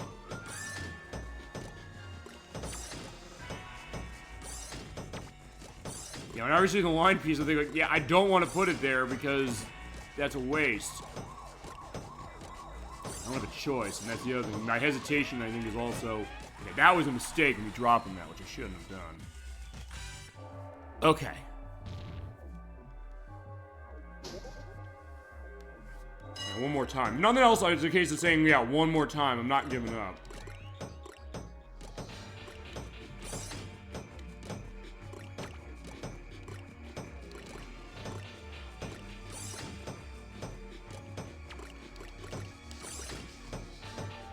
Also, I'm letting him get those line pieces. I can't let him get those.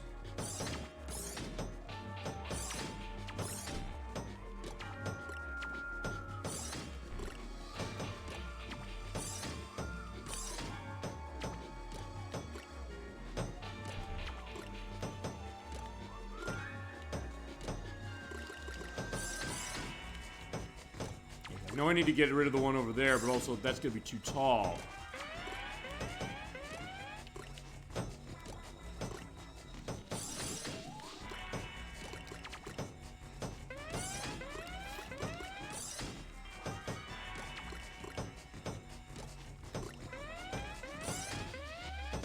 In that case, I don't care where it's over there.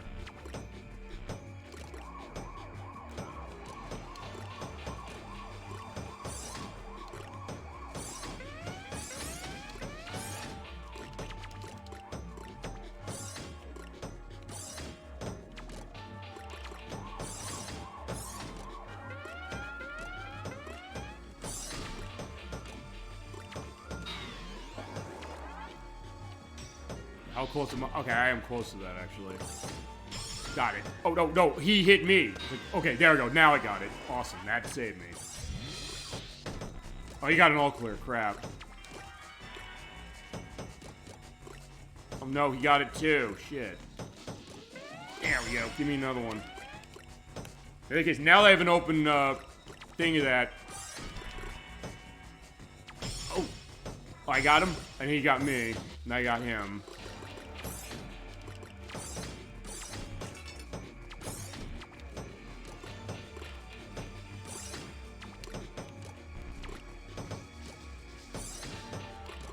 Basically clear out where I can.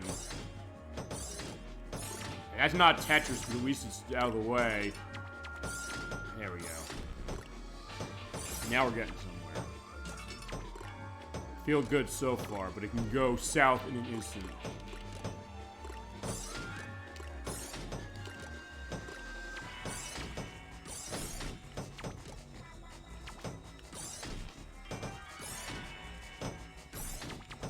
Oh no, that's not good as far as where that is at.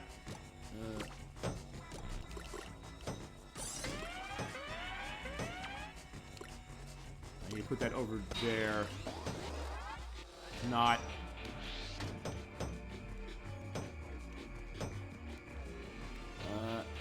Yeah, put that there. Oh no. I had it, and it was.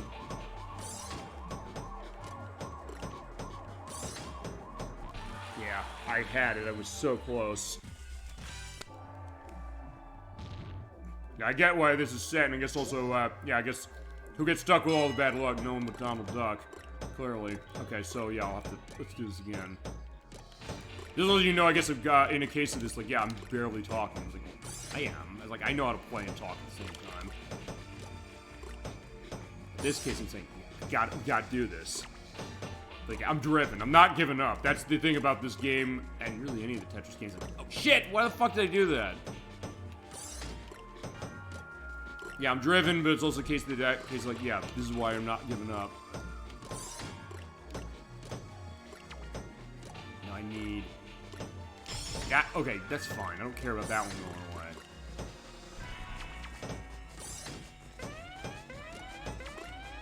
There we go. Long piece, boom. In this case, I'm basically hoarding those things like crazy. There's 2 Tetris in a row. There we go. Maybe that can help. He's in trouble. Okay, here we go.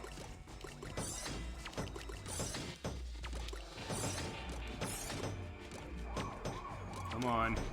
I almost got him. Got him! Woo! That was good. Okay. Took a long time, but we made it. Thank Christ. Awesome. I knew I could do it. I just had to get myself set. Yeah, now give me the stone back. I fought you more than enough as far as that. Alright, I'll return it.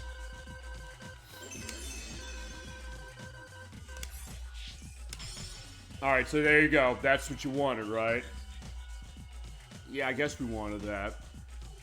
He gave it back to Donald, but not before stealing its mysterious glow. Okay, so technically, Mickey's story is the true, actual story, I guess, of this. Oh, because I got the stone back, we head for home. And they're like, yeah, we were just here. Okay, there we go. So that's set. Man, that was not easy. Okay, so last what we're going to do is I'm going to take a look at Goofy's story, and then I'll look at Endless Mode. I'll give a lip service to the 2-player. We can come back to this for 2-player. Oh, yeah, I'm doing Magical Tetris mode. Alright, so let's see what Goofy's got here. Yours. Yeah, let's go. Normal. Okay, so from Goofy's perspective, remember, he's a farmer, so he does have his perspective, and as Minnie said earlier, said, hey, thank you for bringing all the vegetables for my vegetable cookies. And Crusader64 asked, this is actually a little late for me to bring this up, saying, wait, what? Oh, why is she making vegetable cookies? That sounds like an awful thing. Like, I don't know. I mean, I guess we wanted to keep people healthy, so I always think of, Timmy's mom from the Fairly Odd Parents when Timmy's dad was basically using her as a hand puppet, saying about gelatin brand gelatin, and saying, and I put broccoli in the center of it, so it's healthy. And look, no matter how much it jiggles, the broccoli stays safely in place. So, hiya, Minnie. Brought you some of my vegetables just like you asked. Thank you, Goofy. I'm gonna make a big batch of delicious vegetable cookies. Really? Golly, that sounds great. Anything I can do to help? Alright, because that is the idea of Goofy. He does want to help all the time. So he's like, alright, let's get cooking. Alright, let's go over this stuff as well. I'd love your help. Alright, now I love playing this game more, so let's keep going.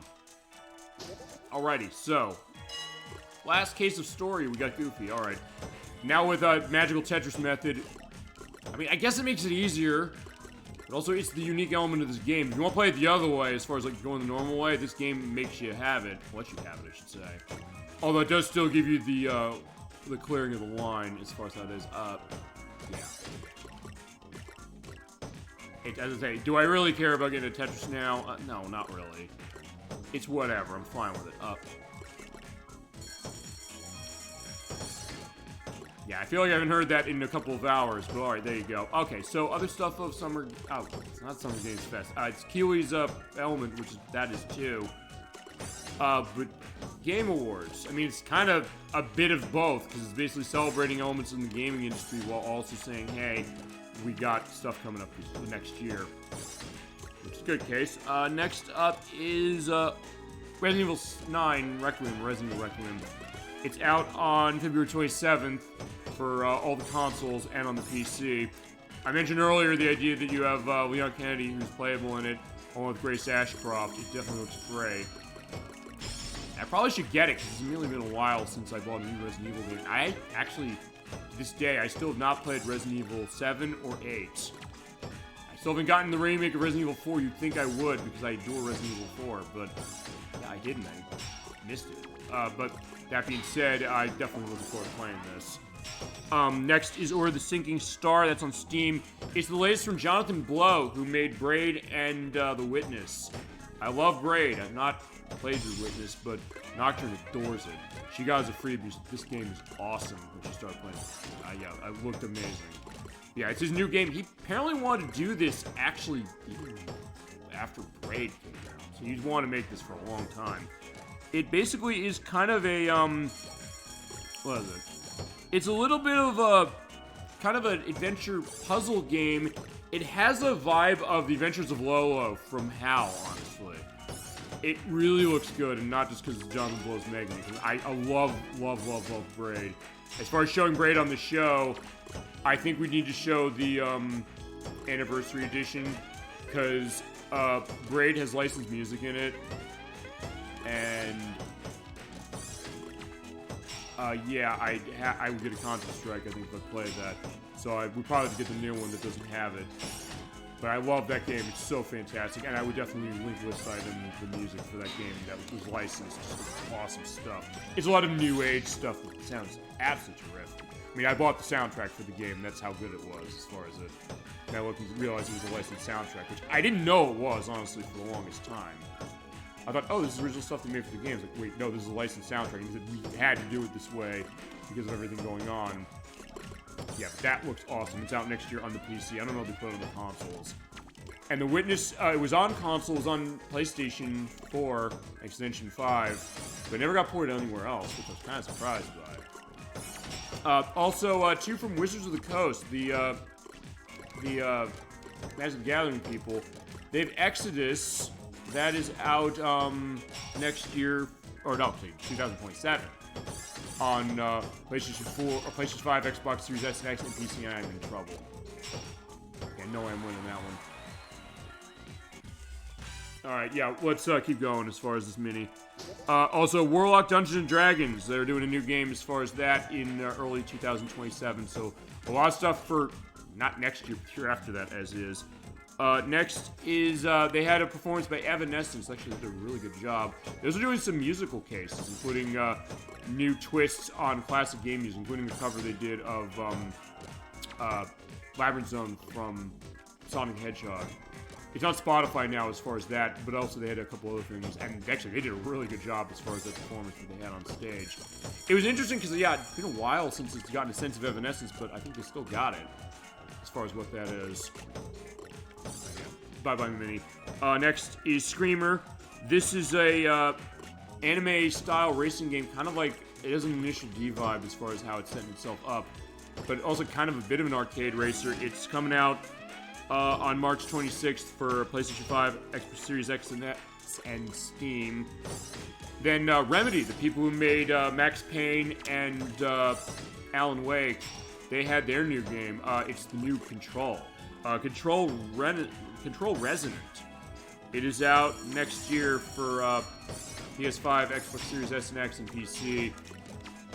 I never played Control. I always wanted to. Actually, my experience with Remedy, actually, I have only played Max Payne, and Max Payne 2, The Fall of Max Payne, which I have on original Xbox, and it does run on Series X. At some point, we should show that. That's a pretty cool game, as far as how it is. But also, I want to play Alan Wake in particular. I've heard it's amazing, and Alan Wake 2. And I've heard really good things on Control, as far as how it was. One of my coworkers, he liked it, but he also said when it was done, I was like, yeah, I kind of wish there was more. As it was, maybe he'll be excited about this for the new one, saying, like, yeah, you know, really doing more. There we go. We both got our wide clear case going quick. Yeah, give me that. Tetris Mini. Boom. Next up is Gang of Dragon. I had to actually look this because they mentioned it was Nasoshi Studio. I was like, wait a second. It's Toshihiro Nagoshi Studio, I should say. It actually, I was like, who is that? Because Keely just said Nagoshi-san. I was like, who is that? I probably should have known better because actually it's Toshihiro Nagoshi. He, of course, is Ryogago Toku Studios, or he was. He worked on Super Monkey Ball and Yakuza, particularly directing those. And his new game, Gang of Dragon, has a Yakuza like a dragon feel to itself. A little. Well, the character actually looked a lot like Takeshi Kitano. I don't think it's him. I think if it was, they would have said right away, oh yeah, that's who it is. But that's coming sometime, don't know when. Then they showed the new Street Fighter movie that's coming out next year. They had the whole cast there. Semi-talking shit about the Mortal Kombat sequel, Mortal Kombat 2, that's out next year after they delayed it into, what is it, in 2026. Because they said, oh, we don't think anything's going to do well in October. They were right, because remember, Tron Ares, we were mentioning earlier in the show, that came out October. October, there was not much that made much money as far as movies are concerned. It was only when Wicked for Good and the new Alien picture and Zootopia 2 opened last month. People were like, oh yeah, they went to the theaters for stuff. Uh-oh. Okay, also, I'm either doing worse or I'm really, okay, I didn't put this on hard. Yeah, we gotta get Mini down as far as this. Yeah, this is the first stage. Okay, there we go. Ooh. Give me a long piece, that would be really, really nice. A 5-piece. There we go. Oh, right, I gotta get rid of my shit first before I do that. Right. Because remember, when you have magical pieces, they're on your person until you get that set. All right, in this case, yeah, drop the wall down. But yeah, now it's going really fast. Come on. Come on, Goofy, we got this.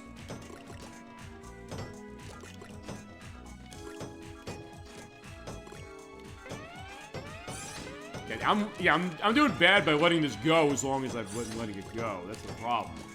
It's not even the fact that I'm announcing or discussing stuff. It's just a case that, yeah, I'm just... Oh no, I don't think I'm gonna win this. Even early in the case, Mini's putting up quite a fight. Yeah, but the movie is out next year. They just wrapped filming. They just said a word of best ongoing game. That's No Man's Sky. I think 10 years ago how that was. It was something that looked amazing when they showed it years ago, and then it came out and you're like, wait, this is overpromised and underdelivered. But you gotta give all games credit, because they said, you know what, we're gonna keep going with this, and we're gonna turn to something special. And from what I understood, they have. They really kind of brought that back, and it's still all around as far as how it's been going. People saying, yeah, even people who hated this thing when it first came out said, no, now it's pretty damn awesome. Yeah, just gotta get the change going on when we set as far as this. Yeah, I think we just gotta take Mini down. There we go.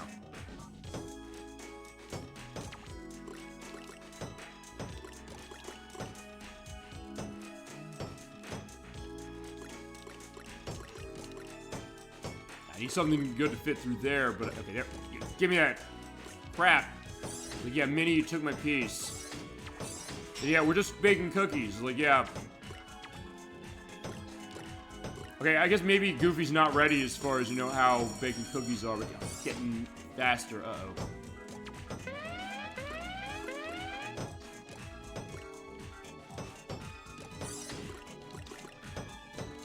I don't have anything going across. I'm gonna lose again. Yeah, maybe I can't do no, I can do 5-hour shows, no problem. It's like, yeah, maybe this game, it's like, yeah, yeah, it doesn't feel like it's 4 hours. It feels it's been 5. Like, yeah, I should be ending the show now. But, alright, fine. It's not that. Okay, yeah, No Man's Skies I mentioned, best ongoing game. Then they showed off Lego Batman Legacy of the Dark Knight. They did indicate that at the Summer Games Fest last year. We talked about that when we started Scooby-Doo Night of 100 Frights. We'll come back to next week. It looks amazing. They basically are doing the Arkham games, sort of, for the purpose of the Lego games. But it's not exactly that, because it does have some interesting things going on. I really haven't played any of the Lego games for a while. Well, a couple, actually. The last one I played was Lego Batman 2, as it was, which I really liked. But, yeah, it's coming out next year. They announced a date for this. It's out on May, what do I have here? May 29th, 2026 for PS5, Xbox Series X and S, and PC. And they also announced it's coming to Switch 2, but it's not going to come to Switch 2 right away. But yeah, it is coming out as far as that, and yeah, it looks awesome. If you're a big one into Batman, or even if you're casual as far as that, yeah, that's one to keep on your radar. Then they had aspect of best audio design. That went to Battlefield 6. Yeah, I haven't played Battlefield 6. Actually, I haven't played a Battlefield game in a while. But yeah, it was a case where it did take a win away from Clair Obscur Expedition 33. So it didn't win everything. It just won mostly everything. But that was one case where they had that going. Well, there you go. And yeah, that long piece, that'll be really nice for me to get. Or I can say, you know what, give me that if you please. I think we got it this time. Especially with that.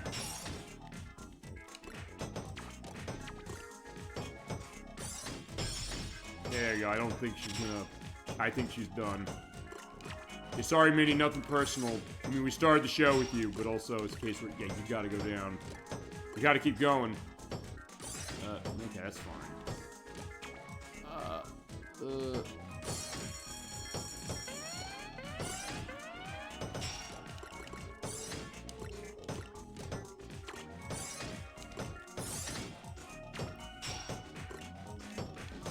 Okay, I got a lot of magical pieces for these, which is kind of good to start, except now, wait.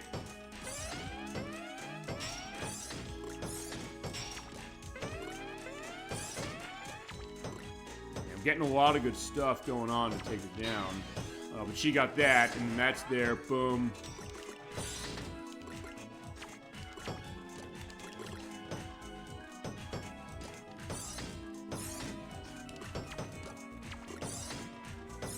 Okay, there we go. So yeah, yeah, we're actually looking pretty good on this as it is.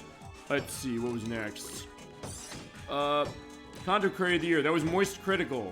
It's not me. It's like, I don't run for these awards, and honestly, I don't care as far as, you know, being, you know, seen as that way. It's like, that's not the point of the show. The point of the show is to get our ideas out there, kind of in an intimate setting. There we go, we won. And I love his pose there. It's almost like he's a rock star as far as how Goofy's going. But there we go, that's the pose. But hey, we definitely put our all into the content we create, but also all of you in our best chat on Twitch give it, like ElecVerse tonight. Give it a great game pitch as far as it. Now, I'd fund that idea if I could do that. I mentioned best fighting game was Fatal Fury, See the Wolves, as yeah, I'll bring the cookies when they're done, anytime. I can't wait to taste them. So yeah, he's not getting involved as far as it. So so much to do in so little time. So he got it right as opposed to the Willy Wonka method of so much time and so little to do. Yeah, maybe I shouldn't have helped Minnie. He's like, oh, we did take a long time mainly, so he's got a point there. Oh, but wait, Donald's coming. What's up?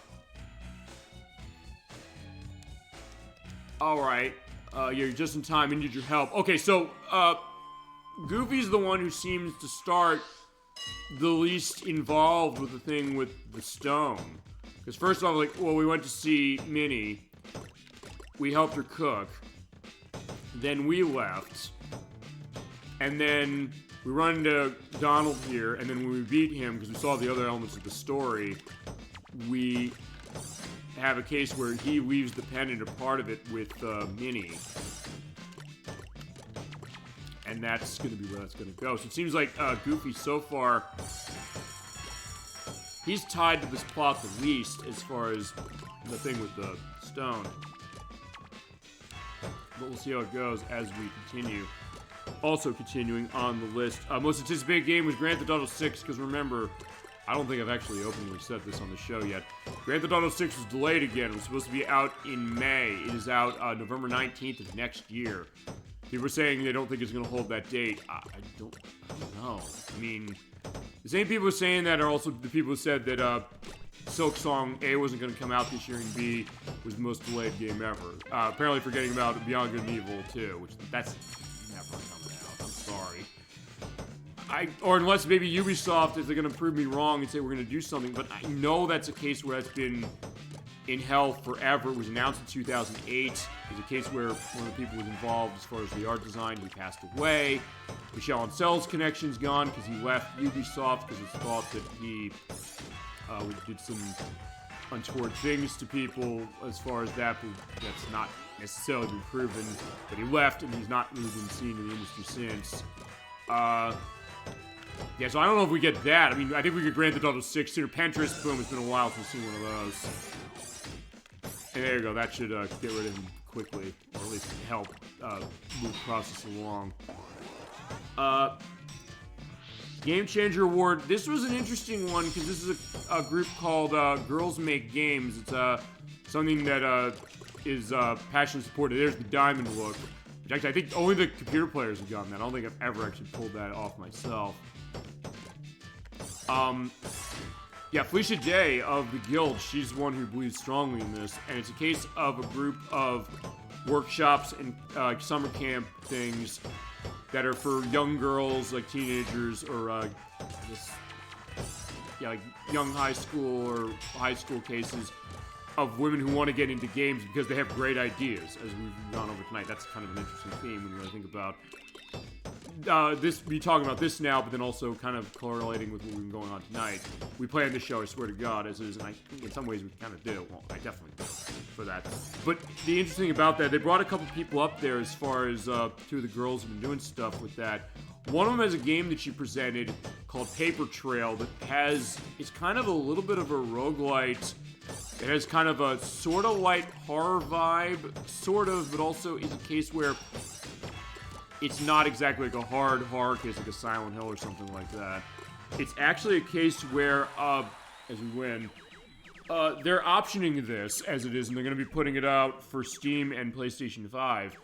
And I really like the idea behind this, and goes to, I think, what we're talking about, which is the idea of great ideas that people have, and the idea of kind of getting out there. People are like, wait a second, you got a great concept here, and kind of getting a sense of saying, this is something worth bringing to market, even if it's a case where it seems like it's totally either out of realm of possibility if there's people who think that, or cases saying like, would this necessarily find a market? But I think that people would find a market. Look, I'll say this. This is why I love cases of games. Even if something like maybe it doesn't look that great or whatever that might be, it's always a case where, you know what, I love gaming so much, I'm always willing to see like, what can people bring to us, whoever that might be, or what ideas they have that can really kind of shake up the industry in a way that's interesting, but also show a unique voice. And I think that's the idea of a unique voice that people have to kind of bring that out. And yeah, Girls Make Games gets a sense they really have a perspective going on with that. Well, we're a big help, Bob, but you came by because of this weird stone that we saw earlier. Yeah, we don't know what it is, sorry, but to go see Mickey, he'll know. He's over at Minnie's house. I took the chip from the stones. Okay, so this is where we're going to go off in this way. So he went, but we got our little chip. So what are we going to do? It's like, yeah, gosh, this is a beautiful stone. I know. I'll ask Mickey to make my tractor's emblem out of the stone. Oh, there you go. That's an interesting case. Yeah, make your tractor your own. I get that for sure. Yeah, hi, Mickey. I got a favor to ask you. Can we get an emblem out of this beautiful stone? I want to put it on my tractor. Huh? Oh, there's a piece of stone from that... This piece is from that stone Donald just showed me. We're trying to figure out what it was. Okay, he's kind of taking the same attitude that he did with Minnie, saying, like, wait a sec, comes from space. It'd be nice for a tractor, don't you think? I don't think it'll harm anything. Oh, wait a second, he's not saying no. So he says flat out no, I don't think it's a good idea to Minnie. But to Goofy, he's like, yeah, fine, whatever. I could use your help here. Okay, no problem. Alright, so let's get our factory worker clothes on, and we're ready to go. Okay. Next up is something that was leaked before the show, sort of, but actually there's two parts of this that I think they kept this part secret. There was the thought that Tomb Raider is coming back.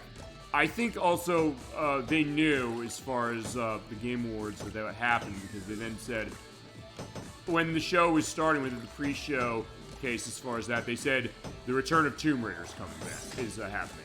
So they didn't even hide that. Oh yeah, Tomb Raider's coming back. Tomb Raider is coming back. There's a new game coming out in 2027. That's Tomb Raider Catalyst. It has been a while, admittedly, since Shadows of the Tomb Raider. So the fact that Lara Croft, she is making her return. It's a really cool case, and it is Crystal Dynamics once again. I gotta put this there. Like at least, oh shit, that was a bad idea. I don't have a line to take that out with. So there is a new Tomb Raider game. That was not okay. That was leaked as far as online. Oh shit.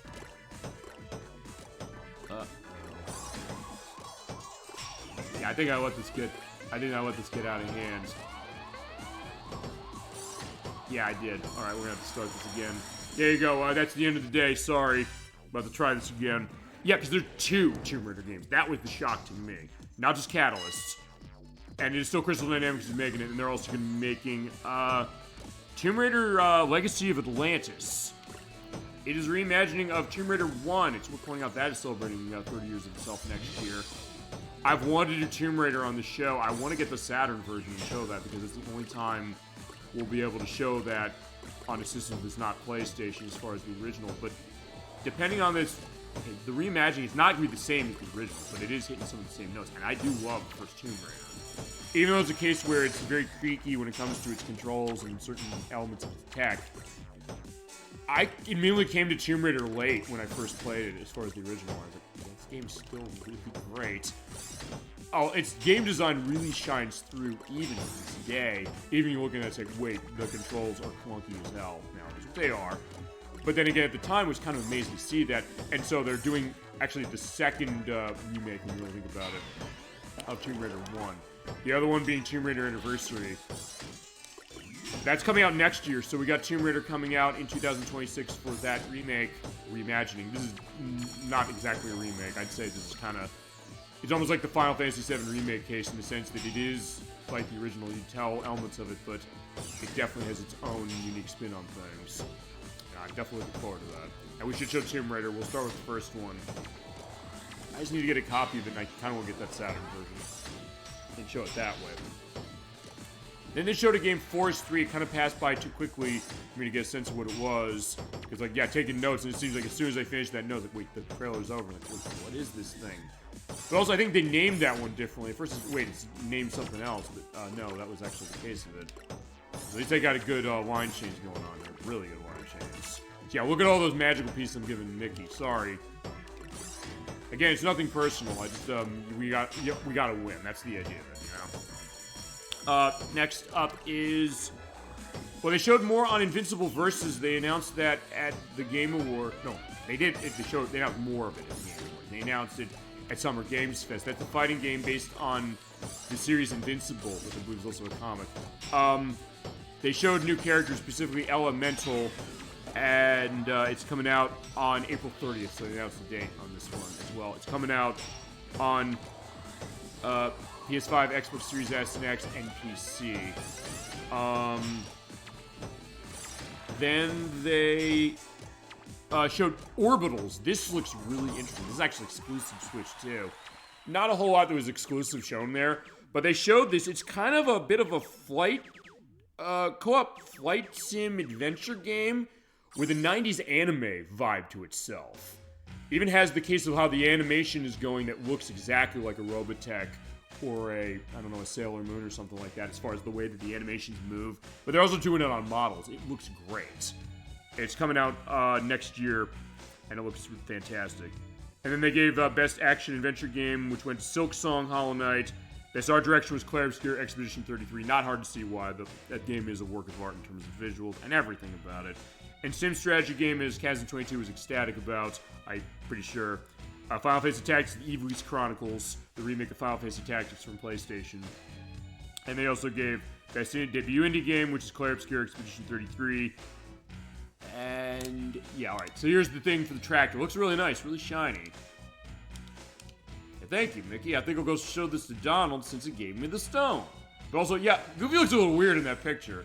But I'm bringing him a tractor. Like, well, here I am. But now I'm mad. Okay, he's mad at, he's mad for a reason. He's saying, hey, Weasel and Zeke Wolf are back. Give me the stone in front of your tractor. Like, why do you want that thing? Yeah, who are you? Yeah, okay, in this case, Goofy's getting mad, and I understand it. Working for Sir Pete. He's Big Bad Wolf, and I'm Weasel. Although I guess in Goofy's case, it's interesting, yeah, because here's an element of Pete. We're going on this. It's Goof Troop. The idea that he's his next-door neighbor, and he always is. It's rare. Actually, I don't think he really ever gets mad at Pete himself, really. I mean, even in a Goofy movie, it's a case where he kind of just taking perspective and advice, and basically when Pete tells him, like, you're not being told the truth by your son about what this trip's really about, he's almost not believing it. I mean, I guess in that case, he's thinking, like, wait a second, no way, Max would do this. And it's only later when he realized that, wait, Pete was right, that he gets upset that way. But he also is maybe preparing himself mentally as far as that saying, like, you know what, I'm gonna give him the opportunity to do it. It's like, wait, he's not gonna do this if I actually give him the opportunity. I'll show that trust. And like, here you go, Mr. Navigator. Yeah, just follow the map. And then when it happens, he's like completely sullen. I mean, I don't know if we've actually talked about a Goofy movie on this show. It's loved in its way for a reason, and it's one of those cases that even with it being based on Goof Troop, it's something that it goes for more dramatic direction, but it's also really, really good at that, which you'd think maybe it wouldn't. And it gives an arc, or interesting arcs to Goofy that maybe you would think it wouldn't have or he couldn't carry. But on the show, he usually doesn't get mad at Pete, as in even that movie he doesn't. But the case of him thinking, well, he'll just go along initially with whatever Pete's doing, but he always is going to be good-natured as far as that. Or if stuff with Pete goes wrong, it's a case where he's always there to like, yeah, you know what, yeah, your wife is going to be fine as far as that. She likes me and things like, yeah, you know what, he's, yeah, you're more than a good friend to Pete when maybe you shouldn't be, as is the case, you know? Okay. Next was, let's see. They announced a game that was, I think, nominated. Oh, no, what was it? No, I think it was nominated. Wuthering Waves. Either it's out on Christmas or they are doing something new for it on Christmas. I'm not completely 100% on that. Then they showed up, as we indicated a few months ago, at the Summer Games Fest. I had to pause and actually think that, because I keep using Summer Games Fest and Game Awards interchangeably. Amino, that is the Pokemon-like that's coming out of Microsoft for Xbox Series S and X and PC. I need a long piece to get my way over there, please. Oh, shit. That'll work. Tetris, boom. Yeah, good things came to me for waiting, that's for sure. I'm down with that. Yeah, what it's gonna do, and if Nintendo's gonna say, hey, we sue them like with Power World, don't know. Although, I've said this before in the show, I'll say it again. Nintendo's losing that suit with Power World for one reason only, because there's an AI game that is ripping off both Pokemon and Power World that Nintendo let out on their console. And I think they still have it up on the eShop. It's not like that that AI ripoff of The Last of Us, where they moved quick and said, no, this thing's going away. We're not going to allow this. This one I don't think they have, as far as Powland, which is what it's called. Oh, no, no, wait. There you go, Tetris. Okay, the way I put that down was probably not a good idea. That at least is helping me out. And then they showed, let's see. Alright, the new expansion pack for Diablo 4, Lord of Hatred. It's coming out on April 26th of next year, and it's going to have 2 new classes. Yeah, so people who are loving Diablo 4, particularly I know Montague K, he's a fan of Diablo 4. Other people who aren't, I know they've moved to Path of Exile. Tetris twice at the same time, and this we did in perfect unison. Going to the Chicago case. A good job as far as Weasel and Goofy as far as that. That was a thing of beauty. Also, more on Marvel Rivals in the sense that they have a new character now. So that's Deadpool. He's coming to the game next year. And also Rogue from X-Men. She's coming to the game as well. Oh, no, keep that on. For this game, I want to keep it on. Sorry. I don't know if it's seen as making it too easy. But no, clearly it's not. Given how this game has been running, that has not prevented me from failing a lot on this, which is usually the case when it comes to puzzle games to a certain degree, but even this one's like, well, it's because I'm making mistakes for certain things, but also cases where, yeah, now and then I know what I'm doing as far as that. Okay.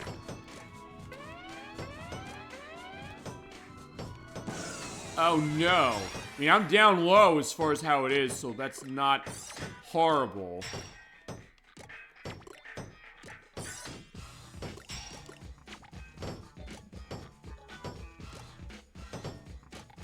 Okay. I do love this music. I think I said with this track in particular as far as how it is, but this is one of the... Yeah, Donald's theme in this game is one of my favorites. I think in every piece of music in this game is fantastic. And even when I played it, I said, good lord, the music in this game is terrific, and we won. Awesome. Got him. But yeah, I just listened again, was maybe reminding myself, like, did I mention how good this music is again? Okay, next up, they talked more on 007 First Light. It's coming out on March 27th. We've known that for a while. But, yeah, how could you lose, Weasel? Yeah, I was like, yeah, and also, where'd he go? He just ran away, I guess. Yeah, now I got the stone. Okay, this makes sense, because I guess while we're going, he went over to the tractor, and he said, like, okay, that makes sense. This makes more sense than how he stole it from, everybody else. Yeah, we were busy fighting. We were not looking at our tractor. He went over there and just, took it off, so fair enough. Yeah, that's not right. Fair enough. That's my stone. Yeah, give it back to me. Yeah, he really is taking it personally. So I think he's now, Goofy. He's like, yeah, Pete, I've got some words for you. Good job. Wait just a minute there, Pete. That stone is mine. Get out of my way, Goof. If you've come all this way, I'll return to you and you can beat us both. Sounds like a deal. Let's do it.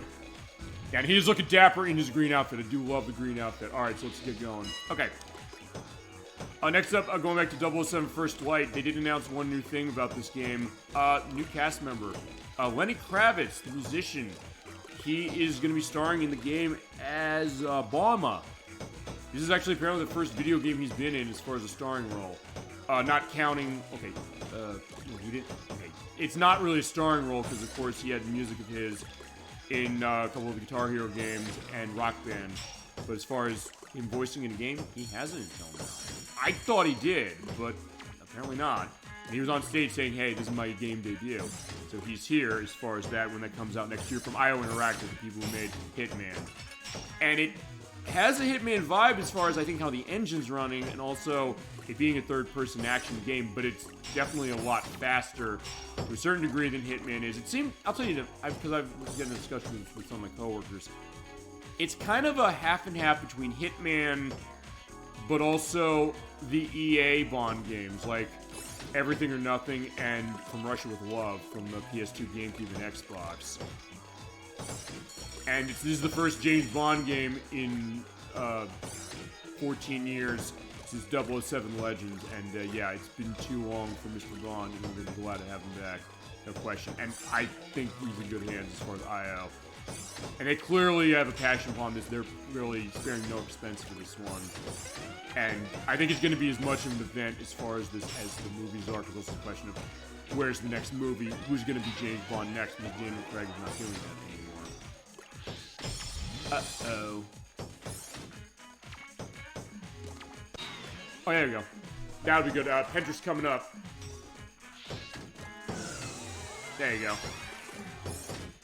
I also love the sound design when you get one of those, even more than the Tetris as far as this. That sounds great when you get that, but the Tetris, oh my god, it's beautiful. Okay, next up, Best Music Score, that is from Lorraine Testard, who did the music for Player Obscure Expedition 33. It is an amazing soundtrack, no question about it. I absolutely understand why that won, and it was well deserved. Next up, they showed something on Warframe. It's the new case of the new the new pack for it, the old piece.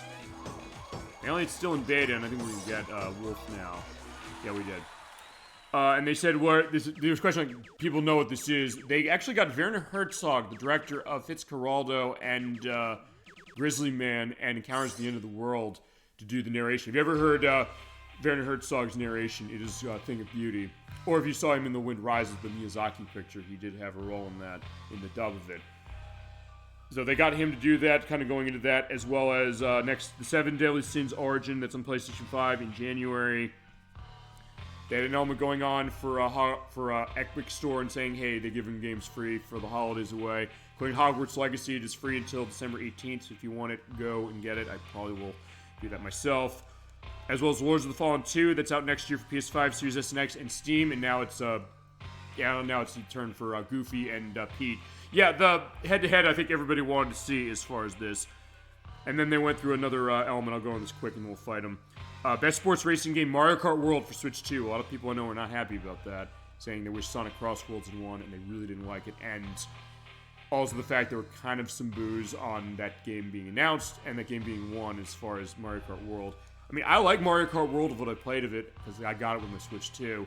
It's actually one of the most relaxing Mario Kart games. I do like doing the exploring around. And I have a lot of fun playing it. It's just that I think people have not liked after the game came out. It seems like they don't like that there hasn't been maybe more to it, even though there's a decent amount of content in that.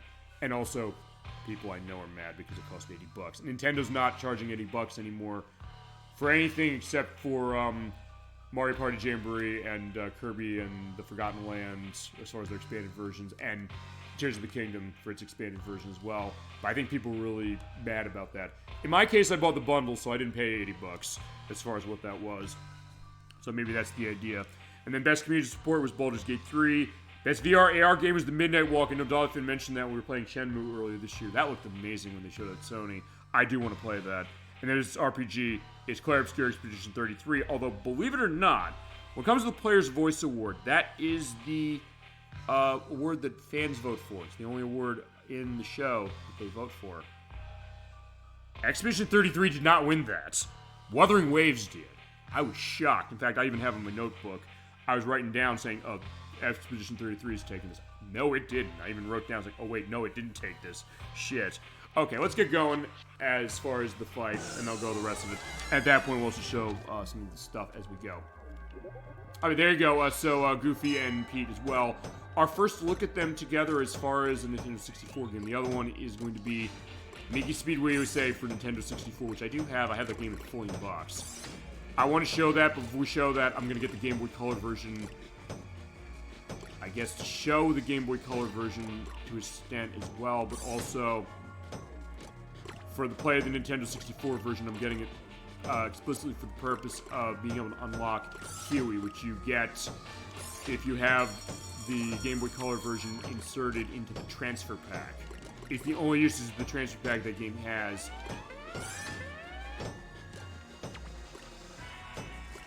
Why am I letting myself get up this high? Right, because I'm waiting. I'm saying, you know what? I'll tell you why. That's why Tetris. Unless I didn't actually get a Tetris. As far as I thought, oh wait, I'm going to do that. But that was not a bad plan, honestly.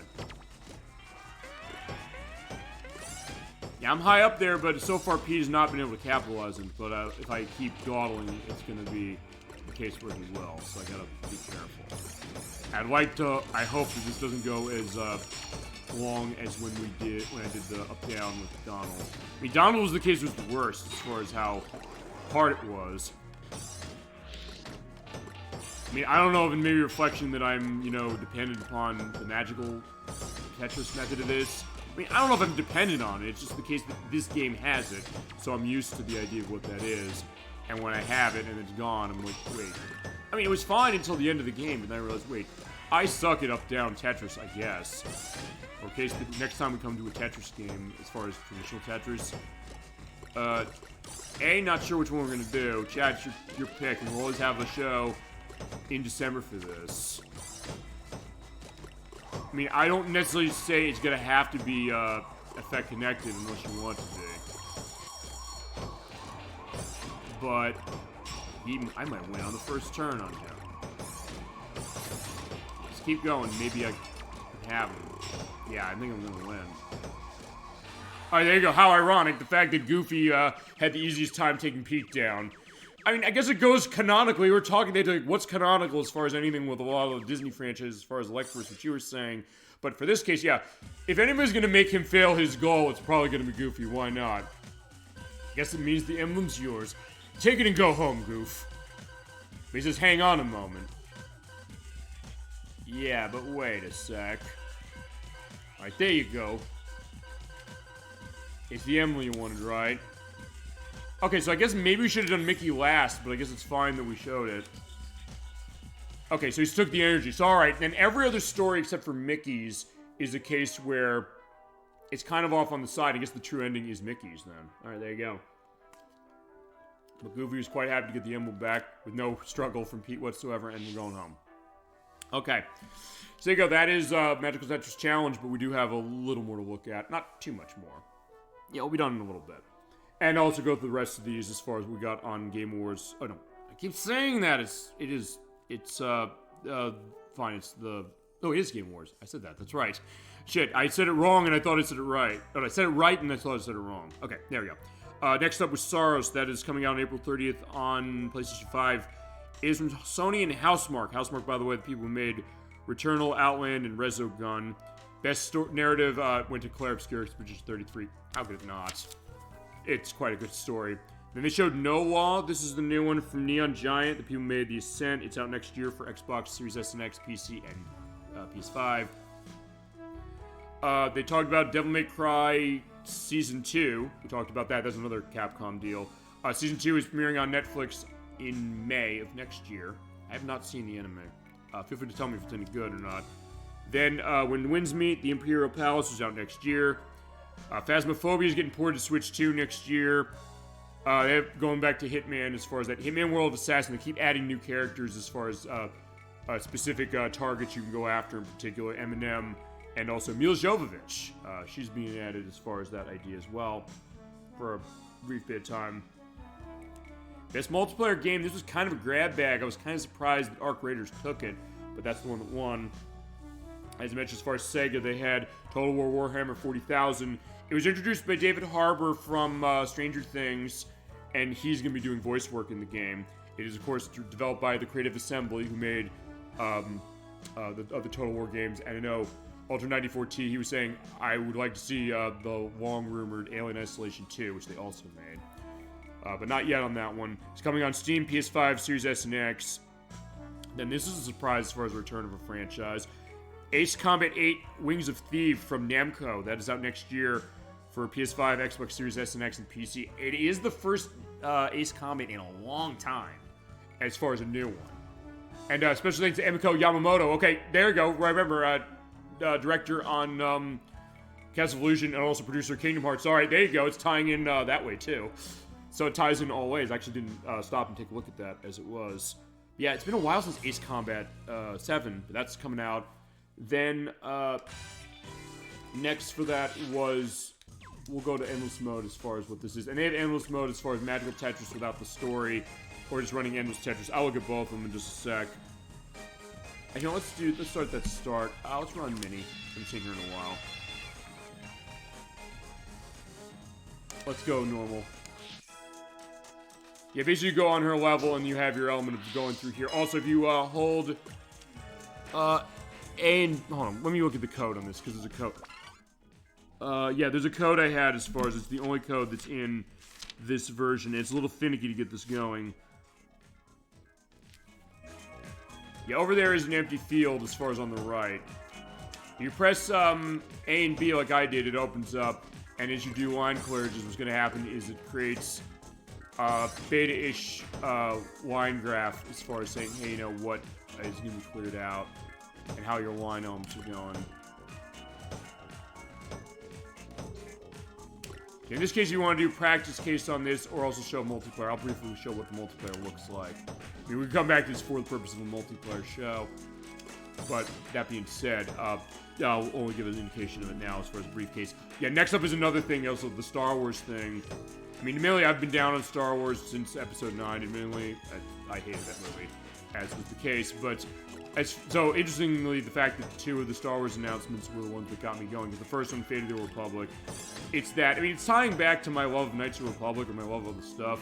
But the other thing is also some Star Wars base they announced. I'm ecstatic about this because of a few things. It is Star Wars Galactic Racer. It is the 3rd game in the Star Wars Racer franchise. We started with Star Wars Episode 1 Racer on Nintendo 64 and PC, and later on the Dreamcast, where we have previewed that before. Then they made Star Wars Racer Revenge on the PS2. That was from Rainbow Studios, who made Splashdown and ATV Off-Road Fury. And this new one, this is not Episode 1 or prequel based, because Episode 1 Racer was set in Episode 1. Racer Revenge was tied to Episode 2, which had just come out, or was just about to come out when that came out in 2002. This one is not specific. It does have, it sounds like it's going to have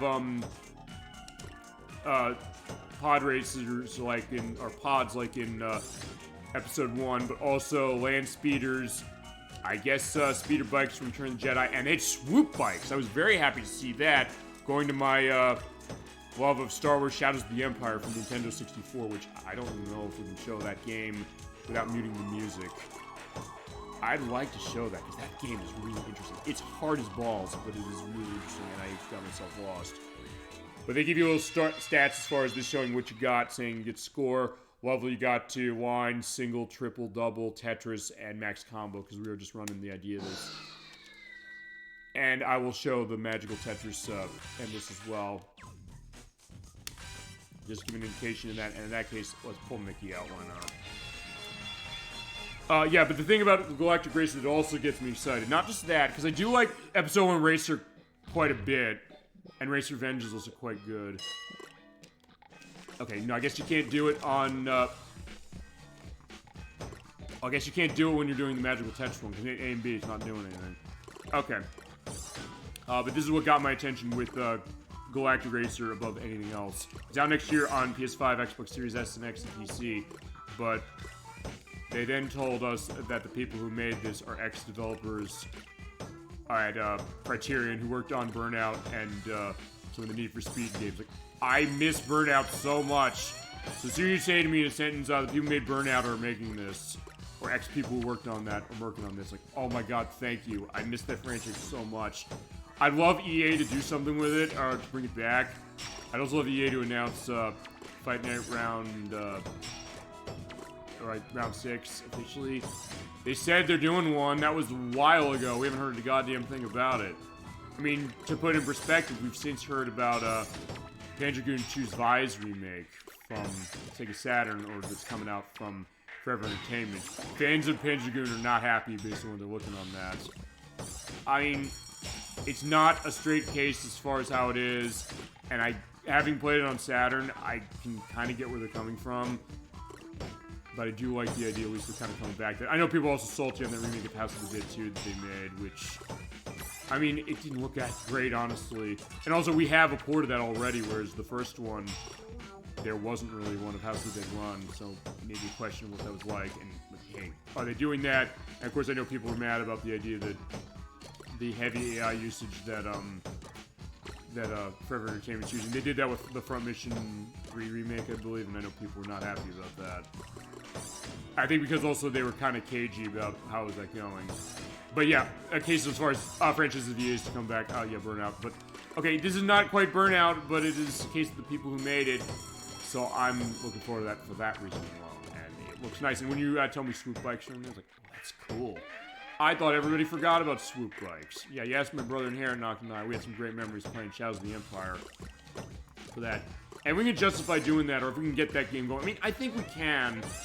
I just have to turn the music down because it is a lot of the licensed music from the movies. And they do sample it. It sounds crunchy as anything on the system, but it sounds unbelievable for when it came out at launch, or more or less at launch on Nintendo 64. So if we can show that, I need to get a better case going on there. We'll do that.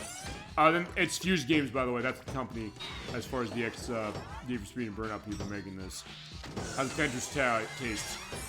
Yeah, delicious. Anyway, next is a game that was also at Summer Games Fest. That was Out of Words. That was that stop-motion game co-op game, kind of looking like It Takes Two or something like that. They also are showing the fact they're kind of making this by hand. It looks great. It's coming out next year for everything, and Switch 2 is getting it as well. Then they had actually a pretty cute case of the Muppets, where the Muppets came by. We had Miss Piggy. She was there, along with Rolf, and they did a musical number of The Game Awards Will Never Let You Down, which people are probably going to say, like, that's bullshit. Of course they let us down. But, I don't know, coming out of the Muppets and having them talk about stuff with gaming and the idea of Discord and Twitch was kind of hilarious. And always the case that, yeah, it's always nice to see the Muppets. And there's cases of games with them I want to show. I gotta figure. I would love to get Muppet Monster Adventure on the Dreamcast. It's on the PlayStation. Unfortunately, it's like $150 now, which is disappointing. I would absolutely love to play it. All right, but you also get ailment of name going on, but without a cartridge save, that's a question, and that's unfortunate. It doesn't have that. But that being said, there is what we got. We got our score of 14,200. Stages completed 0. Lines 43. 0 Tetrises, but 1 Pentris, max combo of 2, and we lasted 3 minutes and 44 seconds. And then they talked about Duet Night Steam, or Duet Night Abyss that's on Steam, as far as how that is. And then I'll show the element of the multiplayer. And I guess what I can do also is think about how I want to end this. Because I'm going to show the 2-player method just to show the idea of what it is. Yeah, because this is 2-player multiplayer. It's not 4-player, but then again, it's okay. I don't necessarily mind. Let's look at Donald Goofy, because we haven't seen them in a little bit of time. And also, yeah, put them together, because remember, it's like Kingdom Hearts. The idea. We can get a sense, like, this is also, I guess, going to be our way of how we're bridging into when we preview, or we scoping session Kingdom Hearts Reach End of Memories, which I think I want to do in March. I think, but I'll figure out how I'm going to do that. You also have your element of difficulty handicaps. You can go up to +3 or -3. I'm going to put +3 on both of them just because of this. I don't know if you have selection of stages, because, yeah, we're just in Mickey's area. And you know what? I'll let that go as far as how that is, just to give a sense of it, because, yeah, it'll go slow. I'll go through the rest of the stuff. Next is Art Night Enfield. That is out on January 22nd. There's a tie-in with One Republic Dance. I didn't really get a sense of what that was. Then they showed Phantom Blade Zero. I think they'd shown this before. It's something. It's out September 9th of next year. It's for PS5 and Steam. It's kind of like a, I don't know what the best way to put this is. It's almost like a ninja action game, but it's not like a Ninja Gaiden. And Ninja Gaiden 4 is up for action game this year. It's really good at what I played of it. But also something where it didn't win. But it's not even like that. It seems like it's kind of slower. It almost has a feel of almost something like, I don't know,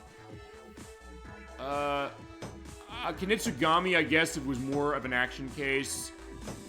Sort of. I mean, a little bit of Otogi from From Software, from Xbox, kind of. It looks really good. It was not on my radar until they showed. And I'm looking at that. Oh, yeah, it's on my radar now. I'm definitely looking forward to that one next year. Then they got Best Game Direction as far as the award. That was for Clay of Spirit Position 33. Then a big case as far as Capcom, Mega Man. He's coming back.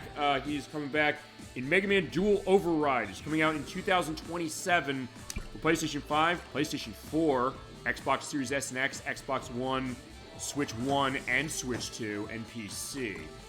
As far as what it's doing, because it's been a while since Mega Man 11. It's actually been, it'll be 9 years by the time that comes out. You're probably asking, well, why is it not out next year? I guess because next year the Mega Man Star Force Legacy Collection is coming out. But that's going to be a bargain just because of the fact of the games that are in that cost so much money as far as how it is.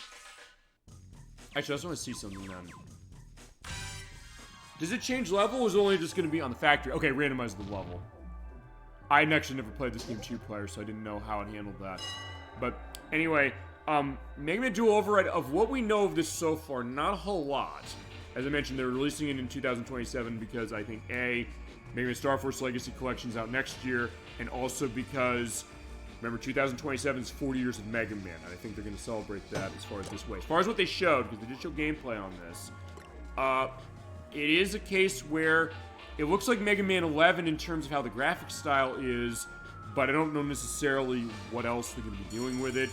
One thing they did indicate, that they didn't really mention as far as how they presented this, is they are going to have another Robot Master creation contest, like they used to do going back in the days of the NES, of saying like, hey, if you have a creation, share it with us and we'll put it in the game as far as one we pick. That being said, they only started the contest like the day after the announcement, and they're only running it until January 1st of next year. So like, wait, the game's not out for a year after that, or over a year after that. So it's pretty quick. So hopefully you have cases if you're one who wants to design elements of Mega Man Robot Master. You may have already designed them over the years, perhaps yourself. You want to get in on that, I guess, quick, and they'll allow you to have social media submissions as far as the case of that. But yeah, and also apparently there's the thought that one of the voice performers, I think it might have some of the same voice cast as Mega Man 11 is the thought. There's the thought that, I will indicate this because the rumor's out there, we don't know. It could be wrong, it could not be wrong, we're not completely sure. The thought that Bass might be making a comeback. And like, first, I know we mentioned we played Mega Man 7 a couple of months ago. The question of, they haven't done much with Proto Man. Maybe they'll hear now, because we said that. It was like, maybe they'll do something with Proto Man more on this game. Whereas, we mentioned, somehow has not really been much of a factor in this franchise. Maybe he'll be more of one in this one. Maybe Bass will be in it. Well, you don't know. I mean, we're not going to know how it's going to go. We don't know. I don't know if it's going to have the double gear that Mega Man 11 had. They actually also did a title update for Mega Man 11 this past week. Add new foreign languages to it that were not present before. So that's available for you as far as that. Yeah, 2027 is a while away, and I know people are saying, what about Mega Man X? Fair, I guess. But there is Star Force coming back as far as that. The fact that that game is coming out as it is and going to have those games that would go for so much money, that is a pretty good case. I'll say, yeah, you know what, I'm fine with that. I can wait. And I'm definitely looking forward to that one comes out in 2027, and I'll be there when it's out. No problem. I'll be buying it, no question. I think a lot of Mega Man fans are going to pick it up because it's a case where they're doing something new with it.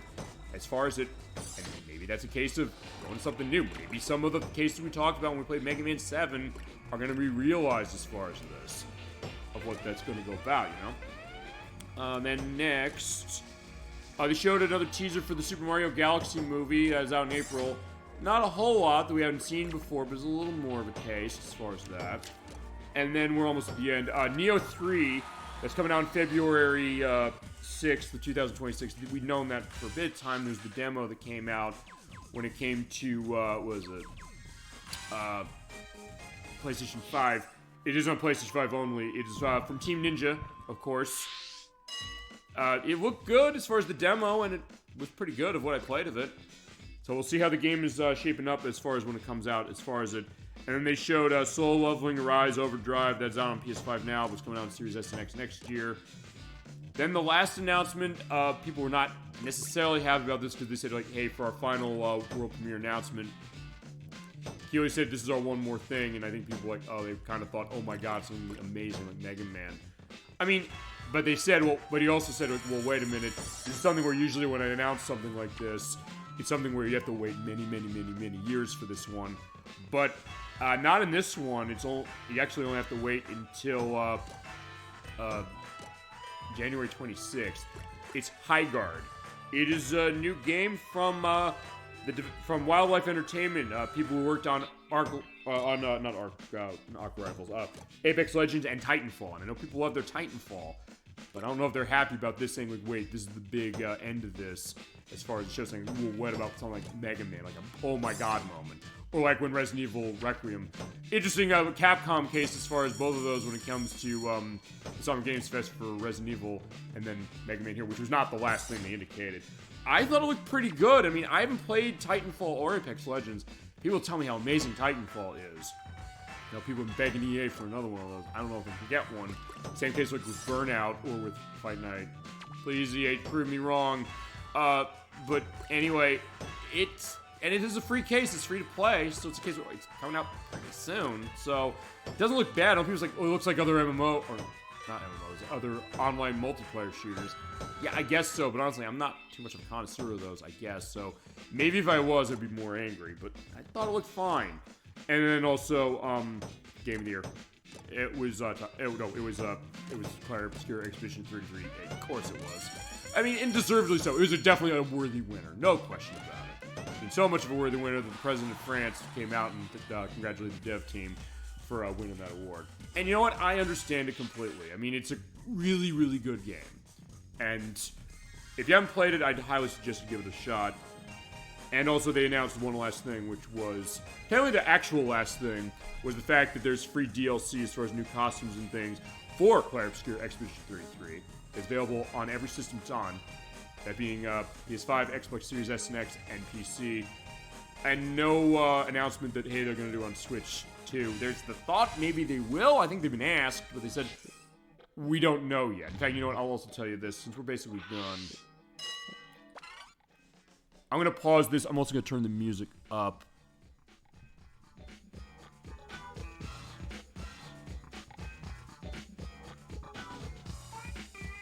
I don't know if that's going to be loud enough. I basically have it paused. You know what? Okay, fine. You know what? I'm going to turn this down back to what I had it at. Actually, what did I have it at? 17 something? Alright, I guess I'll just keep it on the element here, because I do want to talk over this music or something. I mean, this will probably be okay, I guess. You know, maybe, yeah, unfortunately, it mutes the music too much when it lowers the volume too much when we're set here. That's basically everything. I think that's the end as far as our look at Magical Tetris Challenge. You know what? I will tell you what I'm going to do. I'll find something else to go over. I just gotta think of what's a good case as far as going music. Yeah, you know what? I'll tell you what we'll do. We'll, I'm not gonna go through the title case of it. Let's run Magical Tetris mode again. Let's run Mickey and Minnie again. Let's just put it up there as far as them on the screen. Run normal. Is it, yeah, Pete, yeah, good game as far as how that was. We'll see you again when we get to Kingdom Hearts 2. As far as Zeke Wolf and Weasel, yeah, I don't know when we're going to see them again. We'll figure. Yeah, we'll remember you well, and yeah, take care. We'll see you again. We did have a great time as far as that. Alright, there we go. That'll work. There, we've been expecting you. Okay, there we go. So I think that's a good place to end as far as this. And we did cover everything on the list. We talked about everything in this game. We went into great memories of this game. Other aspects, elements of Tetris. ElecVerse is a great game pitch for sure, and shows his fandom and knowledge in particular as far as elements of Disney stuff. Make something really cool as far as an idea that if anyone wants to pick it up and credit him, I think that's the idea. I had a great time as far as going through Magical Tetris Challenge. As far as I think with that, we'll also go into final thoughts on this baby. This is a underrated game deeply for Nintendo 64, and I'm sorry it's been so long to come back to Nintendo 64, but I'm glad we came back to this one as our first Tetris show, and every December, as we're pointing out, we're going to have a Tetris game of some sort, and if you want to see a specific one, let us know. We'll get to it, no question, and we'll have one show for December, always dedicated to something Tetris related. I'm glad this was able to be the first one that I actually recognized it is. But we had all the ones that I mentioned, they're linked below in our new December Tetris show playlist. I'll come with a flashier name or something across the week when I edit. Which we're pointing out, this is going to be my last edit of the year for a show we're streaming live. I'll get to that when we get to schedule as far as what it is, but that'll be up next week. But final thoughts on Magical Tetris Challenge, it's a great game. I think this is a deeply underrated game, and even though Capcom took some time to get to Nintendo 64 and they only gave 3 games and their ports, they did a good job with all of them, and I think with this one, you'd think that maybe this would be something that may seem like a throwaway, but it really isn't. And in the case of what it does with its Magical Tetris system, it's something that still stands out and is still a unique method of playing Tetris, because you got a lot of ways you can play it. And this is probably the best way you can play it traditionally on Nintendo 64. That is, unless we play the new Tetris also on the system, if I maybe change my tune on that one. Because I liked it, but I thought this one, there's a swiftness to this one that I didn't get out of that one.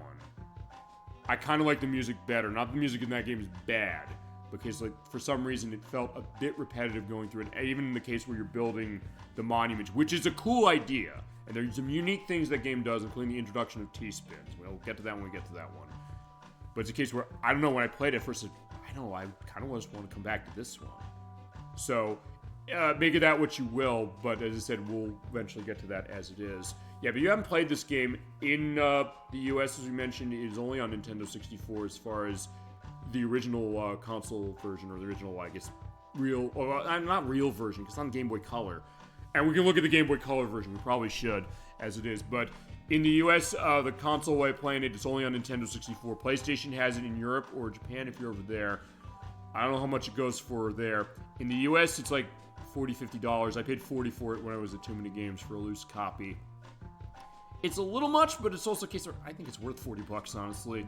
And because of the great Magical Tetris method of this, and also the head-to-head multiplayer, and all the stuff it offers, and some unique stuff with story, which, as I said, I think we're going to count this as a Magical Quest game in disguise. And I was glad to be able to represent it as such. Yeah, I think it's worth your money. And if you're looking for a puzzle fix on Nintendo 64, it's a really good one. Among some pretty good options on the console, like with Tetrisphere and Pokemon Puzzle League in particular. Those are probably the other ones I like the most as far as puzzle games. Although there aren't as many as I thought on this console, but there's still a decent amount. And definitely other ones we can get to.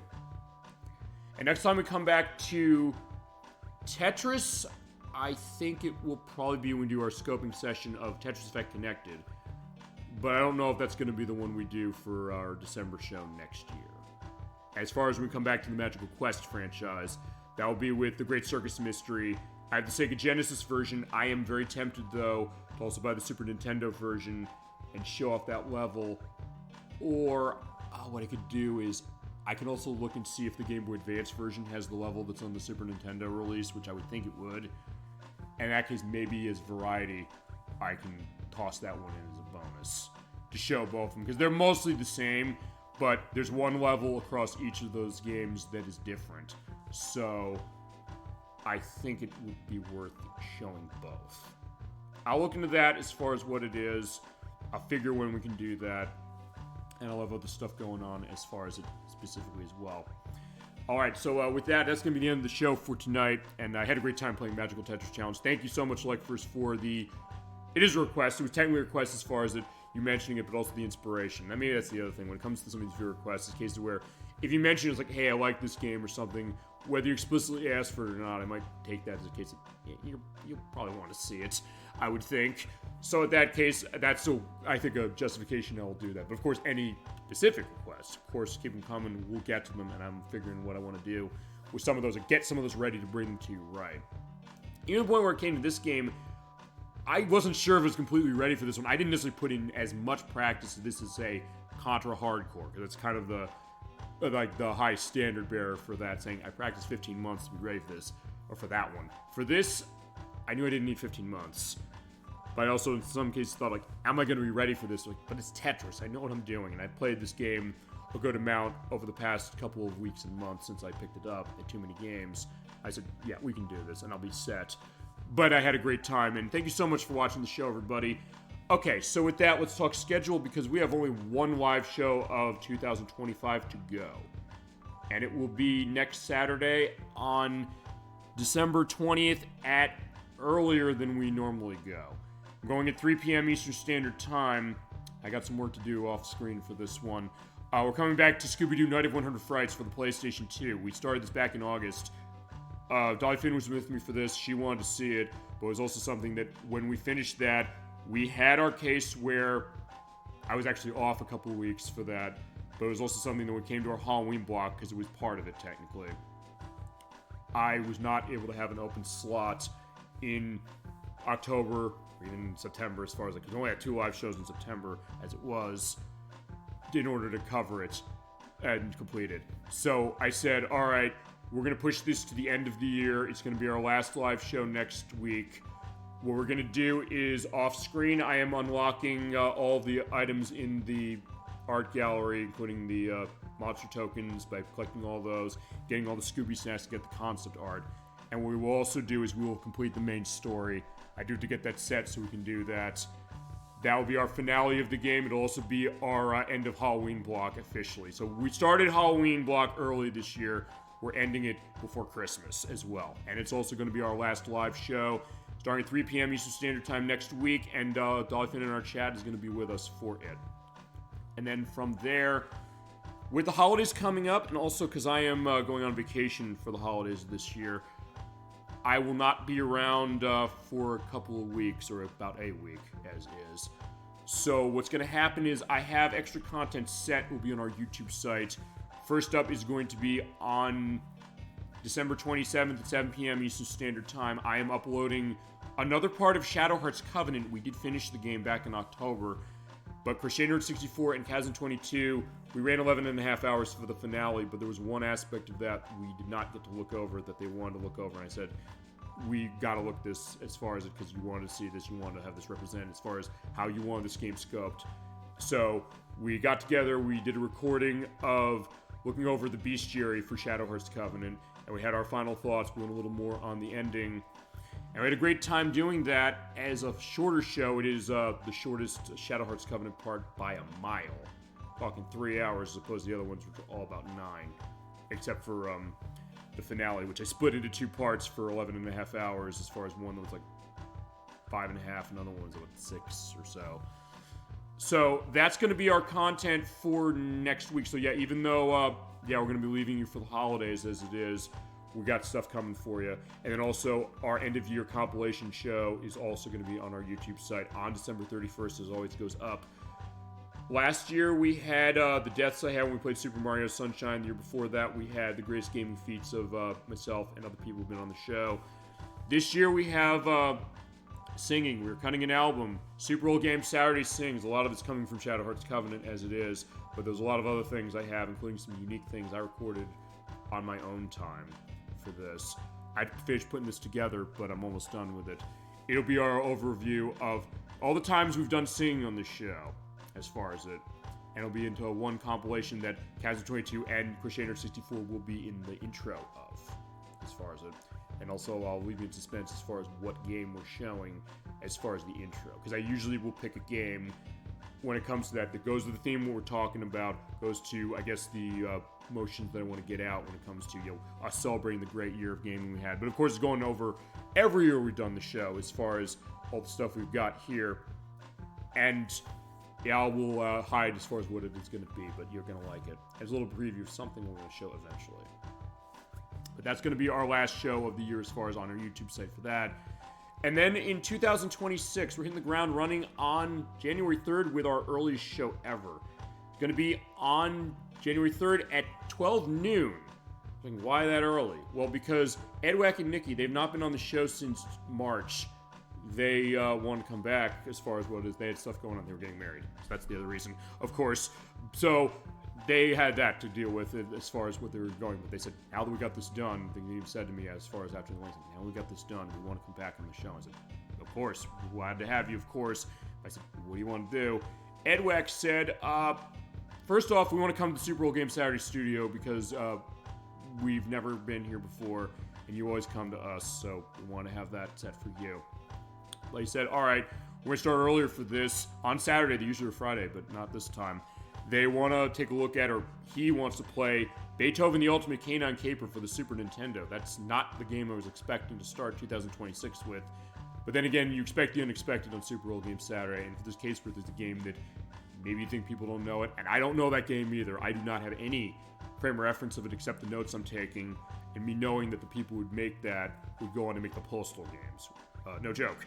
We'll get into that as it is, but you'll find stuff here that you won't expect, and we'll definitely cover all of that for sure. He wanted to play it, he grew up playing it, and he's going to give his element of that game. Nikki will have her reactions. I'll have mine, because I don't have much of a frame of reference, as it is. So we're going to start that early. It might potentially be a really short show from what he's saying. He also said he might be tossing something else in along with it, but I don't know if he is. That being said, we'll figure what that's going to go. As far as our first show of 2026, then on January 10th, at a time to be determined, I'll talk with Gemini96 about this because he's coming back for the first time in a while. Actually, it's worth pointing out, all of the shows we've got, including the off-screen ones we got for next month or so, are all going to be guests. In his case, he's going to be starting Super Mario 64 for Nintendo 64. I made you wait 2 years for another Nintendo 64 game. I'm not making you wait long for another one as far as after tonight. He's been playing Super Mario 64. He's the one controlling that. He loves that game. He has a lot of personal memories with that one, which he's going to share, and I knew he had to be the one when he told me some of the details that he's going to go into. And we're going to start our play of that, or his play, on January 10th. Then we have 2 Friday shows. We have January 16th for Bust a Move 2. I'm going to be using the Bust a Move 2 and 3 collection, that is the insanely and hilariously long name, on Switch to play it. So we're basically going to look at everything for Bust a Move 2 and Puzzle Bobble 2 as is. And that collection is porting the Sega Saturn version of Bust a Move 2 Arcade Edition, as well as Puzzle Bobble 2 and 2X from Arcade. So I'll have an element, and we're going to get Puzzle Bobble and Bust a Move into people's gaming consciousness again as much as we can do it. And also, the good case, like, hey, you like the puzzle show tonight, we've got another one coming up in less than a month. Actually, a little over a month now. But not too long. And then week after that, I'm coming back also on a Friday as far as that on January 23rd for part 2 of Super Mario World 2 Yoshi's Island. After what happened last week, we'll be going through half of the game in one sitting. I'm going to probably beat the Super Nintendo game next time. So I'm only going to need one more show as far as that after, which will be out in February. And then on January 31st, we're going to start Super Bowl Game Saturday scoping sessions. It's going to be our look at a really long game for one show just to get a sense of what should we do to cover this. And I'm using this also to look at games that I know all of you have asked for. All of you I know have a better perspective in some cases than I do about what should we do to handle these for the show, because I don't want to put limits as far as how they are. So we're going to start off with Skies of Arcadia for the Dreamcast. I've mentioned this one a lot. We're talking elements of RPGs as far as that. It is one of the best RPGs on the Dreamcast, and one that's deeply underrated. One that unfortunately goes for a lot of money on Dreamcast and on GameCube nowadays from Sega and Overworks. Hopefully they can do a re-release or something of that, because it's a real charmer, and I am looking forward to showing it. I want to, but it's also a case I said, I can use this as an excuse to show it to start, because otherwise, like, I want to play this, but I also know that I need to prep for this, get a sense of how scope is going to work as far as going through multiple parts. I kind of want to show it quicker, honestly, for that. So that's how we're going to do it. And we're going to have a scoping session every month. In February, I don't know what dates are going to be on some of these yet. We'll have part 2 Super Mario 64. We'll have the finale of Yoshi's Island, which is going to be looking at the Game Boy Advance version. I'm actually doing my practice with the Game Boy Advance version for the rest of the game to unlock the extra stages on my on the Switch version as it is, as far as the Switch Online release. You have to beat the game, you have to get 100% on every level, and once you do that, and also do it on all the extra levels, you then unlock 6 new ones that are only in that version. We're going to show them all off, and also give an overview of that Game Boy Advance edition as our finale that's going to be in February at a date to be determined. Our scoping session, I think we're going to do BlazBlue Calamity Trigger. ElecVerse, I made you wait for this one for a long time.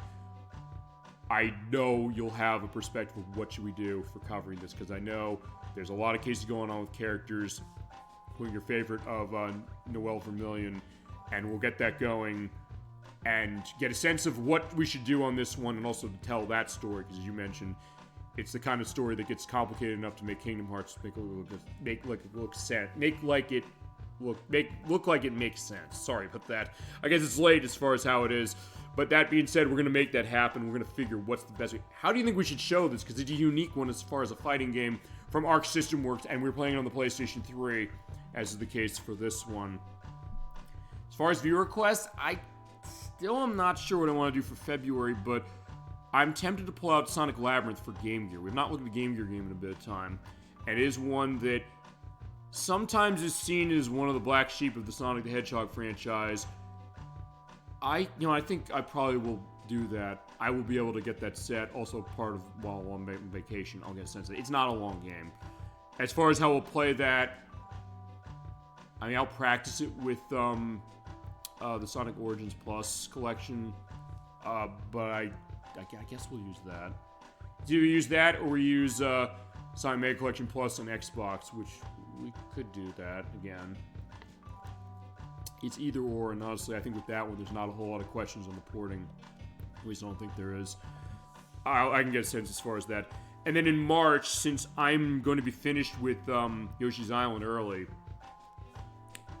I think, you know what, I'll tell you one thing I'm going to sort of do. I think with this one, I was thinking about this one yesterday when I was at work, thinking that, hey, you know, about some ideas for the show for the next year. And I did think about the fact we're playing a Nintendo 64 game tonight after so long. I think we're going to go hard on Nintendo 64 next year, celebrate 30 years of it. So I think a game I think I can pull out in a couple of months. Yeah, I'm going to do it. And I think I can do this in one show. I also had to check my controller pack because I need to have it full or empty, basically, in order to run this game. Snowboard Kids from Atlas and Rakdim. We've talked this franchise before. Nocturne's going to do Snowboard Kids 2 for us. That fell through, admittedly, because of her. I hate to say it. But since she wants to do that one, I said, you know what? I can do the first one. I have it on Nintendo 64. We did not get the PlayStation version here. It is in Japan only. But I said, with Snowboard Kids 1, I can handle that one myself. It does require 121 of the 123 pages on the controller pack for saving. Well, if I can do it in one show, maybe it doesn't matter. I mean, I'll figure what I'm going to do. I'll have to look at my controller pack, seeing what other things do I want to get rid of. Do I want to get rid of my Mystical Ninja Star and Goemon save that I 100%ed when we played the game, and I don't know if I want to. I'll look at something, or I'll see if I can trade it across more than one, assuming I have the batteries and the other ones that are not completely dead. Some of them are. But yeah, I do want to show that, and good for winter. So, and it is an underrated one also on Nintendo 64. And yeah, we'll do Snowboard Kids. I was thinking of something else for March that would start, but I said, you know, let's do this. And let's also look more sports games to a certain extent. I think that's a good idea too. So I'm going to also look at Looney Tunes B-Ball for Super Nintendo. I've mentioned this one before. It's basically NBA Jam with Looney Tunes. It's really, really good. It's actually the kind of thing we're talking Game Mail earlier with some of the stuff they're making, like Nicktoons and the Dice of Destiny. They made a Looney Tunes sports game about a year or so ago. When I saw that, first, maybe a take on this. Maybe it's something that's going to be as good as this. Apparently it isn't. But Looney Tunes B-Ball, it's cool. And it's something that in time for March Madness, I figured, let's pull a basketball game out. We've not played a whole lot of stuff with basketball outside of showcase cases or compilation shows. And we should also do a couple of those. I know ElecVerse, you love Arch Rivals. We should do a show on that as it is full. But to start, I'm going to do Looney Tunes B-Ball because I've been wanting to show this for a while. We'll have Super Mario 64 still going. The scoping session, tentatively, I think is going to be Kingdom Hearts Rechained in Memories.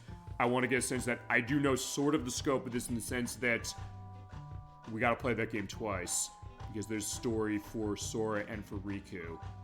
I don't know how long that's going to go, but I also want to familiarize myself with how the card combat of this game runs. And I'm not completely sure about how I want to look at that. So if nothing else, I'll give a sense of it, I guess, doing a scope. And also, one thing, I guess, to go scope is that I'm not necessarily going to always show skill on some of the games I'm going to demonstrate. Particularly that one, I played a little bit of it, but it's also something that's been a while. But I also want to get a sense of, we have to come back to Kingdom Hearts. We had a great time playing it.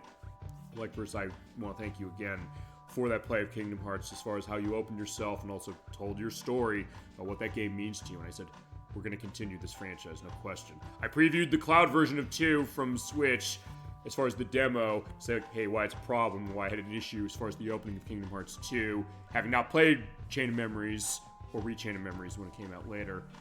But I said, we'll figure this so we can do that one and then eventually get to Kingdom Hearts 2 and go further with that franchise.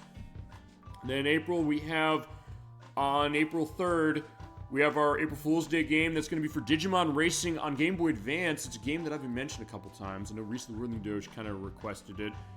And question of, is it a good game or not? And that's my question for this one, because we played Farmers Nowhere Ties last year.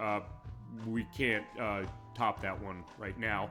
So I decided for this one, I said, let's take a look at this game. I don't know, maybe it is pretty good. Of what I played so far of this kart racing game with Digimon, I haven't looked at Digimon, may as well give another look at that, or first look at that for our show. Maybe it's something as far as a diamond in the rough. What I played so far, it's pretty good. I don't know if I'd say it would top Mario Kart Super Circuit or Konami Crazy Racers, which I'm also planning, depending on how this goes on time, to also show demos of, I think, using the Wii U port of... use the Wii U port of Konami Crazy Racers, and I have Super Circuit on Game Boy Advance as it is, so I can go that through. like I would use for Digimon Racing. That's going to be my ideal. I'll figure as far as how that is. And also in April, I think we finished Super Mario 64. We're going to run Nintendo 64 Hall for this one. I once said I would probably show off the DS version, show the extra stuff. I'm putting that off for another time. I'll talk with Gemini96 on that one, saying when I get to that, does he want to be part of it? But Nintendo 64, he's running through the whole way. I think we'll have the finale then. I also want to show off World Series Baseball on Sega Genesis. We're going to show that in April for spring training. And then I have some open shows. I got to figure what I'm doing and viewer requests and scoping session. I don't know yet what I'm going to have. And then in May, I have our compilation show. I don't know if it's going to be on Cinco de Mayo weekend or Memorial Day weekend. Whichever one it is, when we get there, we'll be playing Midway Arcade Treasures 3 for the GameCube. We're coming back to Midway Arcade Treasures to complete the trilogy out. Not with a bang, but with a whimper. But I'm going to make it a bang in another way because we're going to take a look at that entire collection on GameCube, which is the best way to play it if you're going to play this collection. But I will also toss in a bunch of Nintendo 64 arcade ports of Midways because there's some games that are not in that collection. Some for understandable reasons, other ones for maybe they could have done it, other cases where maybe they had issues with emulation. Like with Mortal Kombat 4, I know for a fact Digital Eclipse said we had problems emulating this thing for the purpose of getting the arcade game running on the Mortal Kombat Legacy Collection that actually physically came out a couple days ago. My copy's in the mail and it'll be here next week. But yeah, for that, we can at least get a perspective of some other stuff of Midway before we go on to other aspects of other collections, and I guess other Midway collections as is going to be when we get to Midway Arcade Origins eventually, which will be our next stop as far as the Midway collections, I would think. And outside of that, the only other thing I know is on June 20th, this is the week before Too Many Games. I'm going to Too Many Games, so I'm going to be off for Too Many Games. But the week before, we're kicking off summer into high gear with Cool Spot for the Sega Genesis. I've been wanting to play this for a while. I might treat this as the viewer request that month because I know AJ42 mentioned the idea of this game. I said I want to show this anyway, just kind of overlap.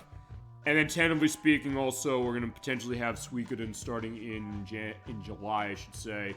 The Chasm 22 is going to run for us, maybe. We'll figure that's subject to change. And Radiant Silver Gun we're on the 360 version of this. I know the Bull 420 Blaze that wanted to see this. I pushed that out a bit because I know I got to get ready for that game. That game is not easy. The point where I actually might buy the Switch version just so I can practice it or start practicing on it when I'm on vacation. So that's going to be the idea. And then other stuff coming up as far as it. We'll have our annual Tetris show next year as far as how it is. Looking forward to all that and everything else we got going as far as Super Bowl Game Saturday. Thank you so much for watching the show. Thank you so much to Dollyfin and to ElecVerse for joining us tonight and for going into everything you had. I had such a great time. Thank you so much for showing that passion and showing that, I guess, love as far as the show, love of gaming, love of anything, really. As far as it, I really appreciate it. And as I said, it's not a case of just me coming in here playing something. I could do this just talking out into a void, but then again, people are just coming in saying, hey, I love Aspie, to kind of get into ideas of certain things, get your creative juices flowing sometimes. Maybe on your end, but maybe sometimes on my end, just because of what all of you have to say, and all of your insights, and all of your walks of life as well. And I appreciate that so much. I will never stop thanking all of you for that. I had such a great time, of course, as I always do, and we'll keep going for the show, no question, for the long haul. I think with that, thank you so much for watching the show. We'll be back to Tetris eventually, and also to Mickey and Minnie as it is as well in the new year. I guess we get to Kingdom Hearts Chain of Memories. With that, that's going to be the end of the show for this week. Once again, thank you so much for watching. I'll never stop saying that. I'm always grateful. No question about that. Hope you have a great rest of your night, a great rest of your weekend, a great week coming forward. I will see you on December 20th at 3 p.m. Eastern Standard Time for Scooby-Doo Night of 100 Frights for PlayStation 2, the finale of that game, and the finale of Super Bowl Game Saturday's live shows for 2025. Until then, keep being awesome. Have a wonderful night. Take care, everybody.